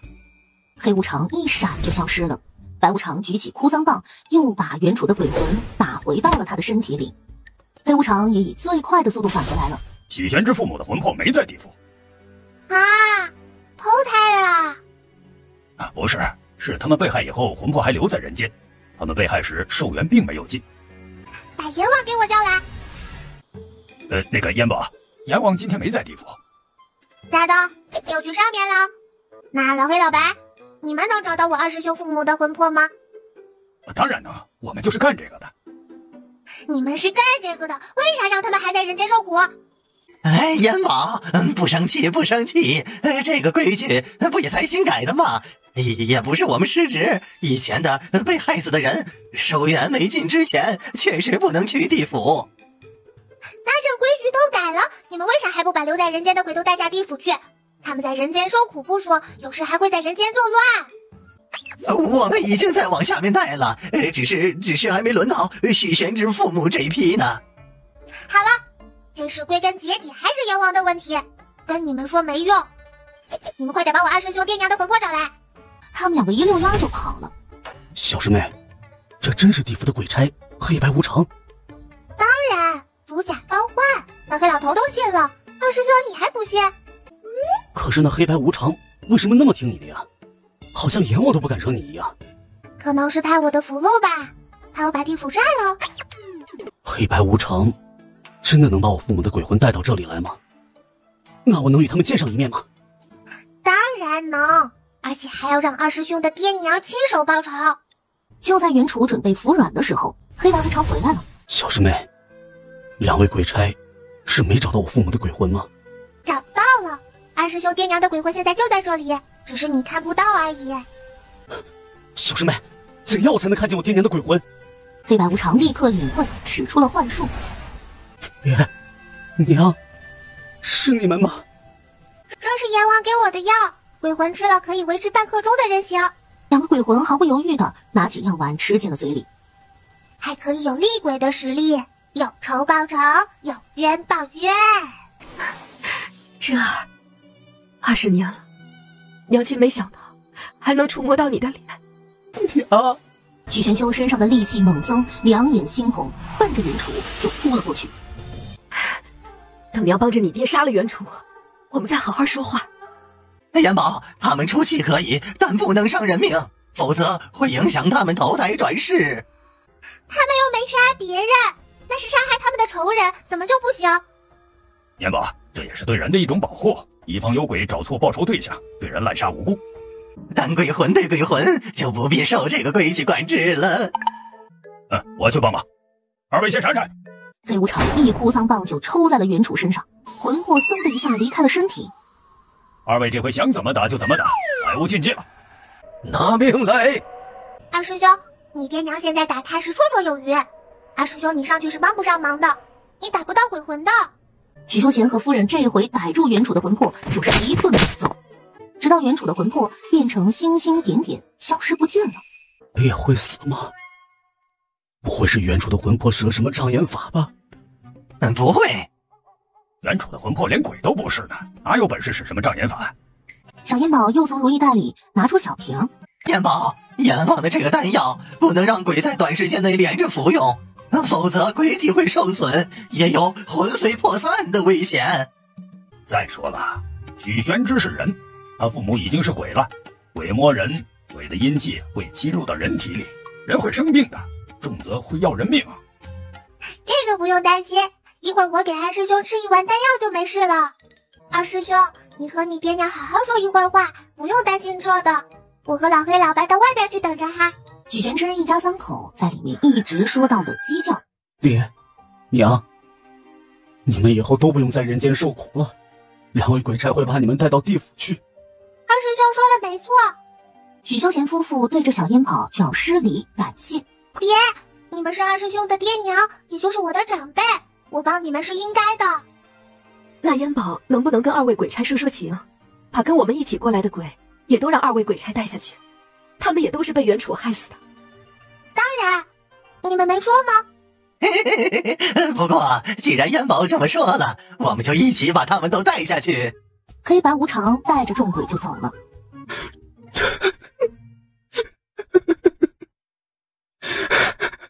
二师兄，不难过了，你爹娘再也不用受人间的烈日灼烧之苦了，而且还能早日轮回转世，你应该高兴才是。二师兄，你若是实在想你爹娘，我可以带你去地府看他们的哈。小师妹，地府你也能随便去？妹妹，咱们该回宫了。父皇和母妃若是找不到你，该着急了。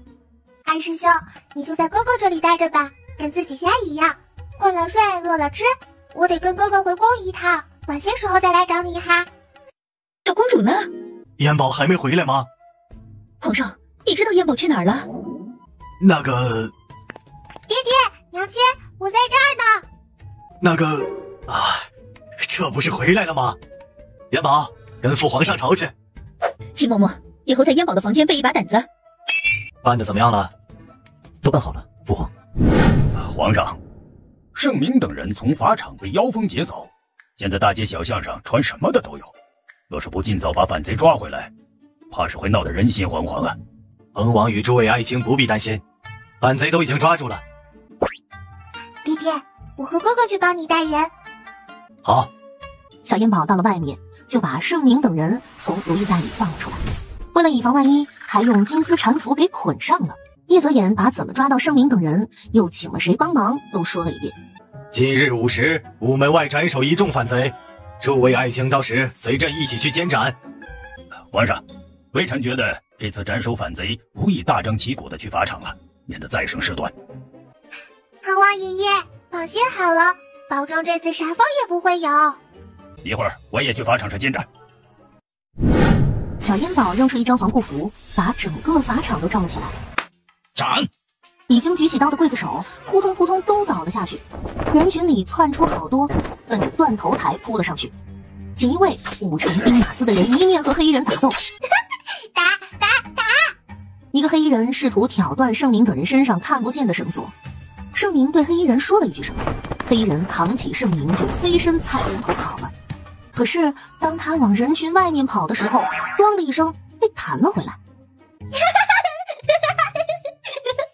妖女！小烟宝这回可不看热闹了，手里的金丝缠符对着黑衣人扔了出去。小公主好神通，好神通啊！说，你们一共来了多少人？120人。哥哥，你数数，这里是不是120人？正好120个，我早就数过了。妹妹，的确是120人。那是谁派你们来的？是太后。那你们还有几拨人没用上？我们这120人是最后一拨人了，没有了。太后啊，太后，你怕不是已经猜到了，就算是葬入皇陵，也会被刨出来挫骨扬灰吧？所以你干脆就不去皇陵，也免得再被刨出来。所有人通通拖下去，斩！监斩官的斩首令牌再一次扔出去，刽子手手起刀落，一众反贼人头落地。没等他们反应过来呢，就有鬼差给他们的魂魄套上锁链，给带走了。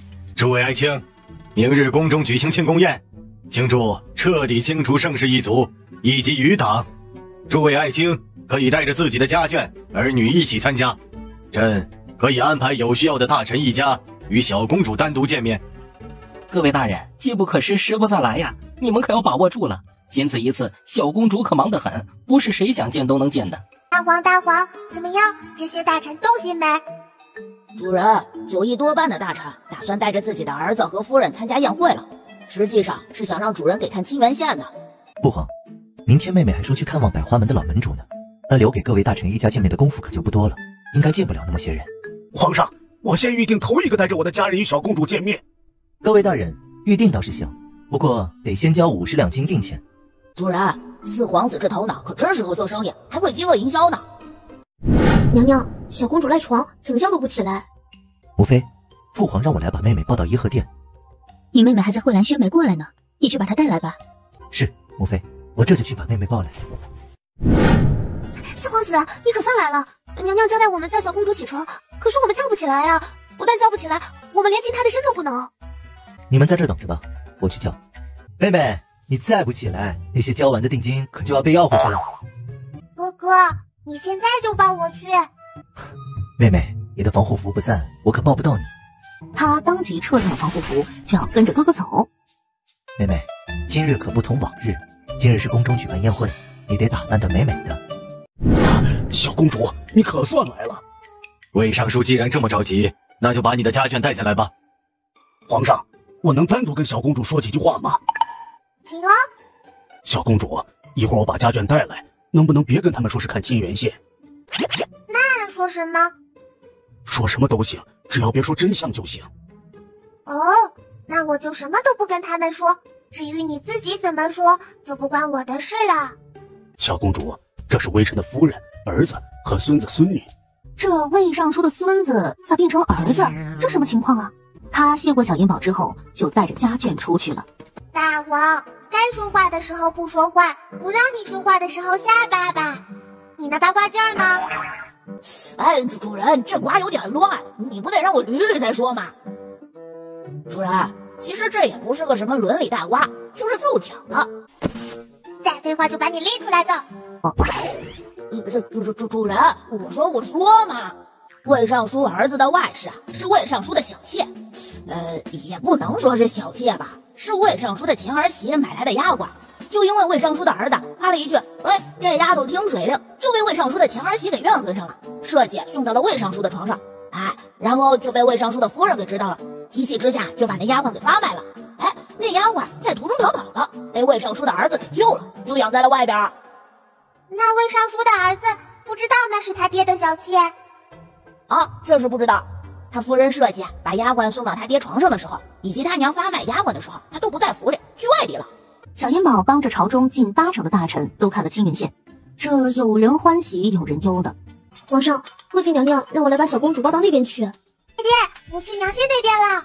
娘亲，都是爹爹拘着我，不让我过来，我都想娘亲了呢。林若姐姐，你也来了。美姨姨，燕宝，真的是你？燕宝，你与吏部尚书夫人认识？回惠妃娘娘，小公主救过我的命。小银宝的眼睛瞬间就瞪大了。怎么了，燕宝？不，小公主。美姨姨，我想问你一句话，你可要说实话哟。小公主，你问。美姨姨，你有几个跟我一样大的女儿？我只有你这么一个女儿啊，可是我不能认，也不敢认呐。就一个，不过，主人，这吏部尚书夫人还是把你当成她的女儿的，但是她不敢认呢。姨姨，既然你不肯说实话，那我就没办法帮你了。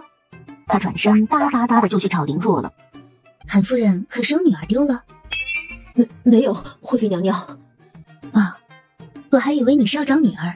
燕宝是会看清源县的，你若是找女儿，燕宝或许能帮上你的忙。惠妃娘娘，小公主的神通我们可是听说了不少，这清源县又是啥呀？你们在座的很多夫人不是刚刚都去颐和殿看过了吗？娘亲，这可是你说的，可别怨我。贵妃娘娘，今天不是给小公主选驸马吗？小公主这么小，怎么会选驸马？小公主，这清源县到底是看的什么呀？各位夫人，至于是什么，你们自己回家问你们家的大人。但我现在可以让大家看看。小银宝小手一挥，所有人的头顶上就出现了跳动的亲缘线。祖母，我刚刚在颐和殿也看到了这跳动的线血，哥哥头上的线血还与祖父和父亲头上的血连在一起了呢。祖母头上的线血也与祖父和父亲头上的线连在了一起，就是祖母和哥哥没有连在一起的线血。祖母，你这次头上怎么没有跳动的线呢？翠微，你看看我头上有没有跳动的线，有没有与小公主连着？可是夫人头上的金色的线是与灵若郡主连在一起的。翠微，你说啥？你再说一遍。我说夫人头上金色的线与灵若郡主是连着的。对啊，为啥夫人头上的线与灵若郡主连着呢？不行，这件事必须得跟皇上说。娘，为什么那个夫人一直总盯着我看？灵若不怕，可能是那个夫人很喜欢灵若，所以才愿意看灵若的。主人，你说今天晚上先去哪一家看戏呢？妹妹，想好了去哪一家了吗？我既想去工部尚书家，又想去吏部尚书家。那就都去。妹妹，把我送去吏部尚书家，你去工部尚书家，我把听到的告诉妹妹。哎呦，夫人饶命！夫人饶命啊！工部尚书夫人奏累了，然后气哼哼地坐回到椅子上。小银宝用灵力拖住了工部尚书夫人的屁股，怎么个事儿啊？为什么坐不下去呢？然后他又使劲往椅子上一坐，咔嚓一声，椅子直接被工部尚书夫人给坐散架了。说，是不是你把椅子故意弄坏的，想摔死我，好迎那个小狐狸精进门是吧？逆子，你给我跪下！魏温瑜扑通一下就跪了下去，魏夫人抬手就给了儿子一巴掌。你爹做的那些偷鸡摸狗的事儿，你知道了不但不告诉我，还帮着他藏着掖着，居然说那俩孩子是你的，合着我骗我，真是反了天了你！娘，那俩孩子真的是我的，是谁这么居心不良，编造出这么荒唐的事来？娘，你可不能信啊！那你自己说，那俩孩子是不是你的？夫人，这等事怎么可以乱说？你听谁说的？我现在就去找他对质，这是居心险恶呀！小公主说的，你去找她对质吧。夫人，这是少爷养在外面的外室。你还说那俩孩子不是你的？这小狐狸精，我把它发卖了，你居然又赎回来养在了外边，你是真当我好糊弄啊？娘，且鱼是我养在外面的，关爹何事啊？你可不能乱说，那两个孩子真的是我的。小狐狸精，你是爬完了老爷的床又勾引我儿子，合着我们魏家的男人都被你一个人给拿捏了呗？夫人，我错了，求夫人看在两个孩子的份上，饶了我吧，我愿意为奴为婢伺候夫人。你为奴为婢？你把我们魏家耍得团团转，魏家用得起吗？给我狠狠的打，打到死为止！妹妹，这里还是个大阴谋。小银宝一听有阴谋，就跑了。我都说了，这个事儿不能提，你怎么还提呢？那个孩子出生就死了。那你告诉我，亲缘线是什么？哎呀，刚刚他还以为是哥哥给自己发传音符了呢。妹妹，你怎么来了？哥哥，你为什么不进去听？我告诉你，你不准再提那个孩子，否则会连累咱们一家掉脑袋的。我已经知道我们的女儿在哪里，是谁了。夫人呐，你是不把咱们一家人害死，你不肯罢休啊！你把事情的原委都告诉我，我就不再跟你提这个事情，否则我明天就去认我们的女儿。反正小公主会看亲缘线，一看便知。唉，这个女儿万万不能认回来，否则咱们韩家会被定为盛世一族的同党，不是被砍头就是被流放啊！为什么？认我们的女儿与盛世一族有什么关系？唉，咱们的女儿就是被盛文白给抱走的，说惠妃娘娘难产，需要一个刚出生1-2天的女娃去冲喜，还说冲完喜，皇后娘娘会认这个冲喜的孩子为义女，我就答应了。可是没想到孩子被抱走以后就不给还回来了。后来传出惠妃娘娘的孩子生下来就死了，皇后娘娘说惠妃娘娘的孩子是被我们的女儿给防死的，就把我们的女儿给刺死了。老爷，那咱们这辈子就不能和自己的女儿相认了吗？哥哥，爹爹就这么不明是非吗？为什么大臣都不敢说实话？是。而他刚一出来，就看到一只野猫从门前窜了过去。小银宝一张传送符就离开了。娘，你醒醒，你不要丢下我们！不要丢下我们！好什么好啊？你们的娘那是自己撞死的，又不是我打死的。小银宝抬头看到廊前的柱子上有一滩血迹，而浅云的魂魄一直围绕着两个孩子在转。还看着干什么？把这两个小崽子给我拉走了，关到柴房去。浅云的魂魄急得团团转，跟着两个孩子去了柴房。把这个贱货的尸体扔到乱葬岗上喂口，妹妹，你还有什么想法？哥哥，你说，若不是我给他们看金元线，是不是这浅云就不会死？不是。若是我不让他们看到金元线，这个真相或许就不会暴露，浅云不就也不会死吗？妹妹，若不是他隐瞒真相，又怎么会有真相一说？所以错的人是他们自己，不关妹妹的事。小元宝就拿起哥哥的手，一张传送符回去了。站住！娘亲，娘亲，哥哥困了，让哥哥回去睡觉好不好？叶泽言撒腿就跑了。娘亲，这么晚了，你怎么还不睡觉？母妃是看你睡得这么早，想过来看看你是不是病了。结果屋子都没进去，就派人去你哥哥的宫里看看你哥哥在不在。果然不在。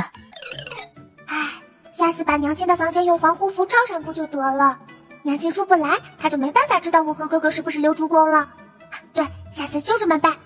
娘亲，元宝困了，你也回去睡觉吧。娘亲看着你睡着了再回去。糊涂爹今天早上没上早朝吗？主人，你二师兄还在四皇子宫外的府里呢。一定是睡觉少才总忘事的。哎呀呀！元宝，咋了？是丢了什么东西吗？娘亲，我还有点急事，我先出去一趟，回来再跟娘亲说哦。说完，他就扔出一张传送符离开了。哎，元宝还没吃饭呢，一定是这个逆子又给女儿安排什么事了。四皇子，惠妃娘娘举着歹子来了。就说我去给妹妹办事了。娘娘息怒，四皇子没在里面。让这个逆子回来去我宫里找我，否则我半夜也要过来抽他一顿。四皇子，你是知道小公主来了你才回来的吗？我妹妹来了，在哪儿呢？在和小公主的二师兄说话呢。二师兄，那我就和你去百花门看看徐爷爷到底中的是什么毒。如果我要是解不了这毒，就去找三师兄帮忙。好，那小师妹，咱们现在就走。妹妹，你去哪儿？带上哥哥一起啊。哥哥，你怎么也来了？我去给二师兄的爷爷解毒。门主，你可算回来了。怎么，门中出了什么事了吗？是老掌门怕上不行了，大长老已经想尽了办法，能请的神医都请了，都束手无策。还有听说了有一位会神奇针法的神医，已经去请了，但还没回来呢。你快去看看吧。啊！二师兄，你跑那么快有什么用？你若是能看病，能解毒，那还用得着我来吗？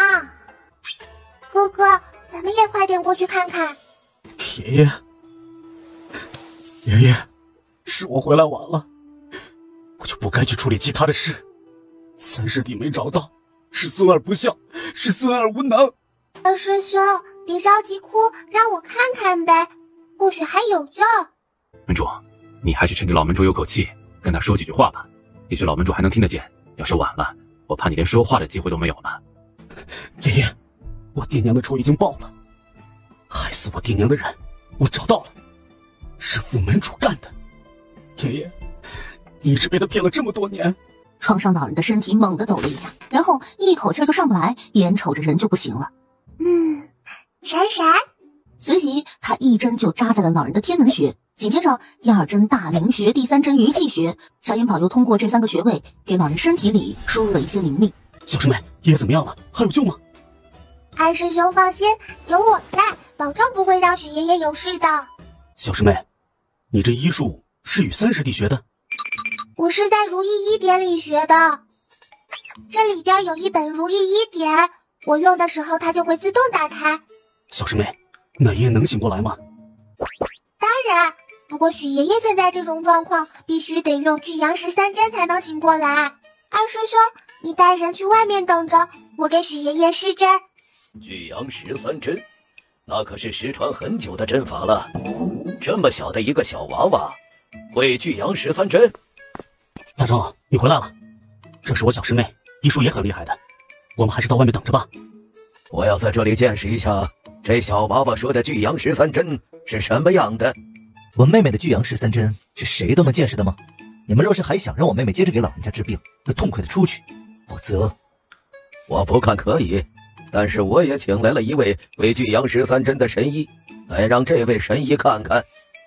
哦，那好啊，请他进来吧，比一比到底谁的巨阳13针厉害。江神医，进来吧。就看到门外走进来一位穿着锦袍的中年男。怎么是你？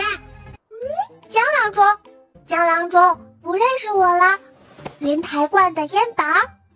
小仙姑，真的是你吗？你这头发被石灵给吃了。江神医，你认识这个小娃娃？哎呀，岂止是认识，我的只学了皮毛的巨阳13针，就是跟小仙姑学的。啥？这小娃娃是江神医的师傅？我哪有资格做小仙姑的徒弟？我只是看到小仙姑失真学了一点皮毛。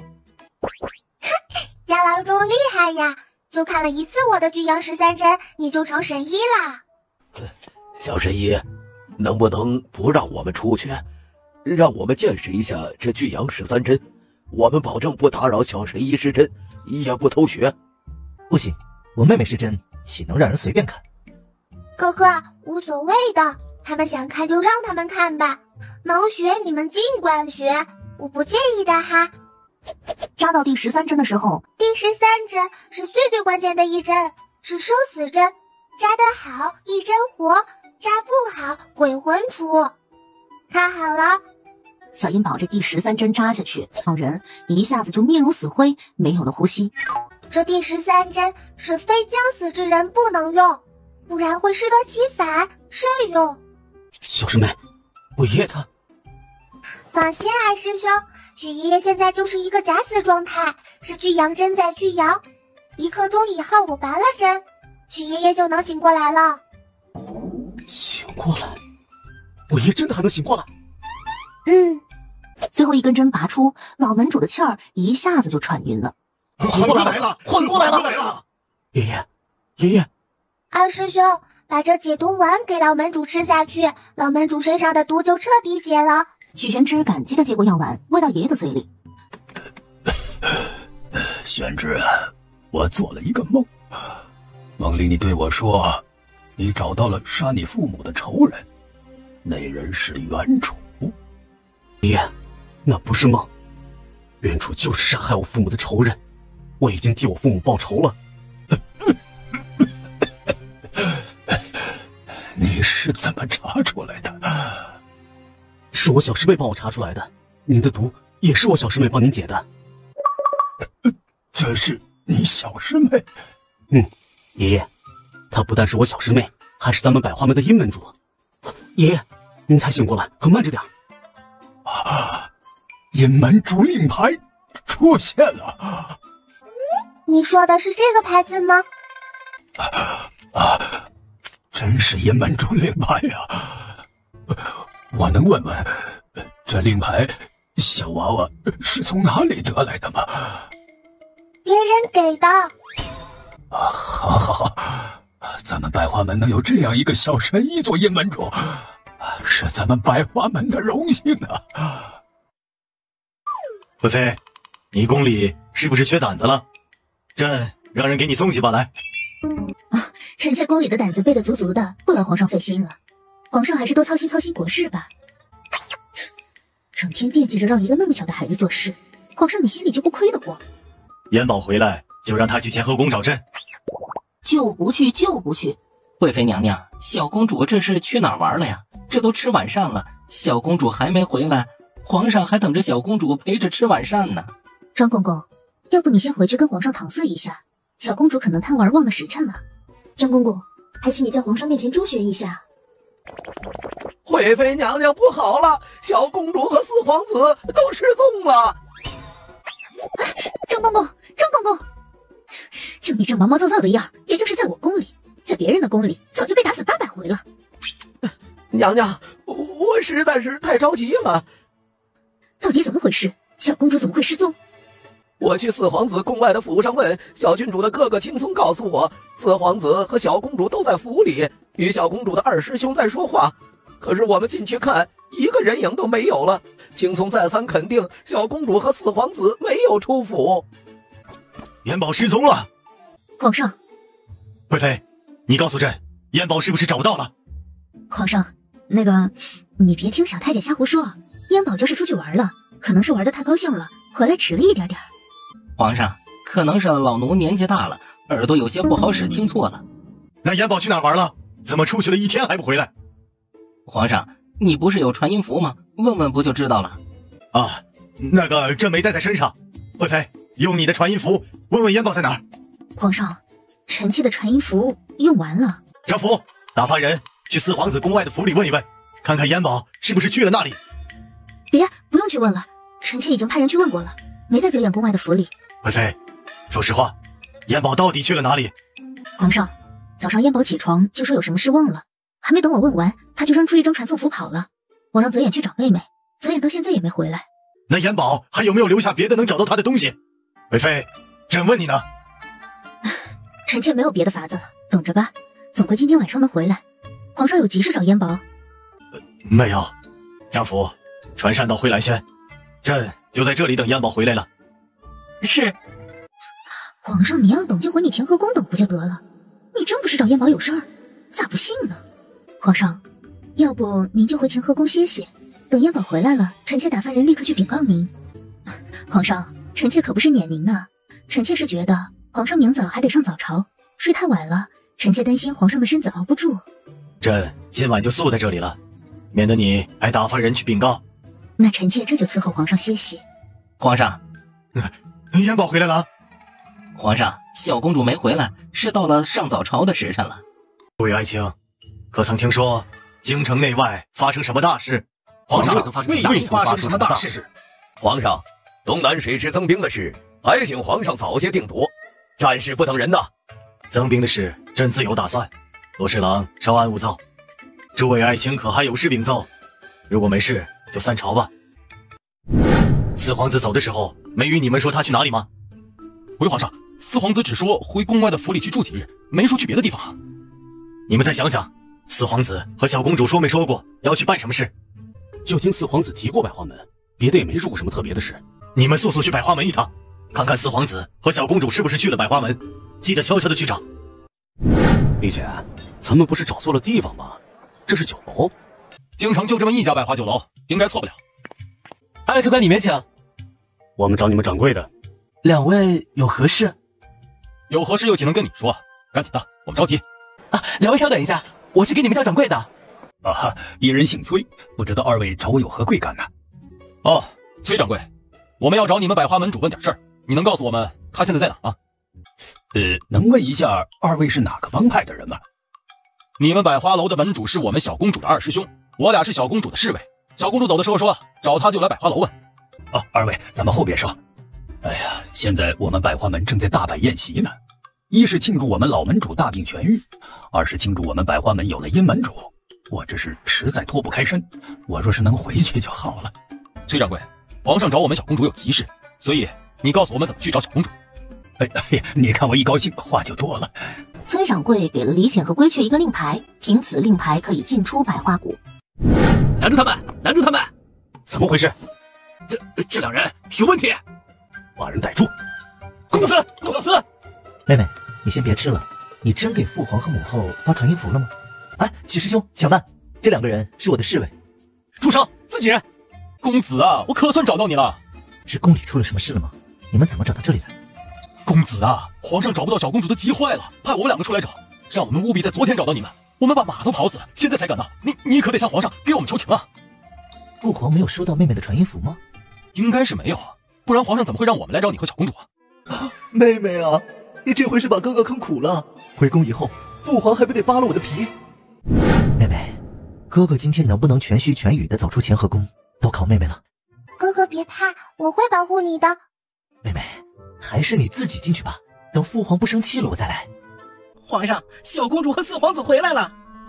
燕宝回来了。爹爹，我回来了。哎呀，燕宝，你去哪儿了？咋都不跟父皇说一声？爹爹，我给你发传音符了，你没收到吗？父皇的传音符用完了。是爹爹的传音符用完了，不怨我们哟。父皇，都是儿臣的错。儿臣和妹妹去百花门的时候，就该派人回来禀告父皇一声，免得让父皇和母妃担心。哼，自己去宗人府领50板子。皇上，且慢。怎么，贵妃觉得这逆子不该罚？该罚该罚，不过皇上把这逆子交给臣妾亲手去收拾，如何？爹爹，我觉得还是让人在这里打吧，我也看看哥哥扛打不？好，那就让人在这里打，1板子都不许少，朕亲自数着。燕宝，娘亲，哥哥很扛打的，不用担心。四皇子，你是自己爬上去，还是打吧？太监举起了板子。等等，爹爹，你放我下去，我去安慰安慰哥哥，不然我怕他被打哭了。小燕宝用手在哥哥的屁股上画了一圈。打吧，使劲打。四皇子得罪了，我们可是奉命行事，可别怪我们。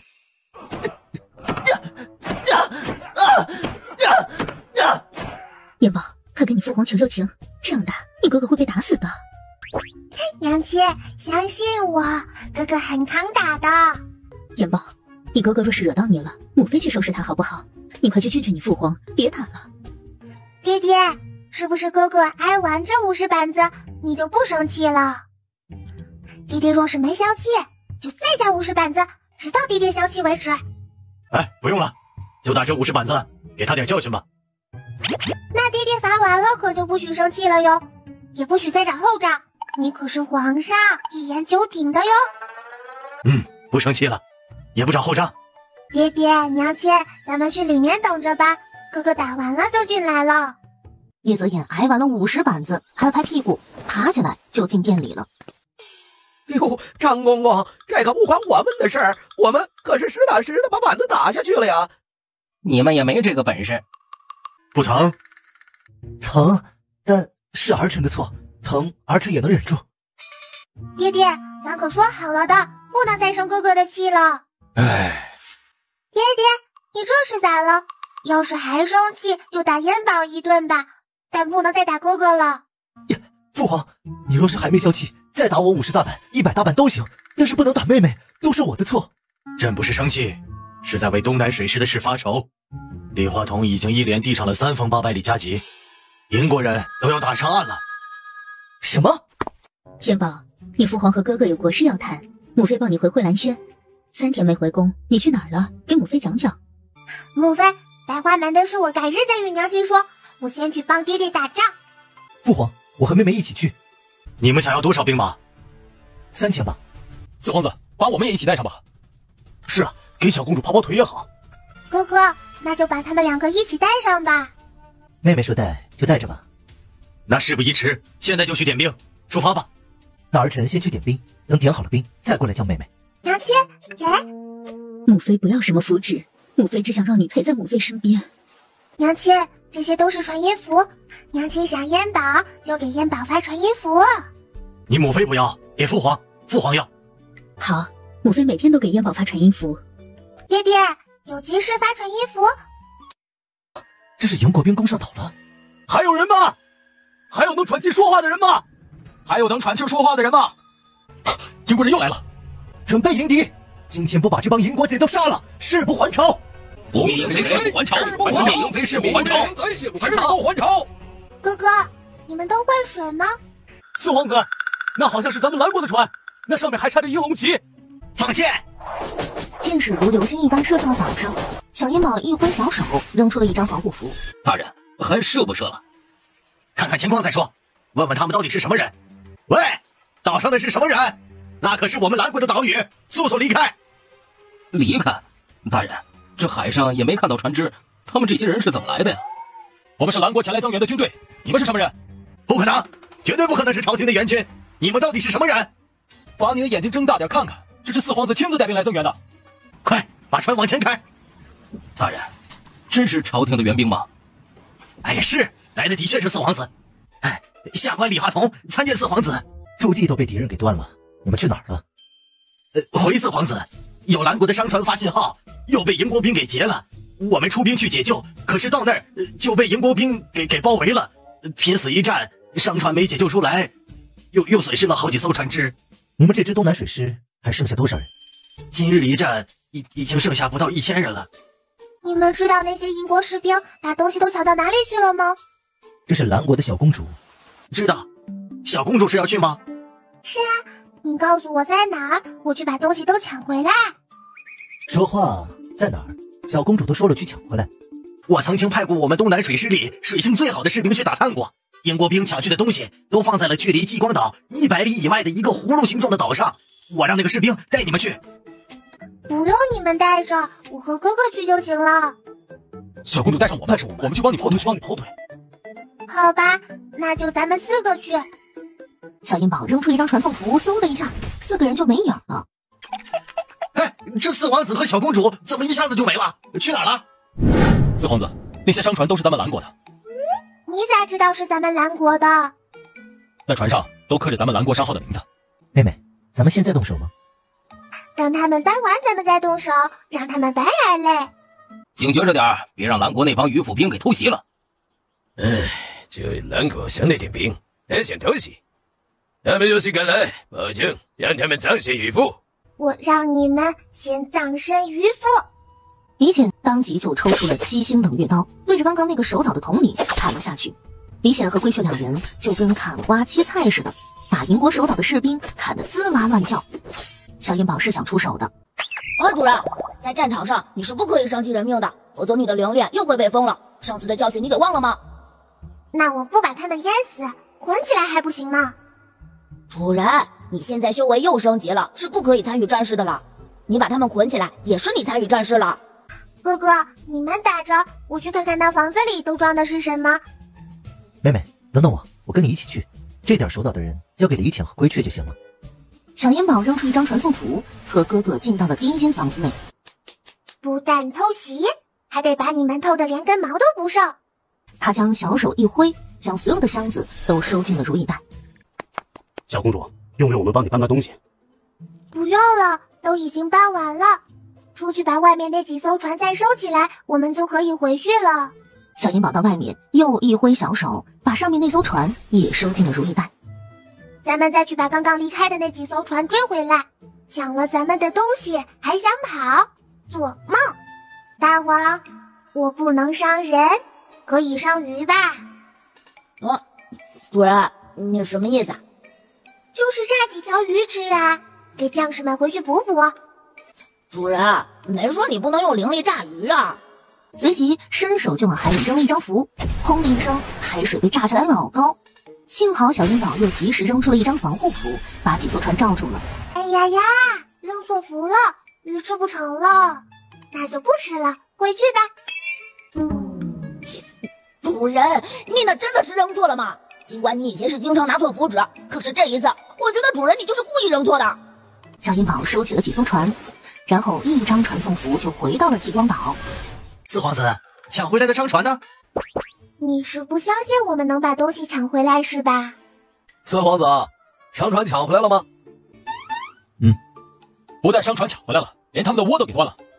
4皇子，那船藏哪儿了？用不用我们的人去弄回来？这不就在水面上的吗？小银宝话音一落，便挥了挥小手，岸边立刻就出现了10几艘船。4皇子，这都是你和小公主抢回来的？是的，真的抢回来了，真的抢回来了！小公主威武，小公主厉害，小公主威武，小公主厉害，小公主厉害！4皇子啊，小公主，这真是你们抢回来的？不是我们抢回来的，还是银国兵帮你送回来的不成？哎呀，可惜了！哎呀，里面的东西都便宜了那些银国兵了。船都抢回来了，那点东西还能给贼人留下？小公主都收起来了。放心吧，我都收到这里了，连个碗都没给他们留下。大人，咱们岛上的粮食都被银国兵给抢去了，晚饭没有米下锅了。4皇子，你看看能不能把你们带来的粮食拿出来一些，反正小公主能抢，明天再到银国兵那里抢点粮食回来。好啊，明天我带着你们去抢粮食。既然我和哥哥来了，就绝不会让将士们饿肚子的。说着，小银宝就开始从如意袋里往外掏东西。这就给你惊成这样啊！小公主的本事可大着呢，你要总是这样吃惊，小心把你的下巴都惊掉了。够了吗？够！哎呀，够太够了！哎呀，小公主，这么多粮食都够4000人吃几个月了。够了，你们就快点去做饭吧，我都饿了呢。哎，快，赶紧生火做饭！小公主，那10几艘船不会也是在这布袋子里拿出来的吧？不该问的别问，这是与小公主在一起作战的基本规矩。是的，那些船就是在如意袋里装着来的。为了不占地方，我还是把这些船再放回如意袋里吧。说着，这小手一挥，他把岸边的10几艘船又收进了如意袋。李话筒的下巴嘎巴一下就掉下来了，怎么拖也拖不回去了。这回信了吧？哼，都告诉你了，惊掉下巴没人管，下巴掉了吧？把手拿开，我给你看看。小银宝用小手托住李话筒的下巴，用灵力往上一拖，又是嘎巴一声。放心吧，你以后再怎么惊讶，下巴也不会掉下来了。小公主可是神医，就你掉下巴这点事儿麻烦小公主，那都是大材小用。大人，那几个重伤的兄弟怕是不行了，你快去看看吧。我看看有什么用？我又不是军医，去找军医呀。就是军医让我来的，军医没有药，束手无策呀。岛上藏起来的那点药材都让银国兵搜去了。我去看看。哎，对，让小公主去瞧瞧。小公主去有什么用？她又没有药。大人，没有药，这几位兄弟怕是扛不过去了。给几个重伤的人一人喂1粒。你不是说没药吗？小公主给你药呢，你倒是快点去喂呀。小银宝挑了一个伤势最严重的士兵，开始用灵力给他复原。治好这几个重伤兵，估计得几个时辰。你们不用在这儿守着，有事就去办事吧。可就知道最后一个重伤兵的时候，他还是明显的感觉到灵力不足。他停了下来。不好了，大人，银国兵来偷袭了，他们来了好多船，把岛都围上了。肯定是银国兵逃回去报信了，银国兵这是来报仇了。这些东西不是偷回来的吗？我们是抢回来的。那葫芦形岛上的银国兵都被我们一个不剩的给宰了。不止那葫芦形岛上的银国兵，还有今天和你们交战的那些银国兵，也基本都给灭了。哎，四皇子，正好银国兵又来送死了，让下官也开开眼界，见识一下几位是怎么杀银国兵的。哥哥，不用怕。吹吧，吹吧，若不是借着妹妹的隐身符，咱们能杀那么多人？现在妹妹睡着了，咱们这帮旱鸭子咋去对付那些银国兵？哎，小公主这是咋了？睡着了。睡着了。大人，你快出去看看吧，出怪事了。怪事？银国兵也来偷东西了？大人，你出去看看就知道了。过来啊，过来啊！干什么呢？银国兵都打到门口了，不去迎敌是在等着被杀吗？就见银国的士兵正在往岛上射箭呢，射的还是带火的箭。那些射到岛上的火箭也都被弹回去，落到了水里。没啥好奇怪的，是小公主把这激光岛罩住了，银国兵是攻不进来的。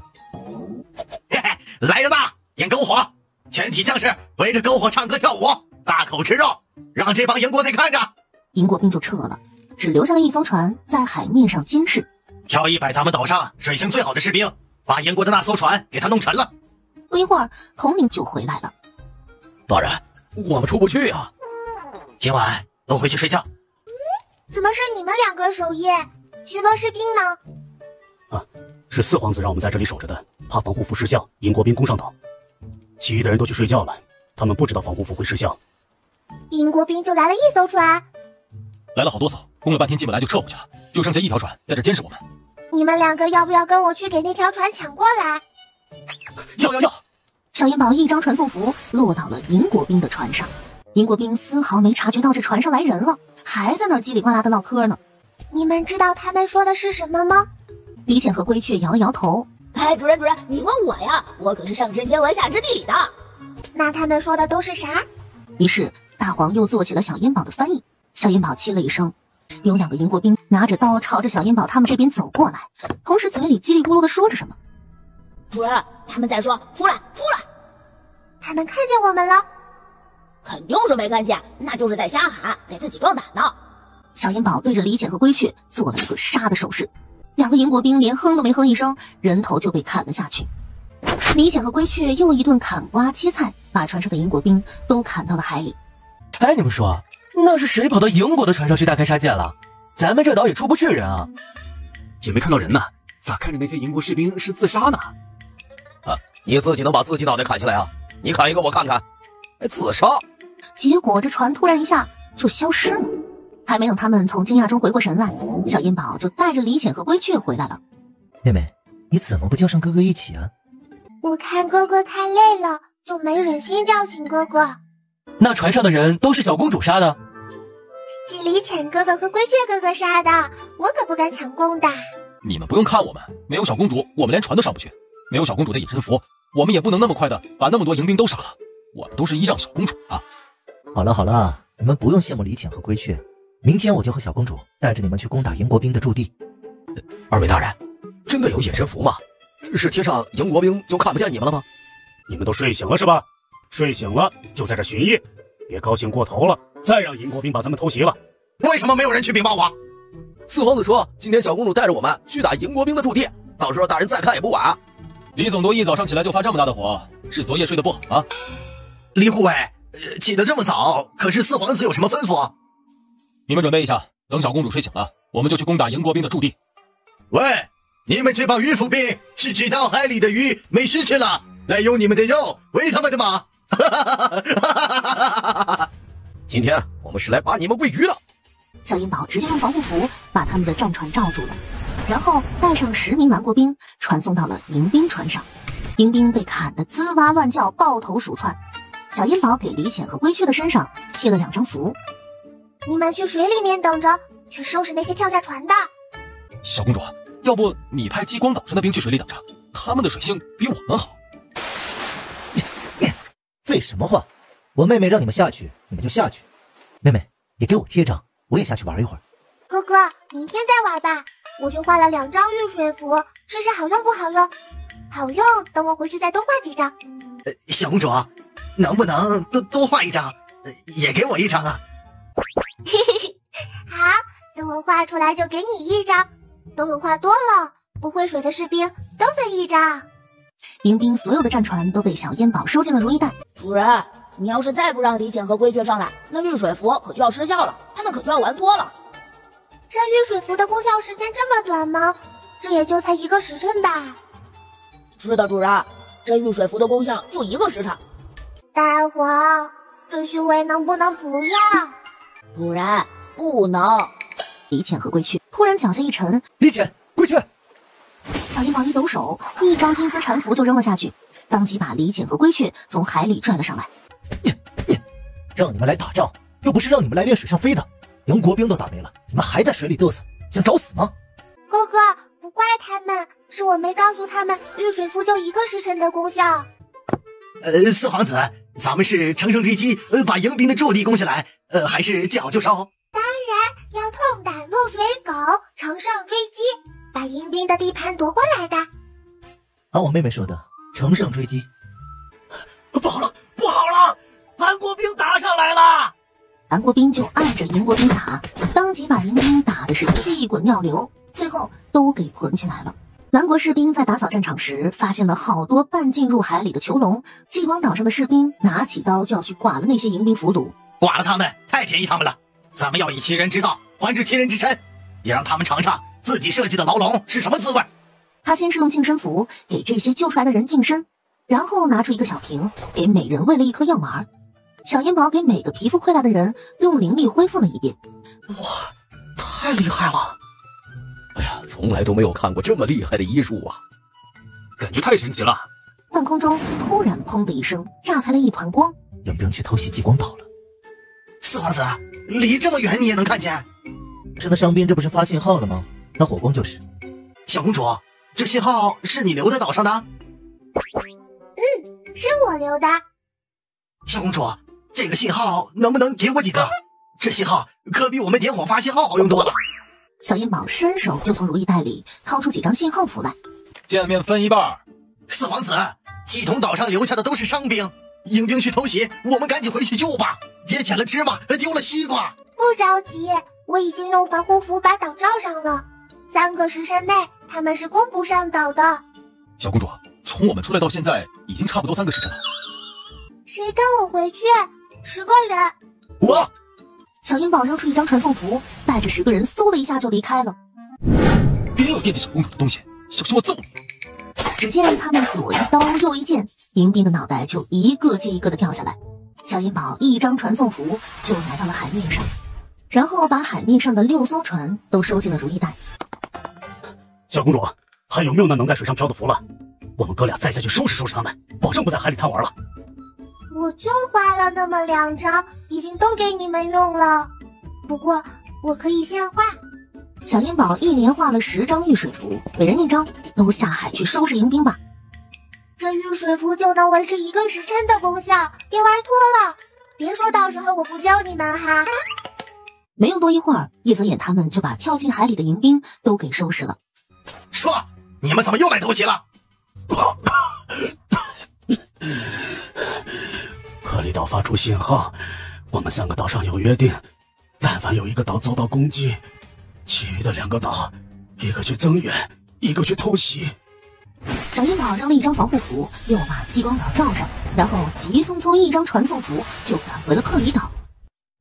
果然，前来增援的迎宾与蓝国兵已经交手了。这10个人借着隐身符的功效没散，就赶紧加入了战斗。小公主回来了！小公主回来帮忙了！灭了鹰贼！灭了鹰贼！小英宝把迎宾来增援的战船都收进了如意袋，直接把大黄从如意袋里拎出来。用不着大惊小怪的，大黄是小公主的坐骑。哎呀，今天一连打了3场胜仗，迎宾是肯定不敢再来了。还是别大意，派出去只船瞭望着点吧。主人，都来到海上了，放哨的事就交给我吧。天上海里，我一个人全包了。哥哥，石龙说他去放哨，不用派船出去了。小英宝一挥小手，就把石龙从如意袋里放了出来。龙！李大人，你这是在做什么？四皇子，快跪下来拜！龙神出现了，他会保佑我们风调雨顺，出海平平安安的。你拜他，还不如拜我妹妹。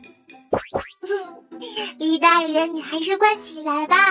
这石龙是我放出来的，他是我的石龙坐骑，给咱们去放哨巡逻去了。你拜他干什么？石龙坐骑。石龙在克里岛上空飞了几圈，就往远处飞去了。主人，你快来，有鬼！石龙，你看见啥鬼了？主人，我不是看见啥鬼了，是这个地方与别的地方不一样，有鬼。主人，你还是来看看吧。你们2个跟我哥哥说一声，我去找石龙了。小英宝说完，就骑着大黄扔出1张传送符就离开了。好你个李浅，你不拉着我一起，我非得在四皇子面前说你几句坏话不可。说谁的坏话？你一个堂堂7尺男儿，还跟个娘们似的扯老婆舌。我就是说着玩的，哪能啊？四皇子，小公主去找石龙了，那个贱贱的李浅也跟着去了。小公主说去找石龙干什么去了吗？归去摇了摇头。大黄，你抽什么风？尾巴痒了？李浅哥哥，你咋还跟来了呢？我怕小公主有什么需要跑腿的事儿，没人给办呀，所以我就跟来了。李浅哥哥，你不会是拽着大黄尾巴来的吧？不生气了哈，李浅哥哥又不是故意的，回去给你加根肉骨头。回去我给大黄加肉骨头。哎呀，你这不是画大饼啊，你这是胡说八道呢！在海上，你去哪里弄肉骨头？信你们，还不如我自己去想办法呢。石龙，你飞得低点儿，我好好看看。主人，无法飞到黑水上面，只能围着这黑水绕圈。我就是被撞到了，才发现这里有鬼的。他从如意袋里掏出了玄阴镯，那被罩着的黑水立刻就翻滚了起来。有鬼！鬼在哪儿呢？在下面。大黄，知道下面是怎么回事不？能不能把这防护罩给弄开？装聋是吧？哎，主人，我还在听呢，听着下面是怎么回事，但是我什么都没听到啊。吹！是谁说自己上知天文下知地理来着？他就让石龙先送他回克里岛，准备回到岛上再说。妹妹，可是发现了迎宾又打来了？哪有的？就是石龙发现了一个挺奇怪的地方，让我上去看看。小公主要是早些来岛上，我们就能早把迎宾送回老家去了，也不至于蓝国人吃盐都费劲，甚至于神龙自己就能把迎宾给灭了，都用不到我们自己动手。李大人，问你个事儿。小公主，有什么事尽管问，下官一定知无不言，言无不尽。这海上有一处黑色的死海，你知道吗？小公主可千万别去那片海域，那是鬼海。你怎么知道那里有鬼的？明明看不见，那片海域也进不去。每逢初1、15，那片死海都会传出让人毛骨悚然的声音，曾经有商船在15的夜里经过那里，直接就被吸进了那鬼海里。据说每逢初一、15晚上的时候，迎兵都会把一些他们抓的咱们蓝国的俘虏、商客、水手们送到那片鬼海喂鬼。啥？喂鬼？今天好像就是15吧？哎，对，今天就是15。那今天晚上咱们就去看一看，扔几个迎兵下去。我倒要看看那鬼海是怎么吃人的。哎，不可，那个地方万万去不得。杀迎兵的方法有很多种，可不能去冒那个险。怕什么？咱们解决不了，大不了把阎王叫上来，让他解决。阎王！哎，小公主不但能把阎王叫上来，阎王还得乖乖听话。吃饭，大家先吃饭哈，晚上的事晚上再说。吃过饭，小银宝就去睡觉了。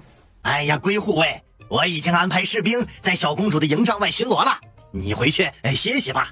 你们巡你们的逻，我守我的，不用管我，我不困。亥时末，小银宝就从床上爬了起来。妹妹，哥哥跟你一起去，以后不论去哪儿都不能不带着哥哥。还有我们。好吧，那就咱们一起去。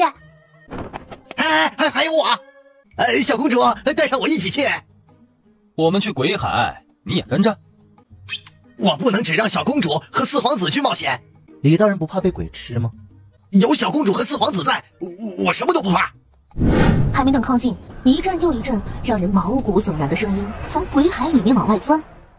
哎，小公主，我没瞎说吧？这声音多瘆人，我们还是回去吧。小银宝挥手就把那2艘装着民兵的船放了出来。我看看那鬼海是怎么吃人的。然后他又扔出一张金丝缠符，把2艘船给拴住了。他把玄阴镯也拿了出来，鬼海里掀起一股又一股的巨浪。赤莲花，那朵赤莲花就冲破了防护罩，对着小银宝放出来的那2艘迎宾船包围了过去。是花吃的人，不是鬼。就在赤莲花冲破防护罩的时候，小银宝迅速地拿出了玄阴镯。那黑色的海水里有好多鬼，那花当即放弃了那2艘船，迅速缩了回去。你们几个为什么被困在了那鬼海里？妹妹，真有鬼从那鬼海里逃出来了。小公主，让我也看看呗。小公主，能让我也看看吗？小银宝给几人一人贴了一张开眼符。没那个胆还什么都想看，吓尿没？我们是极光岛上的士兵，被俘以后都被投喂给了海莲花，海莲花就会帮助迎兵的鬼魂一遍一遍将我们的鬼魂杀死复活，再杀死，让我们蓝国兵的鬼魂受着无穷无尽的折磨。不止蓝国兵，还有那些被劫的商人和水手。小公主，把我们送到那2条船上去。我们去把那2条船上的迎兵都宰了，为这几个兄弟报仇。再我一个。好。小银宝让石龙把3个人送到了2艘迎宾船上。小银宝用防护服把迎宾的船罩起来了。李浅、归雀和李化同3个人都杀红眼了，就2刻钟都给砍倒在地了。小银宝一看差不多了，就把2艘船上的防护服给散掉了。而防护服一散掉，迎宾的鬼魂就从船上飘出来了。蓝国兵的鬼魂直到把迎宾的鬼魂都揍得成了星星点点，才停了手。小银宝一张居鬼符扔了出去，不多一时，阎王就带着黑白无常来了。你们是从海底下钻上来的吗？我们不用从海里钻，可以直接到海面上来。燕宝，你把我们叫到这里来，是因为鬼海吗？对，这鬼海到底是怎么回事？是人为的，还是本来就有？啊，这鬼海其实就是被人布的阵，把这里圈起来了。是百花门的原主干的吗？不，是银国的一个术士干的，但他好像收了一个蓝国人做徒弟。那他在这里关了很多无辜的鬼魂，你们就不管吗？你们怕银国的术士？元宝，不是我们不管，也不是我们怕银国的术士，是我们拿着鬼海没办法。没办法，谁布的阵，把谁抓来不就得了？人间有地界，阴间也有界限，我们不能越界去管银国的人的。你们不敢惹，我敢惹。别说一个术士，就是银国，我也要给他们灭了。你先告诉我，这个鬼海怎么破？这个鬼海不难破，只要找到能降住海莲花的士灵。可是，那士灵是用童男童女的心头血和无数个鬼魂炼出来的，还得吸收天地之灵气，难找得很。燕宝，这个忙我今天是真帮不上啊。要是能找到适龄，怎么能控制它听我的话呢？据说适龄一生只认一次主人，一旦认了主人，就只会听主人的话。它认主人的方式很特别，就是吃掉它的头发。如果它能把谁的头发全部吃掉，那谁就是它的主人。成为它的主人，自然就能控制它了。阎王，你可不许骗我哟，不然我就让你变成和尚。他伸手就把适龄从如意袋里拿了出来。适龄，好香，好香啊！这就认主人了。适龄吃完小烟宝的头发，心满意足的再次飞到小烟宝的小手里。主人，主人，你的头发好好吃啊！等长出来，我还可以再吃吗？吃我头发可以，但是你得先帮我干点活。还没等适龄回答，鬼海就剧烈的波动起来。主人，你是让我收拾那个海莲花吗？你去把那个海莲花吃掉，我以后就让你吃头发。适龄在小烟宝的手心里蹦跶了一下，就嗖的一下飞向了鬼海，然后夜空中就响起了一声接着一声的惨叫。赤莲花上面长出了好多的触手，挥舞着试图把适龄抓住，但它的触手刚伸出来就被适龄给吃掉了。赤莲花疼得花瓣都直抖，迅速的收回了触手，同时开始往外喷黑烟。适龄不会被这黑烟熏迷糊了吧？不行，不能刚收的精灵就被赤莲花给赶了。赤莲花，哼，我看应该叫黑莲花，还吐黑烟呢。你是烟囱吗？小烟宝从如意袋里掏出一张符箓，对着鬼海的防护罩就扔了过去，连火光都没闪一下，就被防护罩吸进去了。他从如意袋里掏出一张天雷符扔了出去，转了2个圈就被黑海的防护罩给吸了进去。就在小烟宝着急时，鬼海上空穿出一道赤色的光芒，然后黑烟快速消散开来，紧接着好多好多的鬼魂就从鬼海上面飞了出来。阎王一看，这今天还是个大活，得用他的阎王鞭才行了。阎王，先别收，让他们报完仇再收。你们跑什么跑？都给我掉回头去揍他们！不把他们揍得魂飞魄散，绝不能停手。不把仇报了，让他们尝尝魂飞魄散是什么滋味，都不配做蓝国鬼。哼，兵怂怂一个，将怂怂一窝。你咋没上去打鬼呢？感情你走到哪儿都有小公主撑腰了。我若是天天跟在小公主身边，我也天不怕地不怕。所有乱飞的鬼就像被定住了一样，都悬浮在原地不动了。都给我回去揍那些淫鬼去！咋的？怕我抢啊？烟宝的宝物有的是，哪看得上这么一个小破鞭子？给烟宝都不稀罕要，是吧？我就是个小孩子，不懂那么多弯弯绕绕，我还真相中这鞭子啦！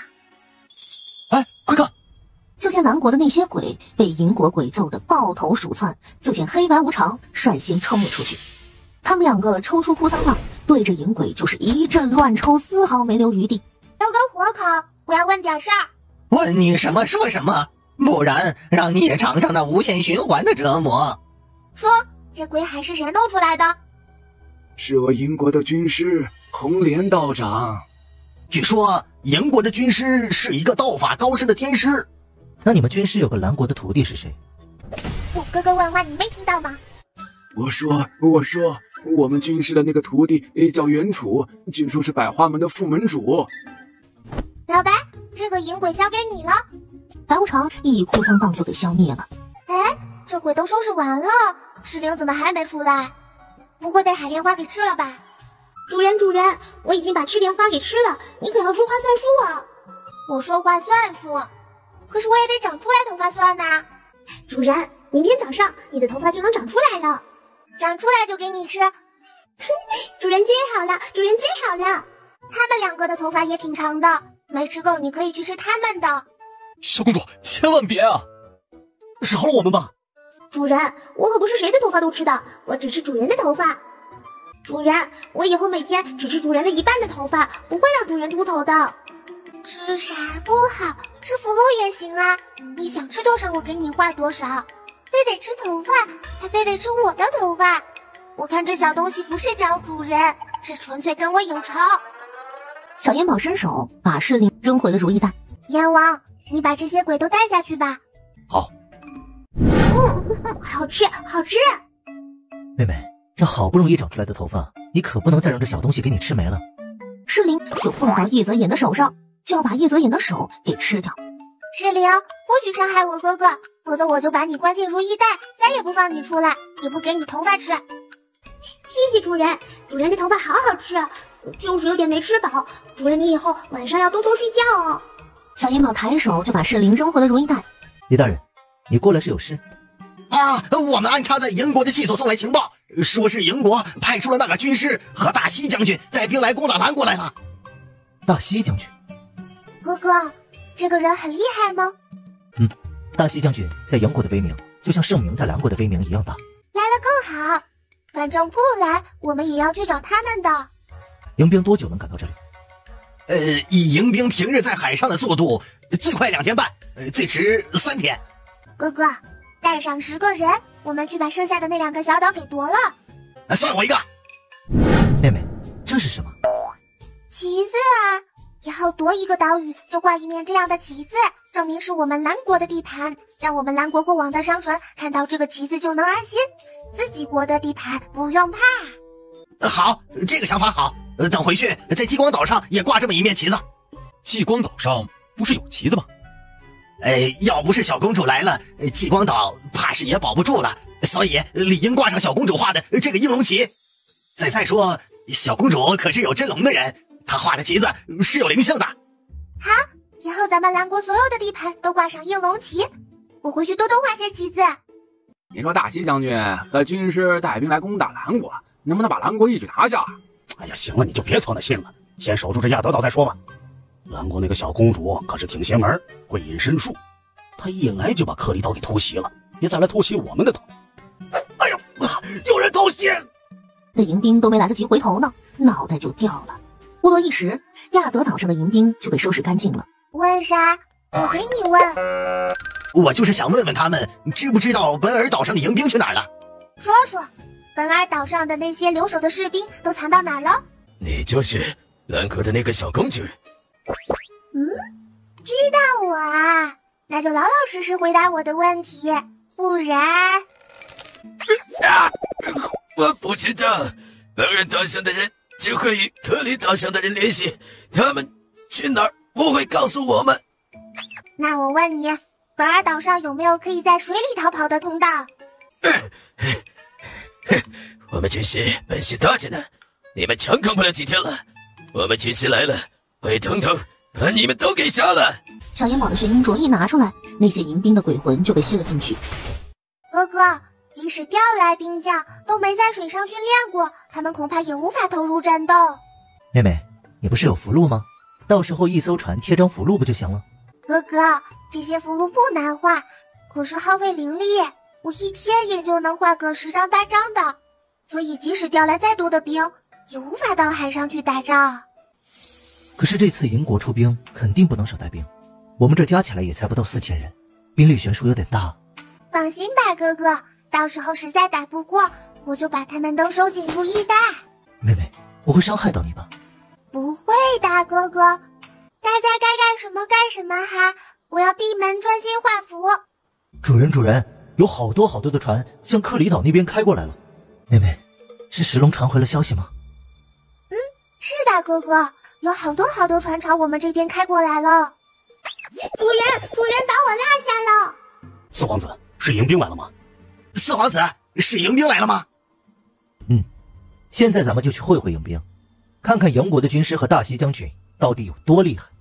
揍他！停，别上了。军师，你可看出什么了？也在那一夜的总有你，太上老君之令。妹妹，能顶得住不？怕什么？顶不住就跑呗。我是让你们放心，真要是打不过，我能带着你们跑，迎兵绝对追不上。红林道长他紧接着又扔出了第2张符，金光被小银宝的灵力给弹了回去，在迎兵的船上炸开了。小公主威武！小公主厉害！公主厉害！这次红莲道长扔出的符，金光比刚刚那张更盛，速度也更快。小银宝这次也扔出了一张符，但没等落到迎兵的船上，在半空中就炸了。军师，这小娃娃，你到底是谁？我是云台观的烟宝。医药盟的盟主，百花门的阴门主，蓝国的小公主。小道友，误会，咱们可是一家人呢。我的爱徒是百花门的副门主原主。小银宝的小腮帮鼓鼓的，掏出一张符，对着红莲道长就扔了出去。红莲道长也慌忙地扔出了一张符去抵挡，一团火光冲天而起。布阵，动不动就摆阵，要是大师兄在这里就好了，什么阵都难不倒大师兄。再不济，二师兄在这里也能顶一阵。小银宝急忙扔出了一张符，原本在迅速摆阵的迎宾战船突然停止不动了。小银宝赶紧拉上10个蓝国兵，一张传送符到了迎宾船上。士兵们不是脑袋掉了，就是被砍下海。军师，快想想办法呀！这怎么办呢？红莲道长赶紧掐诀念咒，扔出了一张符箓，小烟宝手里的符也跟着扔了出去。这2道金光飞着飞着就没了。好，那以后这符箓就叫拐躺符吧。军师，你快想想办法呀！再这样下去，咱们有再多的人也都被砍没了。就在他想再扔符箓，他感觉到这船身晃动了一下。快撤！小烟宝把10几艘战船收进了如意袋。王，你快给我算算，今天这10几艘船能换多少金子？主人，这13艘船至少能换130万两黄金。主人，上次在户部尚书府那个机关楼里的金子是100万两，这些船所值的金子比那还多30箱呢。这么多，哈，发财了！妹妹，你看到什么宝贝了吗？迎宾的这些战船就是财呀，可是能换好多金子呢。妹妹，你回去把这些战船卖给父皇，扩大一下咱们的水军。小公主威武，小公主厉害！大人，我们的人把迎宾打跑了。这还看不出来吗？所有人的脸上笑得跟花似的。哎呀，看出来了啊！给我讲讲呗，你给我讲讲呗，怎么打的迎宾啊？那个大西洋虐挨揍没啊？啊！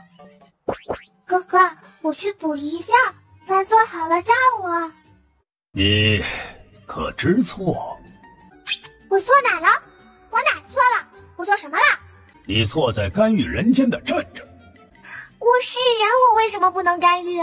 难道蓝国就只能被动挨打？银国人是人，我们蓝国人就不是人吗？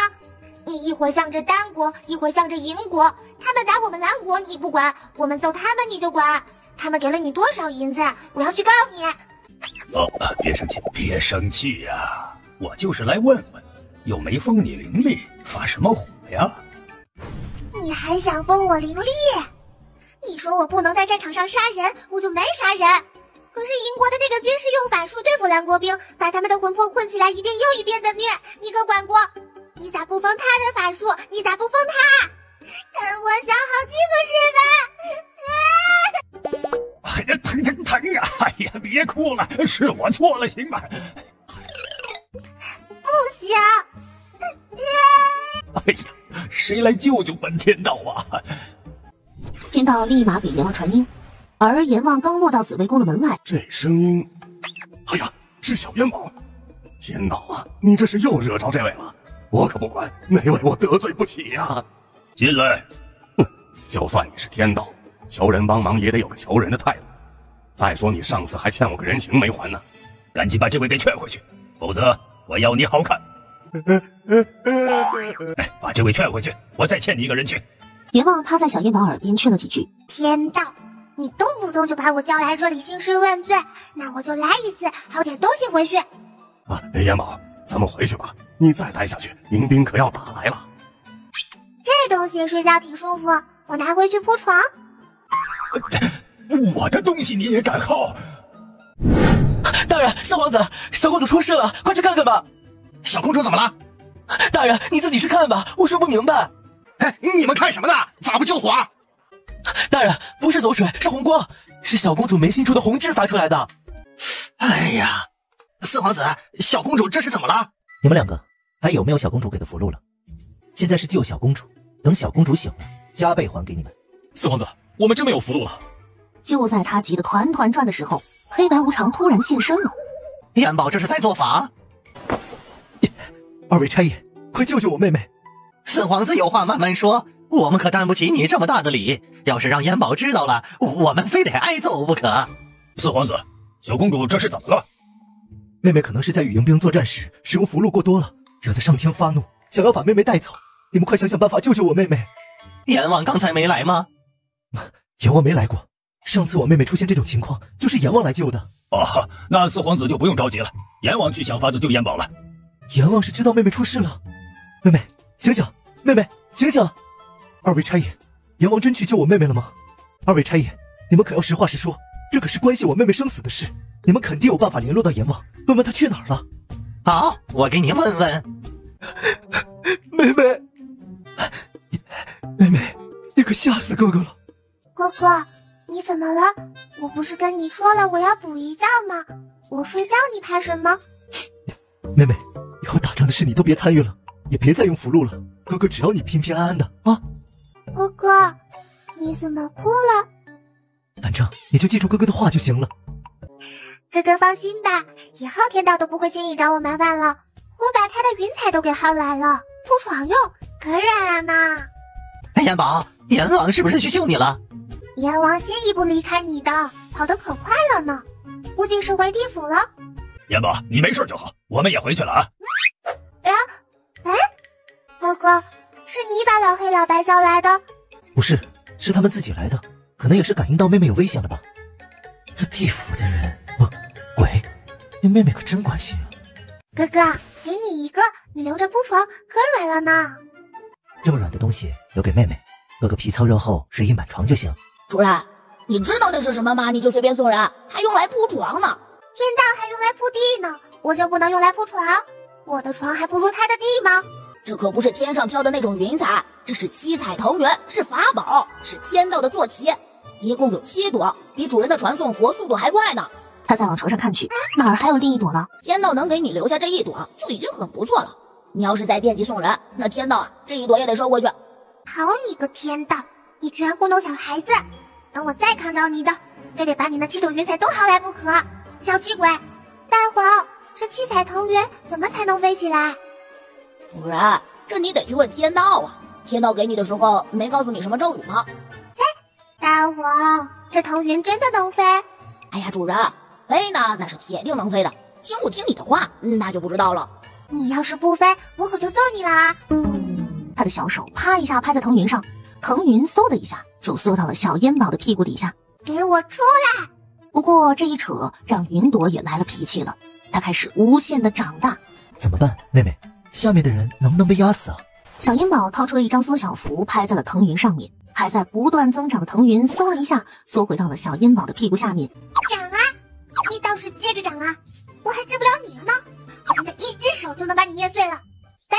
结果藤云呼的一下又长了起来。哎呦呵，我还治不了你了呢！现在你在我手上就是我的了。既然不听我的话，我就捏碎了算了。我再给你一次机会，你若是再不听话，我就把你捏碎了，扔海里喂鱼。是，主人。啊，可不是我逼你叫主人的啊，是你自己要叫的。是，主人，我心甘情愿叫的。哼，对吧？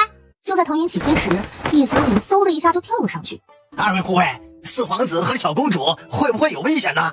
不会，小公主的神通大得很，没有谁能伤害到小公主。一直等到4时初，天空中才飘来一朵驮着人的云彩。回来了，回来了，小公主回来了！回来了，小公主回来了！小公主回来了！哎呀，小公主，你们去哪儿了？怎么去了这么久？我们去周游列国了。四皇子，是真的吗？我和妹妹去了영国、新高国、丹国、托尼国、瓦洛国，还回咱们蓝国转了一圈。那这不是比石龙的速度还快？小，然后藤云就缩小到小烟宝的手掌那么大了。小烟宝伸手就把藤云扔进了如意袋里。李大人，敢没给我和哥哥留饭呢？小公主，我们都没吃饭呢，在等小公主和四皇子回来一起吃。李大人好客气，以后我和哥哥再有事出去，吃饭的时辰赶不回来，大家不用等，吃饱了饭才有力气打仗。不过要把我们的饭留出来哈。小公主，咱们这是去哪儿啊？咋不坐在云朵呢？不是比石龙快得多吗？就是因为腾云太快才不坐呢。咱们要慢慢飞，仔细观察。观察？观察啥？主人，我以为你再也不会用我，不要我了呢。我为什么不要你？我刚刚没能把迎宾的那些船看住，辜负了主人对我的信任。大黄说主人有了新坐骑，飞得比我快多了。快有快的用处，慢有慢的用处。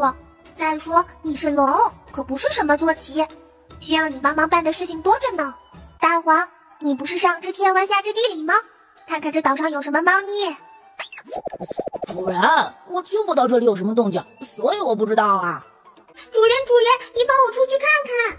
我现在有没头发给你吃，老实在里面待着，别捣乱。主人，我的吃光可是能穿透防护罩的哟。你这个小东西真会偷懒，咋不早说？主人，疼！小公主，那应龙旗下面是不是有个洞？信号符，李化彤发来了信号符，克里岛上有情况。你们这帮耗子是从这里钻出来的啊！然后小烟宝就扔出了一张符箓，把迎宾上岛的地方给封住了。打！给我使劲的打！我看这帮兔崽子还往哪儿跑！今天来多少，给他们包圆多少！一泽眼、李浅和龟雀也加入了战斗，有的就打算往海里跳，想从海里逃走。跑！小烟宝又扔出一张防护符，把克里岛罩上，把所有的俘虏兵都收进了如意袋。妹妹，你把这些俘虏兵收进如意袋，太便宜他们了吧？哥哥，你不会也想找个海莲花，把这些俘虏兵喂给他吧？我的意思是，那些俘虏兵不配待在妹妹的如意袋里，只是让他们暂时待，一会儿给他们送到一个好地方去。先保密，到时候我再告诉你们。眼下咱们得承受追击。对，小东西，能不能找到迎宾的藏身地，可全靠你了。我给主人开路，主人跟在我身后就好了。我先和世灵进去探探路，然后给你们发信号，你们再进。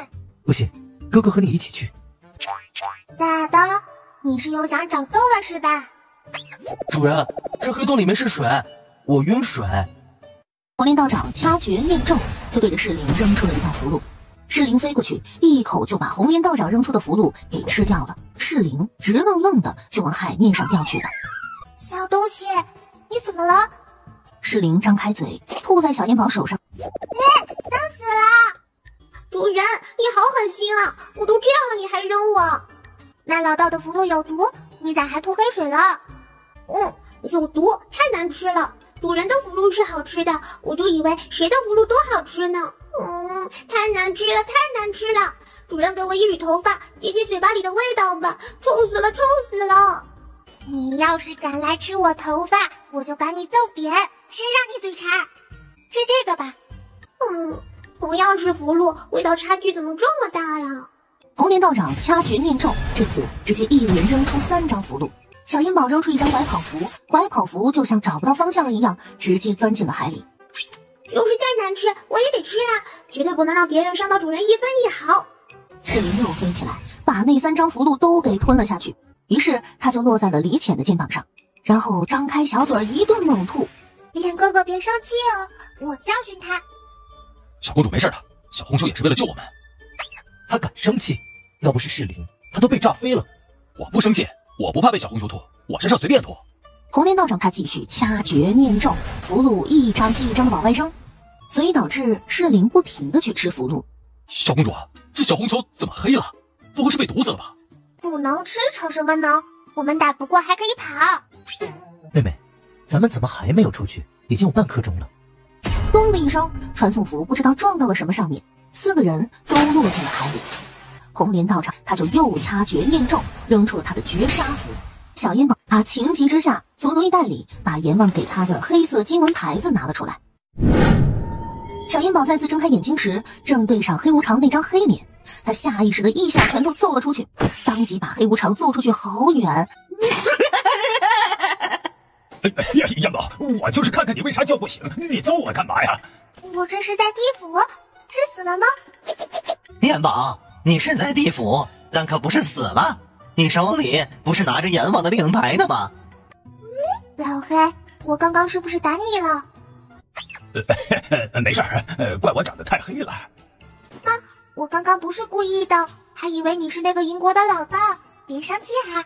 哎呀，燕宝，没事儿，老黑皮糙肉厚，抗打着呢。再说你一个小娃娃能打得有多疼，我替他收着了。黑无常当即就过来，从白无常的手里把丹药夺过去了。我不是怕你不好意思拿吗？替你收着，你想歪了。不用抢哈，这东西我有的是。你们2个分吧。老黑，不许少给我！元宝可是说让我们俩分的。小公主，我们这是在哪儿啊？地府啊！真死了！害怕了？我才不怕呢！能陪着小公主和四皇子一起死，是我的荣幸。咒谁死呢？就凭我妹妹和阎王的关系，阎王会让我们死吗？阎王又被上面叫去了。元宝，你今天咋还带着人来的？活人可不能在地府待的时间过长，对他们的身体有损害的。当然，元宝是例外的。没事，我就是带着我哥哥出来溜达的。既然阎王不在，我们就回去了。好，我送你们回去。不会是阎王藏起来不想见我吧？他这么着急想让我走？阎王知道自己不能再听了，然后他嗖的一下就离开了地府。没有，我是担心这3位的身体。元宝，要是不信，你就自己去看看阎王在不在。我姑且信你一次，送我们回去吧。冲啊！杀！南国的小公主已经被咱们的军师打得海里喂鱼了。别听他们胡说，我们的小公主那么神通广大，是一定不会有事的。儿郎们，小公主已经给我传音了，论人头行赏，谁杀的迎宾多，就让谁做一次神龙或者腾云。小元宝一边用金丝缠符捆住迎宾，一边扔出一张符，把迎宾上来的那个洞口给封住了。儿郎们，小公主回来了，使劲给我揍迎宾。登上岛的迎宾被杀得一个不剩。哎呀，小公主你去哪儿了？那些迎宾说你们被迎宾的军师给杀了，我差点信了。是差一点被杀，不过还好有阎王的牌子，便去地府溜达了一圈。怕了，我和妹妹现在若是鬼，你现在准备怎么办？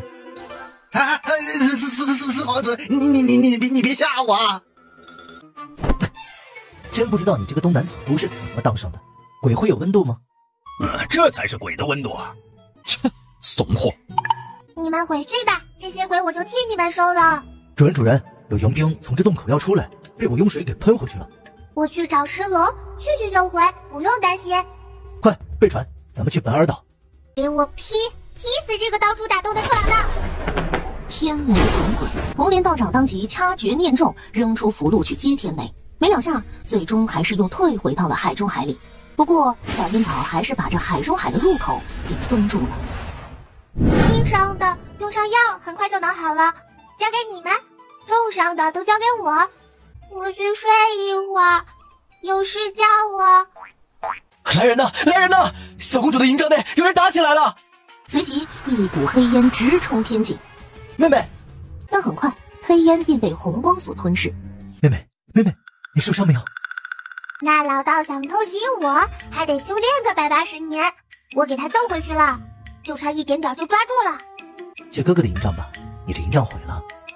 不用的，哥哥，营帐毁了还有房子的。然后小烟宝一挥小手，在营帐的位置就出现了一间房子。李化彤揉了揉眼睛，那让小公主把这岛上的帐篷都换成房子，岂不更好？大黄立刻把李化彤的想法转告给了小烟宝。我又不是神仙，我可不会变哦。这房子是我从别的地方挪过来的而已。妹妹，就没办法把迎宾的海中海给破了吗？要不我们还是回激光岛上吧。激光岛上就发出了信号。小公主，四皇子，怎么办？这会不会是迎宾的调虎离山计？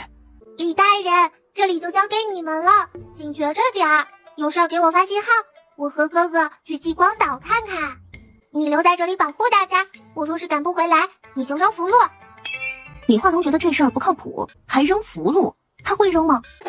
说我不会扔符箓，本大黄扔符箓的时候，你恐怕还在尿坑呢。本大黄只是低调不爱显摆罢了。还没落到激光岛上，他就看见有好多迎宾在疯狂追杀守岛的南国兵。小烟宝还没落下去呢，就扔出了金丝缠符。小烟宝便扔了一张符，把黑洞封上了。空中就又传来一声炸响。又来！小烟宝来来回回被红莲道长折腾了10几趟，今天我若是不把这红脸耗子逮住，我就不叫燕宝。于是小燕宝拿出了一张专门拘阎王的拘鬼符，扔了出去。黑白无常也感受到了这种力量，所以也紧随其后跟了上来。哎，燕宝，一日不见，甚是想念呐。你一个鬼差，老想念燕宝做什么？忘了自己是啥身份了？燕宝又不怕鬼。我也想你们哈，尤其想阎王。燕宝，咱们前几日晚上在天道那里刚刚见过的。对，我这不是还想去看看天道？我一个人没意思，让你陪我一起去一趟。燕宝，不是我不陪你去，是只有天道找我时我才能去，不然我不可以随便去紫微宫的。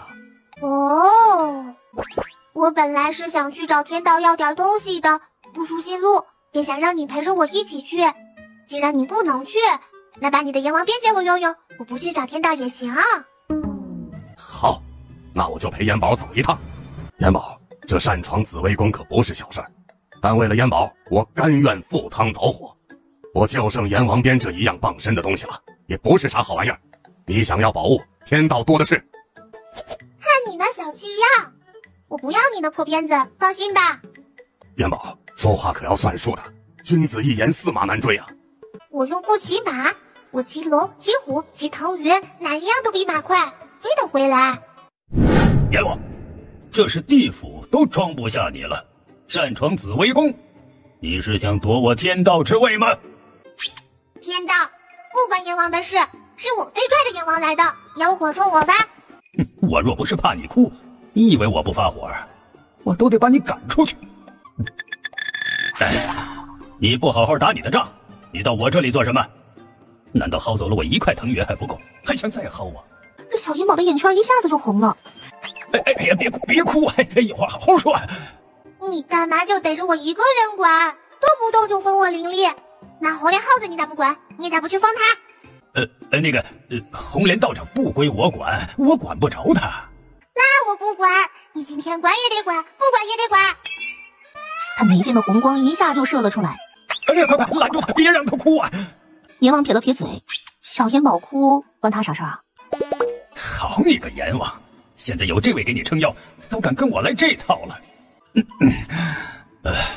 你劝他不哭，我就对你今天擅闯紫微宫的事不计较了。那好吧，我试试。试试？我看你们是商量好的呀。阎王，你别让我逮到机会，否则我非要你好看。再加把劲儿，不把天道哭到告饶，你想要的东西拿不到。小阎宝哭得更厉害了。我劝了，他不听啊。哎呀，燕宝啊，别哭了！我告诉你一个破红莲道长的海中海的法子，行不？那你说说看。那你先回去，我一会儿传音告诉你。阎王需要留一会儿，我有事跟他说。不行，你现在就得告诉我，不然我还不。哎呦，小祖宗啊，你不能只顾着你那点事儿，不管我的呀！我可是陪着你来的呀。其实啊，你自己就能破了红莲道长那个海中海。你眉心发出来的圣灵光就能破了红莲道长的海中海。你说的是真的？哎呀，我堂堂的天道，至于跟你一个小娃娃说谎吗？小银宝小手一伸，用灵力把天道桌子上的那枚带翅膀的金钱薅在了手里。我这万里迢迢的来看你，你这堂堂的天道，总得给我点见面礼吧？今天多谢天道指点迷津，我还着急回去打仗，下次再来看你。阎王带着小烟宝刚到半空，就看到这克里岛上空一道金光正在追腾云。小烟宝掏出一张天雷符，就扔向那道金光。小公主回来了！还是小公主有先见之明，不然我们可就被赢国的军士给揍惨了。去，想着你了。妹妹，天道没为难你吧？没有，天道怕我还来不及呢，他才不敢为难我，还送我见面礼了呢。燕宝，天道给了你什么见面礼？让我们也开开眼呗。是啊，也让我们长长见识。捣什么乱啊？哪儿都有你们！没看到燕宝这仗还没打完呢吗？我先去收拾那红莲耗子，宝贝的事改日再看。妹妹，天道告诉你怎么破那海中海了？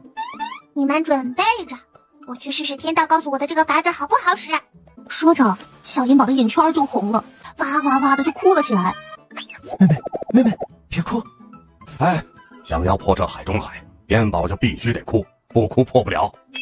你是说妹妹眉心的红光就能破海中海？小燕宝眉间的红光这次没有直冲天际，而是冲向了海里。哎呀，惹不起，惹不起！最后，这红莲道长实在是抵挡不住了，扔出一张绝杀符，一个幻影术就跑没影了。小燕宝扔出一张拐跑符，把红莲道长的绝杀符给拐跑了。阎王，你能看见那红莲耗子跑哪里去了吗？燕宝，让我们追鬼行，追人这我们不行啊。既然不行，你们就回去吧，不用在这里碍事了。小燕宝说完，就扔出了一张追踪符，试着去找一找。还杵在这里干什么呀？走啊！大西，今天让你们归西！掉头，给我回去打蓝兵！杀！两军一交手，营国的士兵优势一下就显现了出来。四皇子怎么办？小公主去哪儿了？去追那个红莲道长了，还能去哪？李大人还有信号符吧？发信号。哎呀，就剩这最后一张了。龙，神龙来了！一声龙吟，石龙就钻入了海里。他把身体浮出海面，拦住了迎宾的船只。你们倒是跑啊！接着跑，都不用我们出手，我们小公主的坐骑就把你们收拾了。就在大西将军不知道是该继续打还是投降的时候，红莲道长回来了。军师，我还以为你跑了，不管我们了呢。军师，快想个办法吧，我们怕是逃不掉了。我是军师又不是主帅，打仗的事你还来问我？好几万人打不过几千人吗？你怕不是被蓝国的小公主给揍回来的吧？跟我在这耍横，有本事你把蓝国的小公主给抓住，或者你把这巨龙赶走。你解决了这些，那我们打不过跑不掉，就是我们自己短命，我们就认了。两个人就打了起来。儿郎们，冲啊！杀呀！有小公主给咱们撑腰，咱们一定要一起牵制，把迎宾揍回他姥姥家去。他们一股脑的向迎宾杀过去，不到半个时辰就被蓝兵给收拾完了。小燕宝就当着大西将军和红莲道长的面，把他们的战船一艘接着一艘的收进如意袋里。你们两个是投降还是跳海？我可等着收船呢。收完我还要赶紧回去吃饭呢。师爷，命也！然后把手中的大刀一横，就抹了脖子了。红莲道长掐诀念咒，一连扔出了好几张符箓。在小燕宝扔符箓去抵挡时，红莲道长御剑跑了。小公主跑了！妹妹，就这么让这臭老道逃了吗？哥哥咋会呢？我是让他先得意一会儿，程昱眨眼之间就能追上的。追！很快他就追上了红莲道长，挡在了他的前面。他一扬手，抽出背后的宝剑，恶狠狠地向小燕宝砍下去。一对金翅膀忽闪着就从如意袋里飞了出来，向红莲道长冲了过去。就见红莲道长的头顶冒出一股黑烟，口吐鲜血。金钱把红莲道长的修为废了，这金钱能自由输入如意袋，那我把他留在身边是不是个危险呢？别啥时候我睡觉的时候也把我锁喉，也废了我的修为。哎呀，现在把这金钱还给天道还来得及吗？金钱废掉了红莲道长的修为，红莲道长就掉入了海里，忽闪忽闪的飞回到了如意袋。红莲道长跑了？没有，把他的修为废了，掉海里了。妹妹不用担心，一个没有修为的老道，我们谁都能对付得了，不怕的啊。哥哥，你们带兵先回克里岛吧，我去一趟地府找阎王说点事儿。燕宝，你这是没找到那个红莲道长？那红莲耗子还能逃过我的慧眼？已经被我废了修为，扔进海里了。那燕宝你是来？我还是觉得你那鞭子用起来更顺手一些。燕宝，天道的宝物可比我这鞭子好用啊，厉害多了。想找趁手的兵器，我再带你去天道那里走一趟。好啊，那我就跟天道说是你非带我去的。啊，小祖宗哟，我到底是哪里得罪了你？咋这么整我呀？小七，我燕宝可是说话算数的，不会要你这破鞭子，逗你玩的。燕宝，那你到我这里来，不会是真的要去找天道吧？小燕宝点了点头。燕宝，虽然天道的宝贝东西不少，可也不能薅得太勤，怎么也得隔段时日再去啊。薅什么薅？我是给天道把宝贝送回去。燕宝，啥宝贝？你若是不要，送给我呗。哎呀，何必给天道送回去？捣什么乱？捣什么乱？哪儿轮得到你了？燕宝，这是为啥？不是开玩笑吧？这金钱我控制不住，他哪一天把我给锁喉了？燕宝说的是从天道桌子上顺走妹妹如意金钱，燕宝怎么就控制不住他了？他自己能随便出入我的如意袋，现在我拿它出来，他还不出来。燕宝，如意袋、如意金钱，你不觉得他们有什么联系吗？如意金钱能自由出入如意袋，或许并不是不受你的掌控。主人，你好没良心！我那是着急救你，我才飞出去的。你是谁？我是如意金钱。别哭啦，如意袋里的东西你随便拿，有话说话，不许哭。主人，我不要东西，你别把我送回去。我好不容易找到自己的亲人。谁是你亲人？我吗？是如意袋，还有如意衣点、如意棒。我们是由天地孕育的一块如意分裂而成。那你知道如意棒在哪吗？不知道。我们一家人相见都靠缘分。你要是乖乖听话，别偷摸出来给我锁喉，我帮你们把如意棒找回来。您是我的主人，我是伤害不到您的，我也不敢伤害您。我若是动了伤害主人的心思，就会碎裂而亡的。跟我回去吃饭。好。燕宝，你刚刚说的锁喉是咋回事？那如意金钱伤害你了？没有，就是个误会，都解开了。妹妹，到底出了什么事？哥哥虽然帮不上你的忙，但可以给妹妹出出主意的。什么事儿都没有，我就是找阎王问点事儿。我饿了，哥哥。哥哥马上亲自去给你做。这时，李显抱着一个泥巴球跑了过来。好香啊！小公主，你是不是饿了？看我给你拿什么好吃的了。松花鸡，我最喜欢吃。李显，你这是从哪儿弄来的鸡？保密。李显哥哥，是大黄弄来的吧？小公主真聪明，一猜就中了。小公主还有烤鱼。咋的？龟雀你水性学得这么快吗？都能下海捞鱼了？是大黄抓的，我就给烤了一下。哥哥吃。哥哥不饿，妹妹自己吃。火头君已经在做饭了，很快就好的。小银宝又从如意袋里掏出好多的肉和菜。不能就我一个人吃肉，大家都要吃的。妹妹，要不你先去睡一会儿，等火头君把饭做好了，我再叫妹妹起来吃。小银宝刚睡着，这梦里就出现了一片迷雾。天道，你再不出来，我可就要哭了！救命！救命！谁在喊救命？那个喊救命的声音也没有再响起。妹妹，醒醒，吃饭了。哥哥，我是真的醒了吗？妹妹，你真的醒了？是又做梦了吗？做了一个奇怪的梦，有人在喊救命。妹妹不怕，梦都是反的。四皇子，小公主，现在迎兵彻底被打败了，那个营国军师也不能再出来作妖了。以后咱们蓝国的商船再也不会被劫了。下一步我们接着打。妹妹的意思是，咱们把营国吞并了？至少也得让营国赔偿咱们这么多年的损失。这么多年，他们可是抢了我们不少的金银财宝。最好让营国递上降书顺表，臣服我们蓝国。那咱们就在这岛上休息3日，我也好多准备些俘虏。妹妹，咱们干脆就落到营国的王宫里，把营国国王一捉齐活。主人，营国的上空飞不过去，有结界。妹妹，咋了？石龙说这营国可能有点问题。那个红莲道长没死。主人，这里有结界，过不去了。如意金钱，你真的把那红莲道长的修为废了吗？主人，别说他一个天师，就是大罗神仙被我那么一锁喉，仙根都得废了。这个结界绝对是高于天师的人所为。妹妹，到底怎么了？腾云怎么不飞了？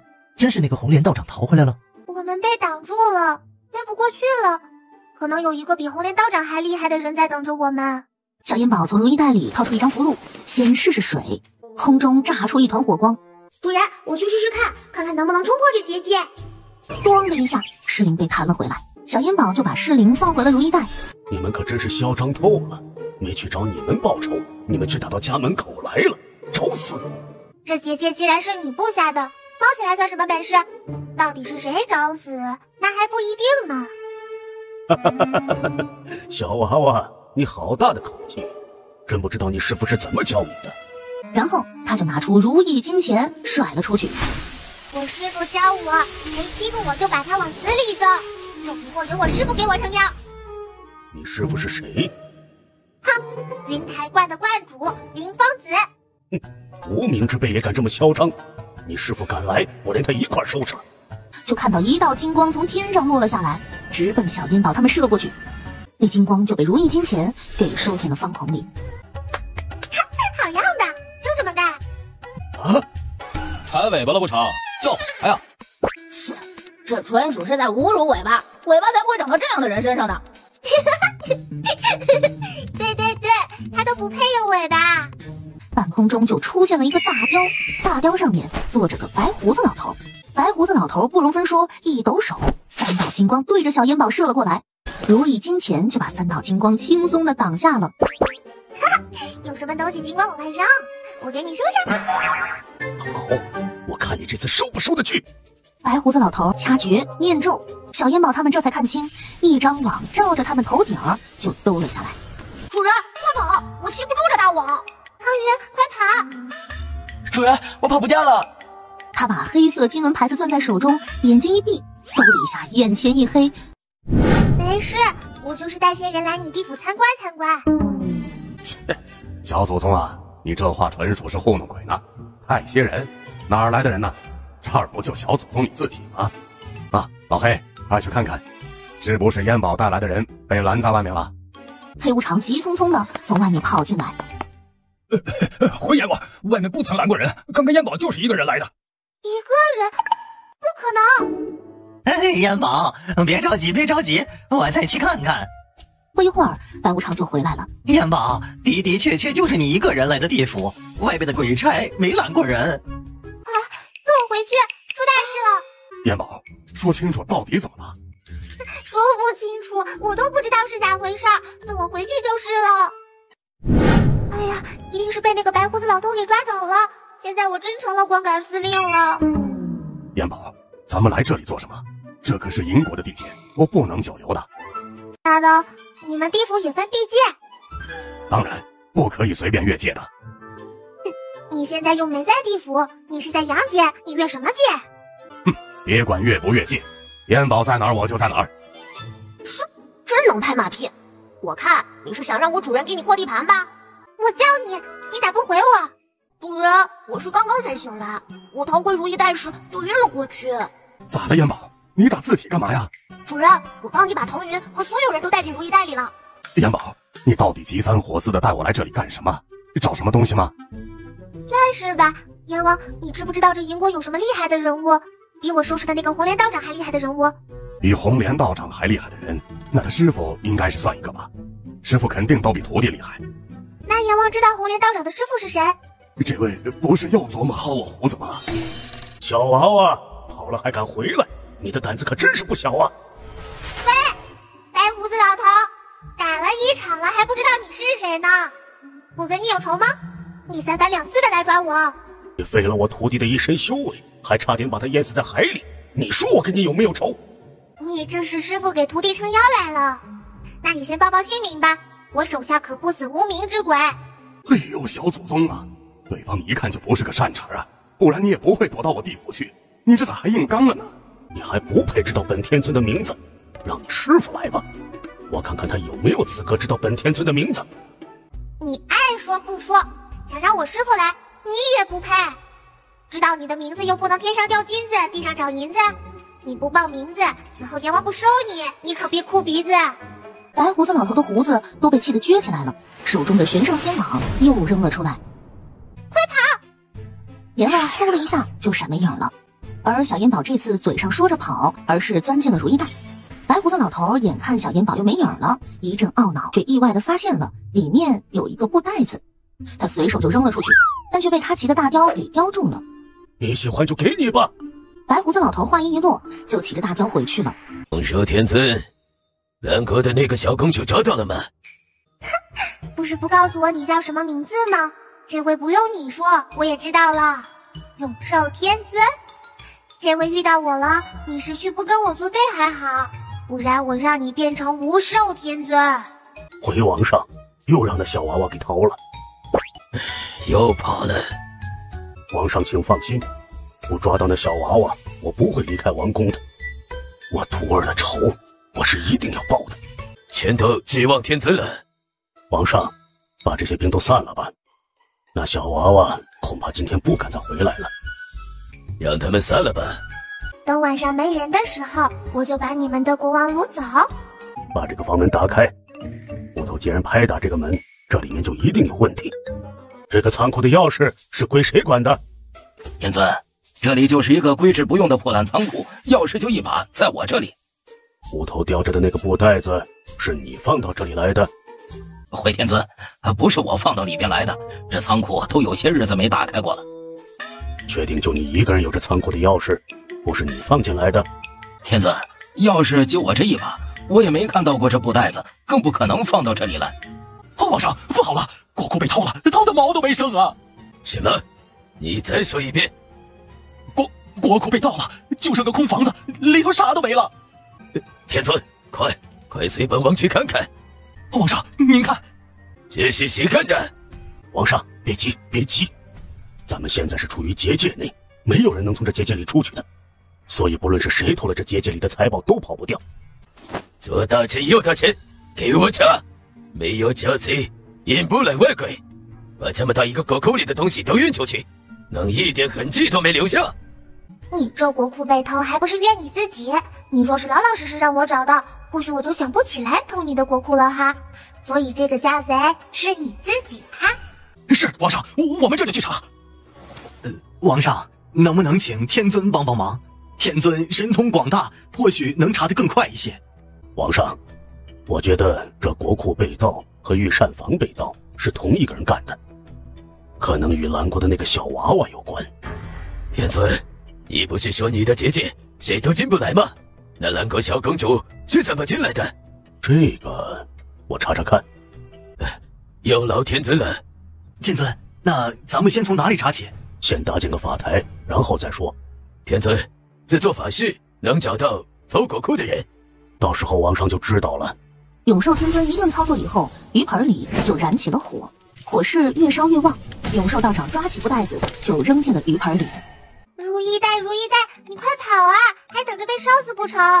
主人，放心吧，这破老头的这点火伤不到我的，让他烧去吧。既然如意袋说没事，那就烧吧。不过等我出去，我也让这坏老头尝尝被火烧的滋味。他看到大雕把如意袋从燃烧的鱼盆里给抓了出来。虎头，赶紧把那布袋子给我扔下来，别找揍！虎头这次没有听永寿天尊的话，不但没把布袋子扔下来，还飞走了。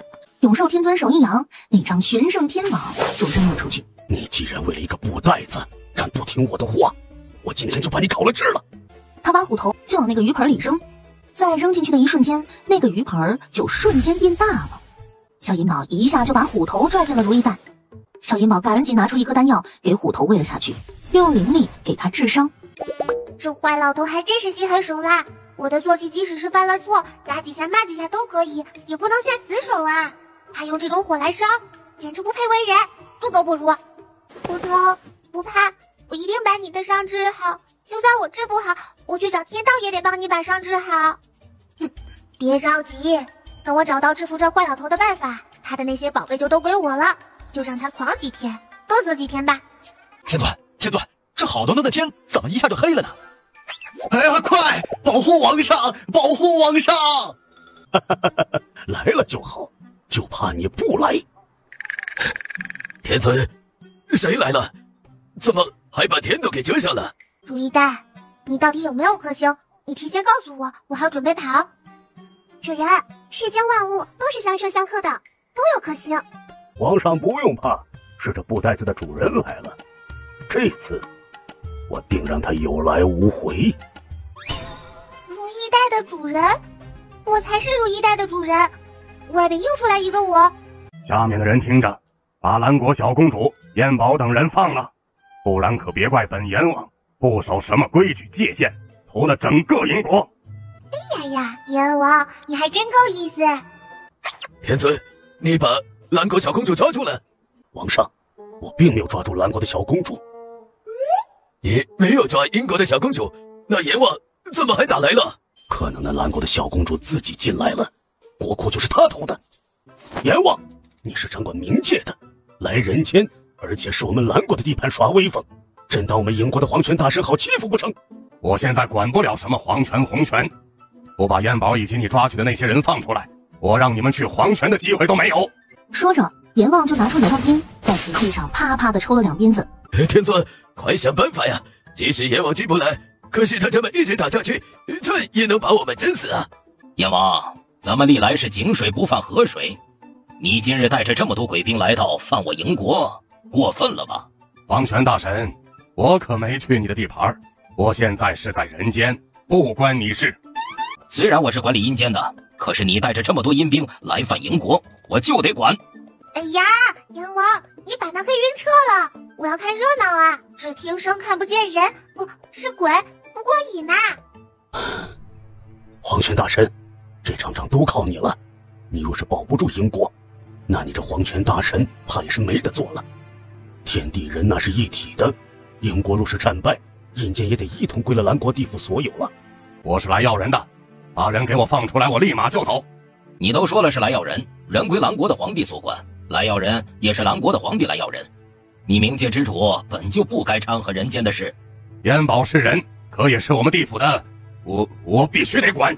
永寿天尊，把阎王说的那个燕宝放了，让他赶紧走。不只是燕宝，是那个臭老道抓的所有人。皇权大神，别听那个阎王胡说，我根本就一个人都没抓，他就是在找你茬。然后这两边就开始了混战，双方打得昏天黑地。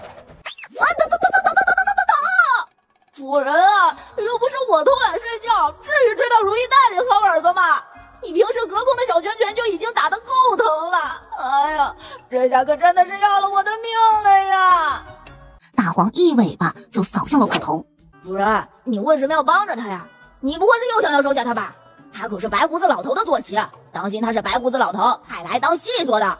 就你聪明，就你心眼多，当我是傻瓜吗？我看你像细作。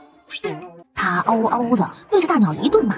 别以为你用虎语就可以随便骂人，虎头不是细作，是他把我带进无声天尊部的这结界里来的。他这一身毛是为了救如意袋才被收成这样的，整天就跟个醋坛子似的。你以后别叫大黄了，叫醋坛子得了。嘿，主人，我这不是担心主人被骗吗？这才一时心急，错怪了大鸟。快给我问问虎头，那无收天尊的破渔网怎么能破？和虎头交流了一阵之后，主人，那白胡子老头的那个破渔网叫圣天玄网，是个宝物，偶然所得，说是神仙都要去3分呢。说重点。大鸟说那渔网最怕赤雷火。那你问问虎头，他知道去哪里找赤雷火不？主人，那个白胡子老头鱼盆里的火就是赤雷火。小银宝这次出手的速度极快，鱼盆里的火一瞬间就没了。小银宝担心瓶子被烧化了。主人放心，这个金葫芦也是个宝物，是烧不坏的，而且这火被主人的符箓收着的。大黄，你再问问虎头，这坏老头的结界怎么破？主人，大鸟说了，他头顶正中间有根白毛，把那根白毛拔下来，他的那根白毛啊就能够刺破这结界。哼，你以为这样就天下无敌了吗？可惜你碰到了我，你忘了算你的克星了。小银宝就不在如意袋里藏着了。出去以后，他把如意袋也给抢走了。王上，天尊，王上不见了，怎么回事？王上呢？天尊，是不是那蓝谷的阎王进来了？闹鬼了吧？王上一眨眼就不见了。不可能，不用怕，王上一定还在这王宫里的某个地方。找，只要结界不破，王上都不会有事。哎呀妈！这主人回头看到大鸟昏过去了，会不会以为是我在传假话呀？哎，天地良心，这大鸟真的说的是对他的身体没有伤害呀？小银宝用了10成的灵力加持在那根白毛上，就怕破不了这结界。咔嚓一声，清脆的如瓷瓶碎裂的声音在王宫的上空响了起来。什么声音？啥碎了？结界打开了。坏老头，你不是一直在找我吗？我在这儿，来抓我呀！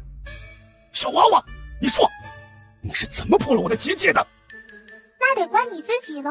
你若不那么心狠手辣，或许我还找不到破解你这结界的法子。元宝，没事吧？别怕，我来救你了。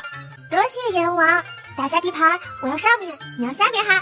好嘞，元宝，你就好宝贝时能想到我，分地盘时把我忘得一干二净了。天道，自己的江山自己打，人家阎王可是自己在破地盘，不关我事。哼，小娃娃，别猖狂，我看你这次往哪里逃！永寿天尊话音未落，全圣天网就甩了出去。坏老头，你抓住我打算怎么办呢？小娃娃，王上是不是被你给掳走了？在我手上，所以你敢拿我怎么样？你动我一根汗毛，我就薅他一把头发。你把王上交出来，我们两国休战，从此以后井水不犯河水，可否？哦，你想怎么样？这里已经是我蓝国的地盘了，再无银国，顶多算个银城吧。那就鱼死网破。你也知道你这网要破啦，可鱼是不会死的。说着，小银宝就从如意袋里把金葫芦拿了出来，对着云网。为什么我的赤雷火会跑到你的葫芦里去？你的赤雷火是儿子，我的这个金葫芦是娘亲。娘亲叫儿子回家，你说他敢不回来吗？你个伶牙俐齿的小娃娃，真是气死我了！我今天非打死你不可！他抄起法台上的鱼盆就砸向了小烟宝。主人，快跑啊！那个白胡子老头的痰盂你抵挡不住的！竟然敢用我的痰盂来为非作歹！那即将扣在他头上的鱼盆径直往天上飞去，可是他不但没将其召唤回来，还被天道打了一巴掌。天道，你是要叛变不成？居然帮着银国的破老大！休得胡说！那是小童儿把痰盂弄丢了，掉落在人间，被这永寿捡去了。还不知道这坏老头拿着你的破痰盂做过多少坏事呢，都是你的错，别想着撇清。等我收拾完这破老头就去找你。小银宝没听到天道的答复，把如意袋里的蓝冰都给放了出来。别睡了，起来干活了，再不打2下，你们都没得打了。妹妹，咱们这是在哪儿？银国啊，你们要是再不动手，可被我一个人收拾完了，可别说我吃独食。要迎兵！永寿天尊一看，凭他一己之力也改变不了什么，好吧。这如意金钱嗖的一下从如意袋里飞了出去，小银宝一张控体符就扔了出去。这一次，这如意金钱可不仅仅废去了永寿天尊的修为，而是奔着要他的命去的。阎王，你有点不行哦，要不要帮忙？要，把你那玄银镯拿出来就够用了。小银宝从如意袋里把玄银镯拿出来，对着黄泉大神就扔了出去。也要抬手对着玄银镯画了3个圈，玄银镯就发出万道光芒。好你个阎王，你咋没告诉过我这玄银镯还能这么用？你这是还想有朝一日再弄回去，搪死了！哼！不一会儿的功夫，黄泉大神就被打出虚影了，魂魄最后化成了星星点点，彻底消失了。元宝，既然你没事，我就回去处理冥界的事了。回去吧。收兵。等等！天空中咔嚓一声，一道雷就劈了下来。阎王则是趁着这个机会赶紧的溜了。妹妹，这天雷是你请来的？好像是天上打起来了。你们把地盘都扩张完了，我岂能落后？他一张防护符又扔了出去，把营城罩起来。哎，小公主，这黑云撤了，白云咋又来了？不会是冲我们来的吧？没事儿，他们打他们的，他们该干啥干啥，伤不到咱们的。小公主，我们把这王宫都翻了一遍，没找到银王，是不是跑了？说着，小银宝就从如意袋里把银王放了出来。皇上，发生了什么事？你们营国灭了呀，还能什么事儿？哼，疼不疼啊？是不是做梦啊？你们是怎么进来的？永寿天尊呢？在上面飘着呢。哎，小公主，那老道的魂魄还在这里，没有被阎王带走。既然事已至此，我带你们去那玉玺。主人，手诈，还想跑？小银宝就扔出一张金丝缠符，把银王捆上了。走吧，这回你带我们去吧。妹妹，这营王有点太积极了，这其中不会有诈吧？妹妹，要不你在这等着，我跟着去取。哥哥，就因为他有诈，我才必须得去，你们怕是对付不了。诸位，是跟我一起进去取，还是在外边等着我？让你自己进去，你跑了怎么办？我跟你一起进去。等等，李乾哥哥，我跟着一起进去。李大人，咱们不能都进去，外边得留人指挥。主人，这宫殿里边有猫腻啊，要不你就别进去了。李大人，其实我们一时半会儿出不来，你也不用害怕，这王城守住了就行。哎，小公主，要不这玉玺咱就别去取了，营国都灭了，要不要这玉玺都无关紧要了，把这营王咔嚓了就得了。营王把小银宝他们刚领进去，宫门就哐当一声关上了。啊，大人，宫殿不见了，宫殿不见了！明知有问题还进去，那就是小公主有把握。哎呀，慌什么慌？小公主的本事你们又不是不知道，上得了天，入得了地，一个会动的房子而已。小公主一张符箓能把房子炸飞了。叶泽眼听到身后的宫门关上，伸手就去抓银王，可是银王一躲，随即就不见了。李浅飞身就奔银王消失的地方追过去，结果李浅也跟着不见了。龟雀也想追过去，看看情况再说。放心吧，哥哥，银王跑不了的，他被我金丝缠符捆着呢。说着，小银宝就把金丝缠符往回一扯，然而人没扯回来，金丝还断了。李浅哥哥，小银宝又拿出一张追踪符扔了出去，可是这追踪符在小银宝头顶上转了2圈，就落在了地上。大黄，能听到什么不？主人，我只能听到你哥哥和龟雀的心声，其他人的心声听不到啊。那咱们就分头去找，这宫殿总共也没多大，就不信还找不到了。好，我们去找，不过得有个带路的。我带路。龟雀哥哥，你看得懂这里的阵法吗？小银宝从如意袋里把饰帘拿了出来，赤光立刻散满了整个宫殿。哥哥，看到了吗？嘿，看到了，这宫殿被饰帘照得通红。我是说墙上的那个暗门。好吧，哥哥，你们2个跟着我走。哥哥，你又找不到门，咋带路？妹妹，你说往哪儿走，哥哥抱着你走。哥哥，没有人能伤到我的，放心，我来带路。走到那处暗门处，小银宝一转身，扑通一下就被绊倒了。他抬手就要用灵力去砸。四皇子，小公主，李浅还有气，给李浅哥哥喂下去，他只是被迷晕了。你们都没有闻到这里边的香味吗？一个大笼子就从上面落了下来，把小银宝他们4个人都扣在了里面。为啥李浅进来时没被扣在里面，我们进来就被扣了？那李浅晕过去了，你咋没晕过去？主人，外面打起来了，银王带兵把蓝国兵给包围了。小银宝知道自己上当了，一着急，他眉间的红痣就出现了，红光一出，笼子瞬间就不见了。快跑！跑了一会儿，他觉得差不多跑出那大笼子的范围了，可是这一抬头，咋又跑回了原地呀？失灵！主人，我在你哥哥的怀里。你钻到我哥哥怀里干嘛？主人，我害怕。我是你主人，怕什么跟我说，我给你撑腰。主人，我怕你眉间的圣灵光。那以后我眉间的圣灵光出现，我就把你放回如意袋。这王城里的援兵不是都已经控制住了，咋又冒出来这么多援兵？这应该就是咱们刚刚看到的那个教军场上练出来的兵。李显和龟雀抽身就加入了战斗。李大人，看到银王没有？刚刚还在这指挥来着。哦，那我去找找，你们接着打。李大人，你们接着打。妹妹，咱们去哪儿找？他把银王的头发往追踪符里一卷，往出一扔，一簇蓝色的火苗就忽闪忽闪的飞了起来。这银王又跑回来了。小银宝一扬手，扔出一张防护符，把宫殿给罩上了。妹妹，咱们进去抓银王。咱们先去帮助李大人他们去打仗，知道银王藏到什么地方就行了，一会儿再收拾他。小银宝一连扔出好几张金丝缠符，一转一片，民兵就排山倒海般的倒下去。这可不是我杀的，是他们自己不愿意活了自尽的。天道，你可不许冤枉我。这几个人你们随便怎么处置吧。走吧，咱们去碧云宫。妹妹，这银王是不是又跑了？主人，那个银王没跑，还在里面呢，不过也快跑了。说清楚。主人，那个银王已经跑到接仙台去开天路了，天路开了，他就跑了。你不早说，快带我去接仙台。哦！诗琳听到主人说接仙台，赶紧改变了方向，把赤光照了出去。银王在那儿，他这是要上天。小银宝放出腾云，嗖的一下就追上去了。还没看清楚情况呢，银王就不知道被谁给揍了下去，顺着天路叽里咕噜就滚了下去。哇，这场面可真是壮观呢！天域大神，还是投降吧，银国都灭了，这里已经没有需要你庇护的人类了。不，休想！除非你杀了我，否则你也别想庇护这银国家的蓝国人。我要让这里冬无雪，夏无雨，春无花，秋无果。你们天上的事凭什么连累人间？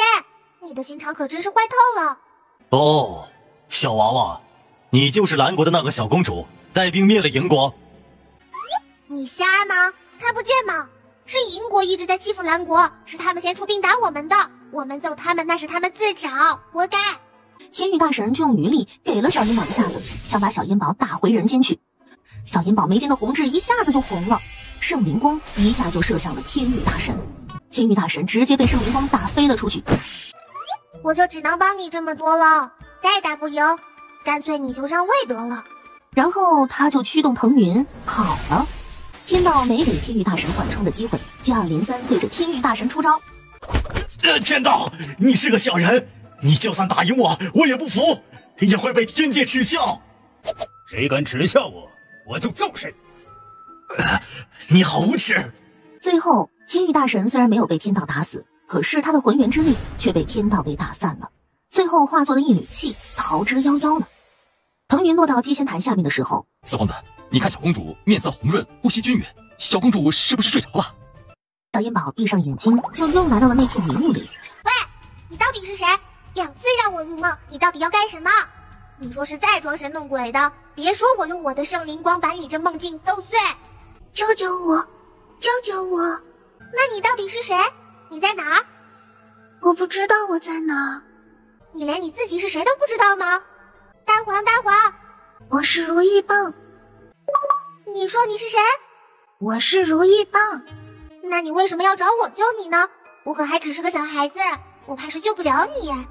因为我只能让你进入我的梦境。好，那你告诉我，我怎么才能救你？你不说话，我又看不见你在哪儿，我怎么救你？要不你还是让我走出你这个梦境吧。我只知道他们把我封在里边，是说搭建什么接仙台，至于在哪儿，谁干的，我都不知道。我的灵力也只够制造这样一个不清晰的梦境，你救救我好吗？别哭别哭，你让我捋捋，你刚刚说搭建什么？接仙台，你把梦境散了，我知道怎么救你了。好，你要快点救我出去，这里好黑，我害怕。小烟宝眼前的迷雾就散了，他就醒了。小烟宝伸手就薅住了大黄的耳朵，大黄疼得嗷的一声。怎么了，妹妹？天上到底发生了啥事儿？你咋还睡着回来的呢？没啥大事儿，就是我没仙的圣灵光把营城上边的天域大神给揍了，我累了就睡着了。米显和龟雀激动的直互相扇嘴巴。一贤哥哥，龟雀哥哥，你们要是有件没出时，帮我把这接仙台拆了吧。妹妹，你是怕阎王再开天路跑上天吗？那就把他杀了。哎，对，不是，如意棒可能被封印在这接仙台里了。如意金钱嗖的一下就从如意袋里飞了出来。主人，你找到如意棒了？不是我找到他了，是他找了我，说他被困在这接仙台里了，我也不知道是真是假。如意金钱嗖的一下飞向了接仙台。如意棒，走，上去看看。去看这阎王。阎王看到小烟宝在围着擎天柱转，爬起来就往碧云宫外跑。主人，不能动那个柱子的。为啥不能动？哎呀，主人，你还是来问问阎王吧，这柱子可能控制着这个宫殿的。你还跑顺腿了，把你能耐，天都上去了，这回你咋不遁地呢？说说吧，那个金柱子到底是怎么回事？最后还是控制不住，都说了。说，你把如意棒封印在哪里了？如意棒是什么？我不知道你说的是什么。小烟宝又脚踏腾云来到了接仙台上。小烟宝一次加2成，等他10成灵力都用上时，擎天柱突然金光大盛，这金光当即就把小烟宝给弹了出去。别打我！妹妹，小公主若是伤到一根汗毛，我就剐了你！主人，我好像听到如意棒的声音了。就在这时，天空中咔嚓劈下一道天雷，直接劈在了擎天柱上。小东西，原来你在这儿，吵了你那么久。天道，正好你来了，帮我个忙，把这大柱子弄倒。刚刚帮你的事就算扯平了。我可以帮你把这擎天柱劈开，但是里面的东西得归我。你帮我把这柱子弄倒就行，不用劈开。这大柱子我还留着盖房子用呢。那我帮不了。小烟宝看天道不打算帮忙，他就一屁股坐在腾云上面，哇的一声就哭了出来。天道被圣灵光追得漫天际的跑，最后实在是跑不动了。哎呀，别哭了，我帮你这个忙就是了。那擎天柱里的东西我不要了，别哭了。哎呀，你咋样才能不哭啊？那你得给我1样宝贝。我不答应把那擎天柱里的东西给你了吗？那擎天柱里的东西又不是你的，不算。我出来的匆忙，身上没带任何宝物。没带没关系，我啥时候去你那里的时候再给我就行，就这么定了。天道什么也没说，又一道天雷劈下来，擎天柱就被劈开了，碧云宫就发生了变化。擎天柱一被劈开，如意金钱就嗖的一下飞了过去，同时从擎天柱里边飞出一根棍子，然后那棍子嗖的一下就窜到了云层里面，没影了。哎妈，这不白挣了吗？你不是金子啊，一根破棍子还跑了。我这不白忙活了吗？白瞎了这根大柱子了。如意带嗖的一下从他身上离开，也钻进了云层里。追！小王王，报上姓名，来南天门何事？我是云台观的烟宝，我也没说啥呀，也没做啥，咋就被拒之门外了呢？这如意带到底是跑哪里去了呢？你今天若是认我大哥为主人，就饶了你；不然，在你没恢复法力之前，就废了你的根基。我已经有主人了，我才不要认他为主人的。住手！我主人来救我了。嘿嘿，这是你主人，那来的正好，一起抓了。这小娃娃吃起来一定口感很好。小烟宝抬手就给了那个说话的红妖怪一个大逼斗，就这一下就把那红妖怪给打得滚出去好远。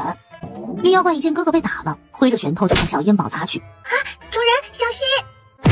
哎呦！主人厉害，主人厉害！红绿妖怪的脑袋一晃，他们身上就发出了红绿光，两个妖怪一起扑向小烟宝，一道金光嗖的一下飞了过来。就见如意金钱追着红绿妖怪，他的金钱孔套在红妖怪脖子上，绿妖怪跑套在绿妖怪脖子上。主人，帮我烧他！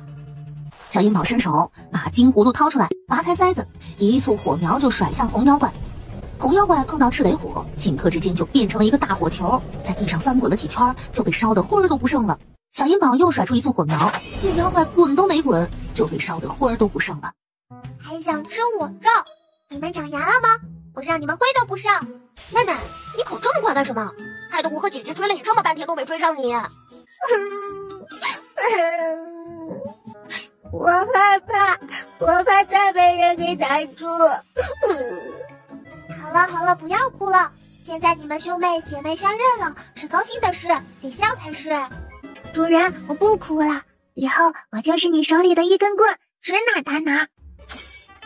主人，我是被封印的太久了，法力还没有恢复。等我恢复了法力，我可不是这乌漆嘛黑的样子。如意袋里有助于恢复法力，你就先进到如意袋里待着吧。烟宝，速回！哼，我今天有急事，等我哪天再来时，看我不把门给你砸漏了。回去。啊，主人，那个黑棒子是啥玩意儿啊？咋把如意金钱和如意袋都给拐跑了呀？啥黑棒子？它叫如意棒，是如意袋和如意金钱的妹妹。什么拐跑啊？他们是去追妹妹的，现在都回来了。主人不会又收了一个吧？哥哥，爹爹给我传音让我送回，可能宫中有棘手的事，我得回去一趟，这里就交给你了。妹妹，那你带着礼钱和规矩回去吧，我留下来，你跟父皇说一下这里的情况，让父皇尽快派人来接替我。是，四皇子。哥哥，虽然咱们是拿下了银国，可是他们内心肯定是不服的，暗流涌动，让礼显哥哥和规矩哥哥陪在你身边，我才能放心。我身边有那么多小家伙陪着呢。哥哥，有急事就传音给我，很远很快的，我立刻赶过来救你们。小烟宝把银王扔进自己的如意袋。不好了，天塌了，云彩都砸下来了。胡咧咧啥呀？惊到圣上了，咋就天塌了？皇上，小公主回来了。爹爹，烟宝都想你了呢。宝贝女儿，父皇更想你。若不是这朝政上的事实在是太多，父皇都去找你了。爹爹，你这么急叫我回来，是出了什么事吗？若不是火燎屁股的事儿，我先去看看娘亲呢。哎，急！父皇有相当急的事情要跟你说。你想你母妃，父皇派人把你母妃传来。都没有蓝前帝吩咐，张福抬腿就跑了。张福啊张福，真不知道该说你是会来事儿，还是你心猿意马。烟宝，你哥哥咋没跟你一起回来？这么远就放心让你一个人回来？爹爹，先送你个礼物。然后他一挥小手，就把银王从如意袋里放了出来。烟宝，他是银王啊，我们把银国灭了，哥哥留在银城整顿呢。哦，哥哥还说让爹爹早点派人去接替他，他好回来。小公主，你再说一遍，你和四皇子就过去这么几天，就把银国灭了？灭了。现在已经没有银国了，那个地方从今以后是咱们蓝国的银城了，那一片海域都是咱们蓝国的啦。那咱们蓝国以后就再也不用为盐发愁了。若是不怕钱，当饭吃都行。因为自从小公主去了东南水师，皇上别说笑了，眉头都没舒展过。果然是小公主会哄皇上。瞧，皇上笑得多开心呢。天宝，你可想死母妃了？咋吃了这么久？母妃在慧兰轩里每天都给你备着你爱吃的饭菜，母妃这就帮你去吃。要吃饭也是在朕这里吃，朕还有很重要的事跟燕宝商量呢。六爹爹，你这么着急把我叫回来，到底是啥事情？咱们蓝国今年要挨饿了。爹爹放心，不会饿到你的，燕宝这里有粮食，够你吃1-2年的了。啊，小公主，皇上不是说他会挨饿，是蓝国的百姓。百姓为啥会挨饿？他们地里打出来的粮食不够吃吗？是咱们蓝国打粮最多的扬州和瀛州2大州都闹了蝗灾，想了很多法子都控制不住，怕是要颗粒无收了。我不是狼，小公主这么小，她怎么能知道啥是蝗灾呢？小公主，就是闹蝗虫了，蝗虫把庄稼都吃了，吃的连根都不剩。主人，蝗虫也可以叫做蚂蚱，就是你在云台观后山经常捉着玩的蚂蚱。但是蝗虫呢，比蚂蚱要大，吃的东西也更杂。燕宝，你头发长出来了。是的，娘亲，不但长出来了，还能长好长好长呢。这有啥大惊小怪？朕看到燕宝的第一眼就发现了。张福、传善，你们都先回去吧，蝗灾的事明天早朝上再议。宝贝女儿出去这么些天，一定是一顿饱饭都没吃过。泽眼这小子是怎么照顾妹妹？等他回来，看老娘不好好收拾收拾他。爹爹，娘亲，我吃饱了。燕宝，父皇跟你说的蝗灾的事。皇上，我的宝贝女儿才刚回来，你别又要打发她走。我这不就是想听听燕宝的意见吗？皇上，燕宝才是个几岁的小孩子，他也就知道吃饱不饿，他能有什么意见？娘亲，吃饱了，不饿。可是我又饿了。皇上，燕宝困了，我抱他回慧兰轩睡觉了。爹爹不用担心，我已经想好怎么对付那些蝗虫了。我今天晚上陪陪娘亲，明天我就去那蝗灾的地方。张福，走，咱们也去慧兰轩。娘娘，皇上在后面呢，不能等皇上吗？当什么也没看见。到4更天，妖怪啊！出什么事了？回皇上，是小公主的偏殿闹妖怪了，都让开，皇上来了。皇上，切勿靠近，莫伤到了龙体呀。燕宝，谁都不许进来。皇上，燕宝他是一个异于常人的孩子，虽这头发比别人长得快点，也不足为奇。爹爹，不许欺负娘亲。燕宝，你可算是醒了。父皇想把你叫醒，可你母妃挡着我，不让我叫醒你。我可没欺负你母妃。你们这半夜不睡觉，都跑到我这里来，不会是因为我这头发吧？燕宝，你这头发……爹爹娘亲，你们别害怕，我可不是妖怪哟。每天晚上我的头发都会长很长很长的，是我忘了把适龄放出来了。主人，我怎么喊你，你都不醒，你都要饿死我了。桃夭姐姐不用害怕，适龄是不吃别人头发的。小燕宝摇了摇头，就把自己的头发是怎么长出来的，适龄又为什么吃她的头发，都详细的说了一遍。经过这么一折腾，5更鼓就响了。燕宝，能不能让那小红球也把母妃的头发吃了，再重长一次呀？娘亲的要求必须答应，不管你爱不爱吃。适龄，听到我娘亲的话了吧？这个任务你必须完成。主人，你给我的任务我必须完成。可是别人的头发被我吃完，还能不能长出来我就不知道了。主人能长出头发，是因为主人有灵力。娘亲，你的事我回来就给你办哈。诸位大人，可都想好了灭蝗虫的法子？怎么，没有一个人想出办法吗？皇上，小公主的本事大，看看小公主有没有啥好法子。小公主还只是个3、4岁的娃娃，你们一个个舔着脸让一个小娃娃帮你们想主意，那朕要你们何用？吃干饭吗？没有办法就都回家抱孩子去吧。皇上息怒。爹爹不气，燕宝自有办法对付蝗虫。燕宝真有办法对付蝗虫？把蝗虫都抓了吃掉。爹爹，蝗虫很好吃的。哎呀，主人呐，蝗灾呀，可不是云台观后山上的那几只蚂蚱，那多的时候都能把天给遮黑了。不说话，没人把你当哑巴。我还不知道多吗？你多能承载吗？得，主人，我还是当个哑巴吧。就是再多，飞得再快，也逃不出玄圣天网。主人，永寿天尊的玄圣天网不是被你给烧坏了吗？我已经用灵力给它补好了，本来想用这网去捕鱼的。既然燕宝说蝗虫好吃，那就去抓一些回来，赏给各位鞠躬尽瘁的大人们吧。好的，爹爹，我抓回来办一个蝗虫宴，烧蝗虫、烤蝗虫、油炸蝗虫都好好吃呢。那你们谁跟小公主一起去啊？你们还是留在京中好好做事吧，朕亲自去。皇上不可！为何不可？皇上，瀛州和扬州的灾情紧急，皇上出巡需要准备的事情太多，等一切都准备好了，那2州恐怕也都被蝗虫吃干净了。皇上，还是让臣等去吧。皇上不可呀！皇上，让臣去吧。这次朕去定了，什么都不用准备，有丈夫跟着，再带2名侍卫就行了，即可启程。皇上，万不可！你的龙阳为关系蓝国的江山本国的江山社稷，不可草率行事。皇上，老奴这就去给您准备一下。